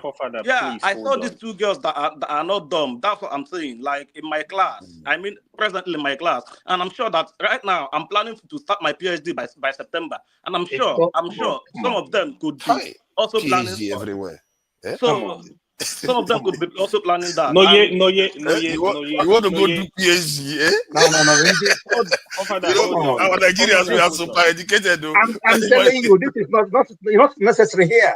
Come on. So what I'm saying is that, like, I think our government should also look into it, because I think some of them there have not yet actualized their potentials. I don't everywhere, even in Imo State. In Imo State, in Anambra State, everywhere, millions of youth have not, they don't have all right. So this is what I just Forefather, you haven't given my time anyway. You can put me back. Let me better take my time. Thank you, Ono. Yeah, I really appreciate your contribution. Thank you. Forefather, I think I'm the next. If I don't drag Police there now. Police there. He's not said anything. Without koala. Me, I'll be here now. Is that not koala behind him? Or which one is that? Welcome, Polly. Thank you for joining us. Are you from Australia or something, or New Zealand? I don't know where that animal is from. Good evening, everybody. I don't know, can you hear me? Yeah, loud and clear. All right. I don't know. I think what's his name? Seko has given most of what I would have wanted to say, but I think some of our arguments tend to forget that our issues are what we're arguing about is a class. We are still talking about class. Exactly. It's the elites against the poor people. We all have poor people in poverty everywhere in Nigeria. Whether you're from the east, west, south, you have them. You have the Admirals. You have the Omota boys, or whatever they call them. We have them everywhere. Unfortunately, the elites in the north have decided to use Almajiris as their own poverty, the people at the very bottom. And when you talk about Almajiris tend to be people from the very poor, who most of them can't take care of their kids. And it's supposed to be an apprenticeship. That's what it was supposed to be. But unfortunately, some of these people have, I think it's due to poverty or lack of education or illiteracy. So what they tend to do is, when you have too many children, what you do, you send them to one imam. You be in Kano, send them to Kaduna or Katsina or Sokoto, somewhere. Yes, and usually the parents pay these imams to take care of these children. And the imam is supposed to be the one taking care of them, feeding them. Unfortunately, the system is not properly, the system is not well maintained that they shouldn't have to go out and beg for food, which is how Almajiris became who they are. Now the elites have decided to, okay, these are our poor people, because of the way the system is, where at the very top you have your elites or the ruling party who decide that, okay, because of the way the North is, it's a top-down type of government. At the end of the day, because of poverty, illiteracy, they will behave how they're supposed, they will behave anywhere. If you're arguing about Almajiris, what of the Agberos in Lagos? Why are we not complaining about them? With everything we are complaining about in the North, about the North doing this, about our the polity in Nigeria, why is it that those of us who claim to be educated, why is it that our government is pushing us up and down? With all the education, why have we not developed better than where we are today? So it has nothing to do with the Almajiris, because I don't even understand why we're arguing about Almajiris or the Northerners. These people, elites, have found a way to divide us, use us against ourselves. We're arguing about the wrong thing, while they're all up at the top there, micromanaging all of us. Yeah, Paul, but though I agree with your point. I think we all probably sympathize with your point. However, we as a people too have to objectively decide that, okay, you know what, there is this other area where they are really doing us in. Let's elevate those people, because if they elevate them, maybe we'll all be on the same page and be able to challenge the paradigm as it is right now. You see what I mean? You have to fix some things. You can't leave it like that because they are. Have we educated the Agberos in Lagos? But we have more educated people in the South. That's the thing. If you have a bigger vacuum in the North, with the education, what development do you have there? I agree with you on that, but you can't look at where they have a bigger problem. You say, okay, let keep doing the South alone. I think you miss it, that you think that the Northerners are not as educated as other parts of the. Yes, you have. Not. It's objectively true. That is objectively I know Northern boys that most of us will not stand near. I know them too. I'm telling you, I know Northerners who are very intelligent. Extremely. I'm not saying you don't have people that are intelligent, but as a whole, no. They are not as this in scientifically in terms of productive education, in terms of technology education, they don't have it. Not as much as the South. Forefathers, can we rebut a little bit?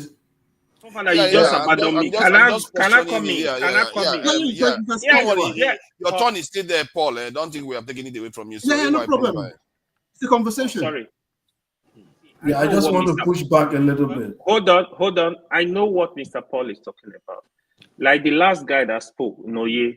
You see, I know his intention were very good. But one thing we need to be careful about, don't pull everybody in the bus and speak about them. It doesn't work like that. I usually tell people to stop this kind of argument. Exactly.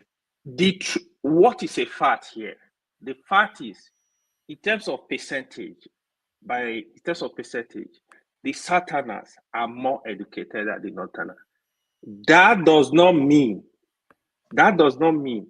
when you looking for the most educated Nigeria, in every field, in medicine, in science, in engineering, in everywhere, most of them, you will pick them from the North.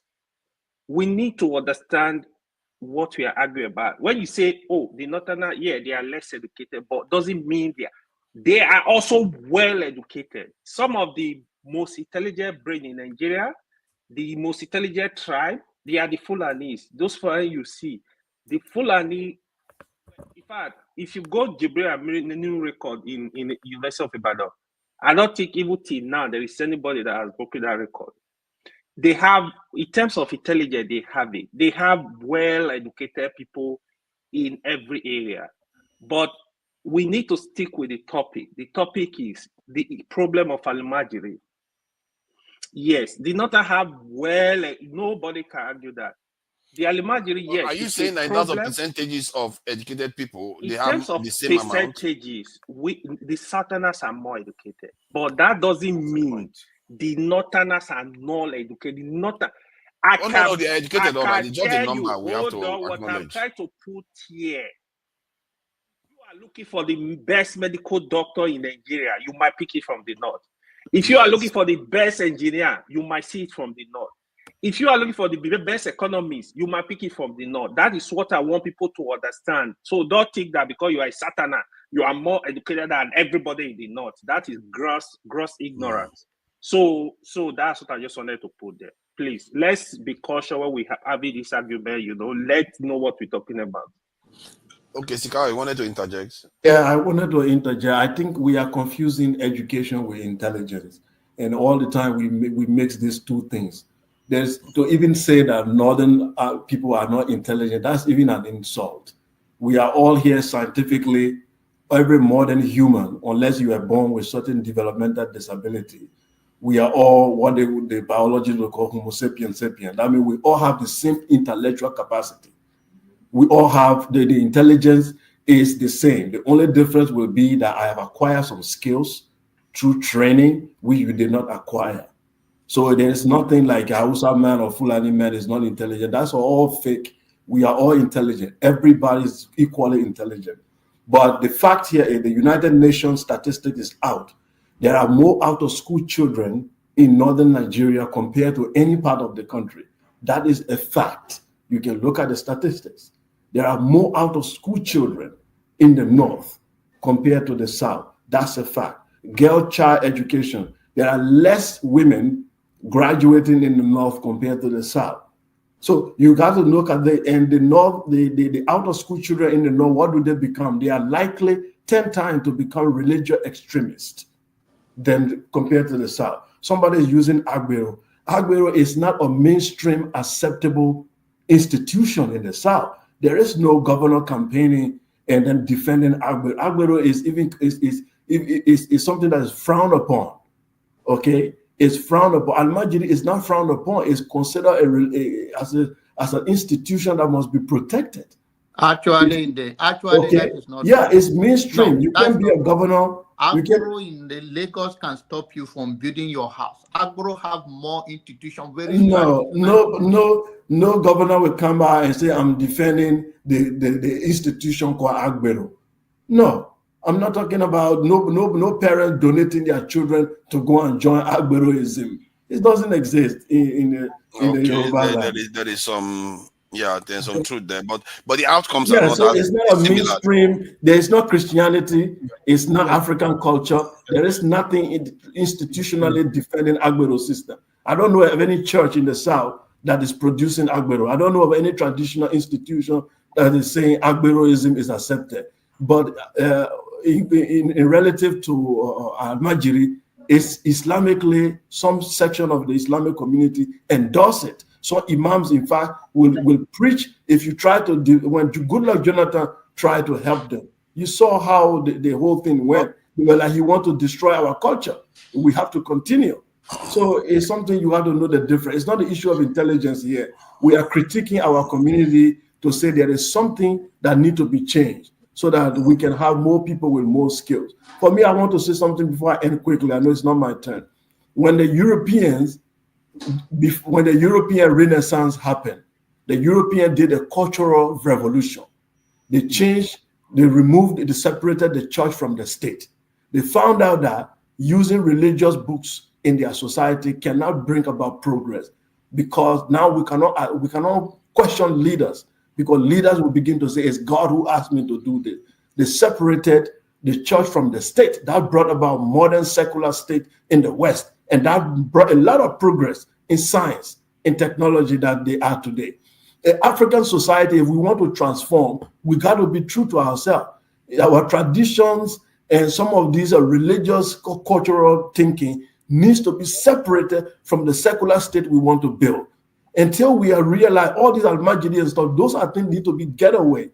There has to be a secular philosophy that governs our state and our educational system. That's the only way we can make scientific progress. Now we're all these trying to give religion its own space, trying to give these. For me, all of these things, we are wasting our time, because there is no way you will build a prosperous secular state having with all these religious institutions mixing in between. It's not going to work. Thank you. I think it's yeah, Paul. Conclude with your statement so that centricals, or we'll be going to the top soon because I think they've been No, left out for a while. Yeah, please I go think ahead.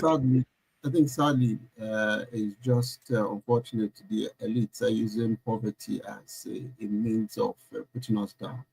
Because no matter how we want to discuss about their margins, until the elites are prepared to change their modus operandi in terms of allow their poor to learn, because most of them don't want the made Western education a bit of a no-no for their people. So until those who are in places of power or who are slightly more educated uh, that go to school, majority of the northerners will tend not to, they would rather go to an Arabic school because they think more of the afterlife than of here, unfortunately, due to illiteracy. But I don't know how because me, I'm more about solutions. I don't really know how we're good. Especially when Seko was saying secular, uh, want to create a secular state in Nigeria. Even those of us from the south, if they now say anything against let's become secular, people will push their own religion. Christianity will come and step in. Some people see traditional this thing as backward, but it's still a way of practicing before the what they call it, foreigners came in and gave us their own religion. So it's just sad. It's going to be a struggle, but it's education, education, education. That's the only way we can do it. Yeah, there is a new topic that is due to start on the next stream. I don't know whether we should carry on with this one or go to the next one, but that one was specifically for this educational stuff because I don't have any problem with educating people. It's just that they are not educating them in the areas. I think Sikao touched on it. That if you keep educating people based on religious documents, you are missing the key part that leads to progress in societies in terms of the ability to advance technologically, which is at the core of things, really. When we use the term advanced in technology, we make it sound like it's flippant. It's actually studying nature itself to understand it and leverage it to enhance your life experiences. And people that do these things are the ones that are leading the world today. It's very essential. And if we are depriving our people of these things, we have to question it. And this is the whole point of this debate. And I think the topic was about what should we educate our people with. You know, we have to decide what kind of education we want for our people. And, you know, that is something, you know, Syndicats is a specialist in educational stuff. He likes to promote educational aspects of, you know, society. So, Syndicats, thank you for joining us. What do you make of this discussion? And it's an interesting one though. It's pretty complex. You know, the whole imagery thing. You know, it's cultural and it's a problem, of course. And I think there's a solution. Seiko came up with a pretty good solution to that problem. But I think the way China dealt with the Uyghur, I think we could employ that kind of a strategy as well. Maybe have like vocational schools for for the Maldives. You know, Hey, hey, what is that? What did you just say? What is wrong with you? How can you say when they dealt with the Yuga? The Yuga, they are a tiny minority. This is what are you talking about? People did not like the Yuga. What are you talking about? Come on, man. Let's not go there before you start alarming people. Yeah, don't worry. Don't listen to Western propaganda. Don't listen to Blinken's take on the Uyghur thing. You know, you need to like actually study what they did. But they're a minority. You're talking about half of the country here. Come on, man.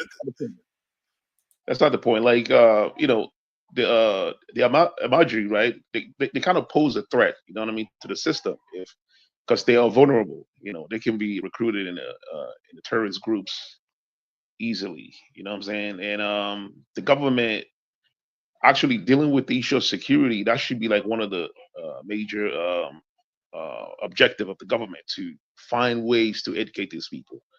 You know, so give them skill. You know, like those in Christian religion have a saying, idle mind is the devil's workshop, right? So most of those guys, they can have vocational schools where they can teach them carpentry, building, They don't necessarily have to learn complex scientific stuff, right? They can learn like things that they could use in everyday life.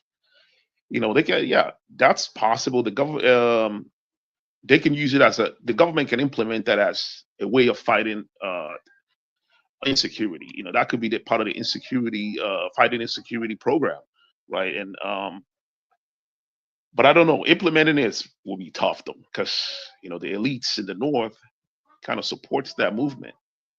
In order for you to deal with that, you have to actually be strong. That's why I mentioned the Uyghur and the Chinese system, the way China dealt with the Uyghur problem. I think Nigeria can deal with that problem the same way. But I also agree with AY. There are a lot of Northerners that are pretty smart. There are a lot of intelligent Northerners. Like when I look on YouTube, a lot of people that do like math classes and physics up. Those from Nigeria, mostly from the north, and you can look it up and confirm that. But there's more needs to be done. Anyways, I agree with Seko, and that's all I have to contribute. Nothing much. Thank you. Oga, I agree, Chad. If you want to say something, you can go ahead. And I wanted to, highlight that Dr. Alexander Gomez did say that you are from Liberia. He's the chief linguist in the house. He tends to be able to detect people's languages where they are from. But he still made a mistake of mine. But he's 100% convinced he's correct. But it's all right. It's all right until he will find out. But it's all good. That said, who anybody wants to say something about this? Because we can round up and go on the educational system aspect of it. You want to say something, Shekau? I think we are all in agreement now that it's not a good idea.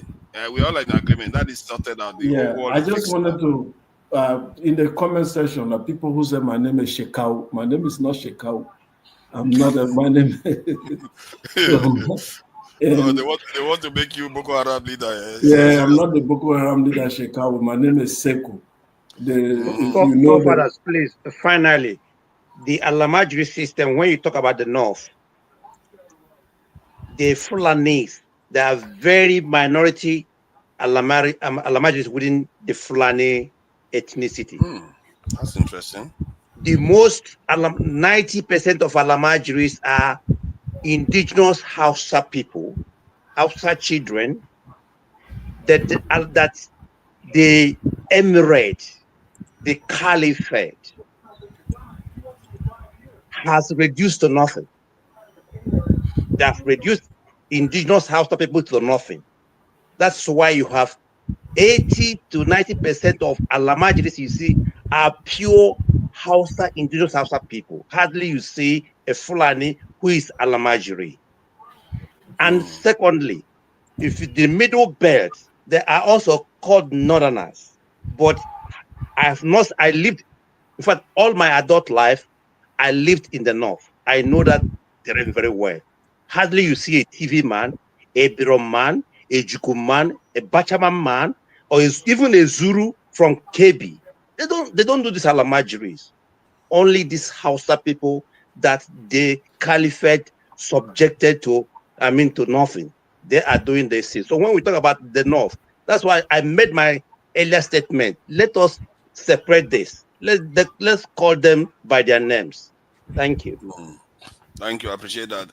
We had this conversation about the North some time ago, and why they allow this to continue, where they lend their allegiance to these leaders, and they have not given them much. And it came down to, I think it was with Jonaba, and I've never forgotten that conversation. That it came down to the fact that, one, the South is not exactly behaving like as if they are their brothers.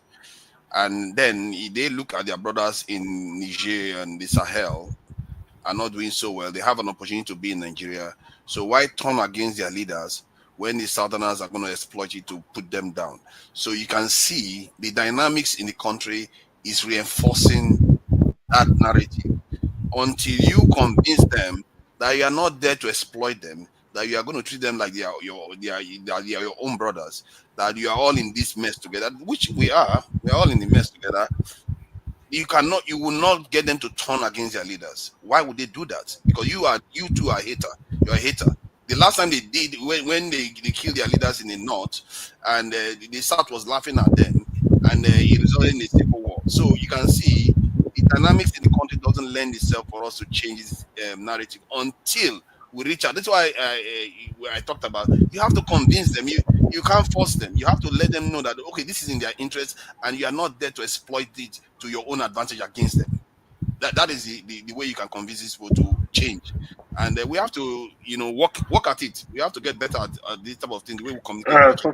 Father, can I go say, you want to move to another channel or what? Yeah, we want to move to another stream that is dedicated to this. I think that stream is going to be short, 1 hour. So everybody prepare your talking, whatever you want to say. We'll give it 1 hour. We'll give it our best, and let just it be 1 hour? the record. Yeah, because I think there's no reason why it should be that long if we have educated conversation about these things. Yeah, I'm actually loving this conversation, right? Because the people having this conversation today, they look beyond tribe. When you have discussion at that level, trust me, we will learn within ourselves. I mean, Sakal has contributed to a lot of TCA. Obviously, it's not Nigeria, but I mean, that is why he's able to speak with so much knowledge and that is not containing bias and all that stuff. Good point. But one thing I'm gonna say, right? In the north, the problem we attribute it to the leaders, just as we attribute Nigeria problem to leaders, lack of vision. I was listening to the damages earlier. I was driving. I wanted to come in. I was really interested in that topic of education. We should not point to the north alone. We have problem across board.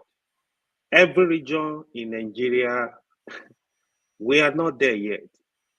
On this panel, I have spoken about the level of intelligence with Nigeria youth that is not being harnessed. It is a problem. Nigeria youth, the young ones, trust me, if you develop these people, give them skills, they will compete at the highest level.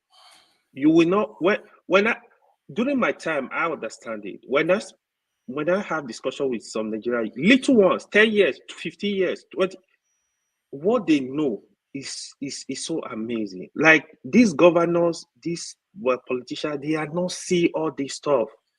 It's all over Nigeria. There is brain drain. That one is there already. Now, they can't even drain the brain again. Some people are just useless within the country. They are not useful. We need to do more as people. We need to think very, very fast. Look for a way to harness the potentials of these young ones. Create research centers. The governors, they need create tech hubs like with genuine solar system. Create villages, tech villages. Invest in them. When you put $10 billion in tech village in each state, you will get this youth to do a lot, but they don't understand it. Just imagine a governor thinking of how to export 4,000 youth. Are you crazy? Like, are you crazy? I'm not saying it can get to that point where they will be able to go out and do whatever they want to do, but we need to do more as people all over, across board. They need to wake up. They need to understand the urgency of Nigeria's situation. The population is blowing up. If you don't develop these young ones, they are the future of the country. The country is going down. You have to. Reorientation, massive education, do whatever you can do. Invest in these young ones. It is the future. We don't have future without them. Thank you. Yeah. Anyway, I have a question for you. Okay. The governor who said he's going to export 4,000 youth to Europe, has he done that? He will not even do it. He didn't just lie, man. He's just lying evil. Okay. He will not even do it. Okay. That's my point. But the people, the same Nigerian youth we are talking about, they were in that campaign. They were the people that were shouting. They were the people that was clapping hands for the Supreme Court governor of Imo State. the man who is the demon incarnate in Imo State as governor, who told you that he's going to send 4,000 youths to Europe for whatever? Is it Omahi? I then not the same youth we are talking about. We don't know the people who are clapping hands for him, who are organizing the thing, who are jumping up that they will go to Europe. You understand what I mean? So you see, this problem is actually more than what you discuss. See, they've weaponized poverty in Nigeria all over the country. Yesterday, I also listened to some kind of discussion people were having here. People were saying, oh, these people, this stampede that happened in 3 places in Nigeria, oh, they use it there for ritual. There is nothing like ritual. What is going on, that is showing the position of Nigeria, the poverty level of Nigeria. That is why if you want to share a bag of rice, you will see 100 people show up, just to collect a cup of rice. It is the desperation of the time. The hunger is a lot. You cannot blame these people completely. You cannot blame them. You might have it. Your family, somebody is there to give. There are families that don't know what to eat tomorrow. People don't understand it. Because you have it, you don't understand that there are people, they don't know what to eat tomorrow as we speak in Nigeria. When a politician come and said, I'm going to share rice and beans, they will be there. They will show up. So you don't blame them. They will fight for this food. But why though? There has been Ethiopia famine and all the rest that the whole world has to give them money. Even in Gaza, you never see stampede. What is it? First of all, you need to look at population of the country. Don't compare it to this. That is there. There is problem. Shelling rice is different from Nigeria. Shelling like Ghana population. So in African countries, most of these places, what is population of Gaza? 3 million? 3 million in a very small land. Yeah, but you are talking Nigeria. We have problems. See, don't attribute this problem to ritualists or whatever. It is hunger in the land that is causing it. It is hunger in the land. It's a lot. So don't completely blame these people. That's what I'm trying to say. They weaponize this hunger. I think hunger happens everywhere. Not only hunger causes it. If you're not organized, move away from this complaining don't worry, about koala, calm down. Are you in Australia? I'm just curious about that koala. See, this in Saudi Arabia, you get all these stampede happen. Even pilgrims, you get with all their billions of billions. Father, what's your point, though? This. My point is that we shouldn't necessarily use the excuse of poverty to be the reason why it needs to happen. The reason why it's happening is because our people don't know how to organize anything. We are not disciplined. Let me speak one. Let other people comment, though. Let me just say one thing. Sorry, we don't have a lot of time. Somebody has to speak so that we can go to the next stream. Okay, let me just say one minute. Okay. Right. For me, I can speak for myself. Until I left Nigeria, do you know how my eyes opened? Sometimes we'll be blaming Nigerians because of our system suppresses us that we don't think. We don't know what the truth is. We don't know our left from our right. Until we start educating our people, letting them understand what their rights are, before we start blaming them. How can you tell somebody is hungry, who's thinking of how is he going to eat the next minute, how she's going to feed her, even in the abroad? If you're thinking about your children or how you're going to pay school fees or all of that, how does it affect you? Not to talk of a system where you don't know where it's going to come from tomorrow. We can't blame our people. We need to educate our people. Those of us, I've watched a few videos and people said, let us educate our people. Let them understand what their rights are. And when you've given them the tools to be able to decipher what is wrong and what is right, then you can start blaming them. Our elites have put us to a place where we don't know ourselves. Stop blaming the people. They're hungry. Well, I think we sympathize with you on that this account. Solly, Thank you for joining us and being patient and all. So yeah, what do you make of this before we move to the next stream? Well, said a lot of things that I've said before, but he didn't go in depth in most of it. For example, when you're talking about the Amajiri system, you gave it a very foundational surface level explanation. This is what they do. And from my research, they have multiple children. They can't take care of these children, and they do it because they don't want to use condom. They just splash anyhow, whatever they want. Now they take those children and they give them to imams. They give the imams some of money to take care of those children.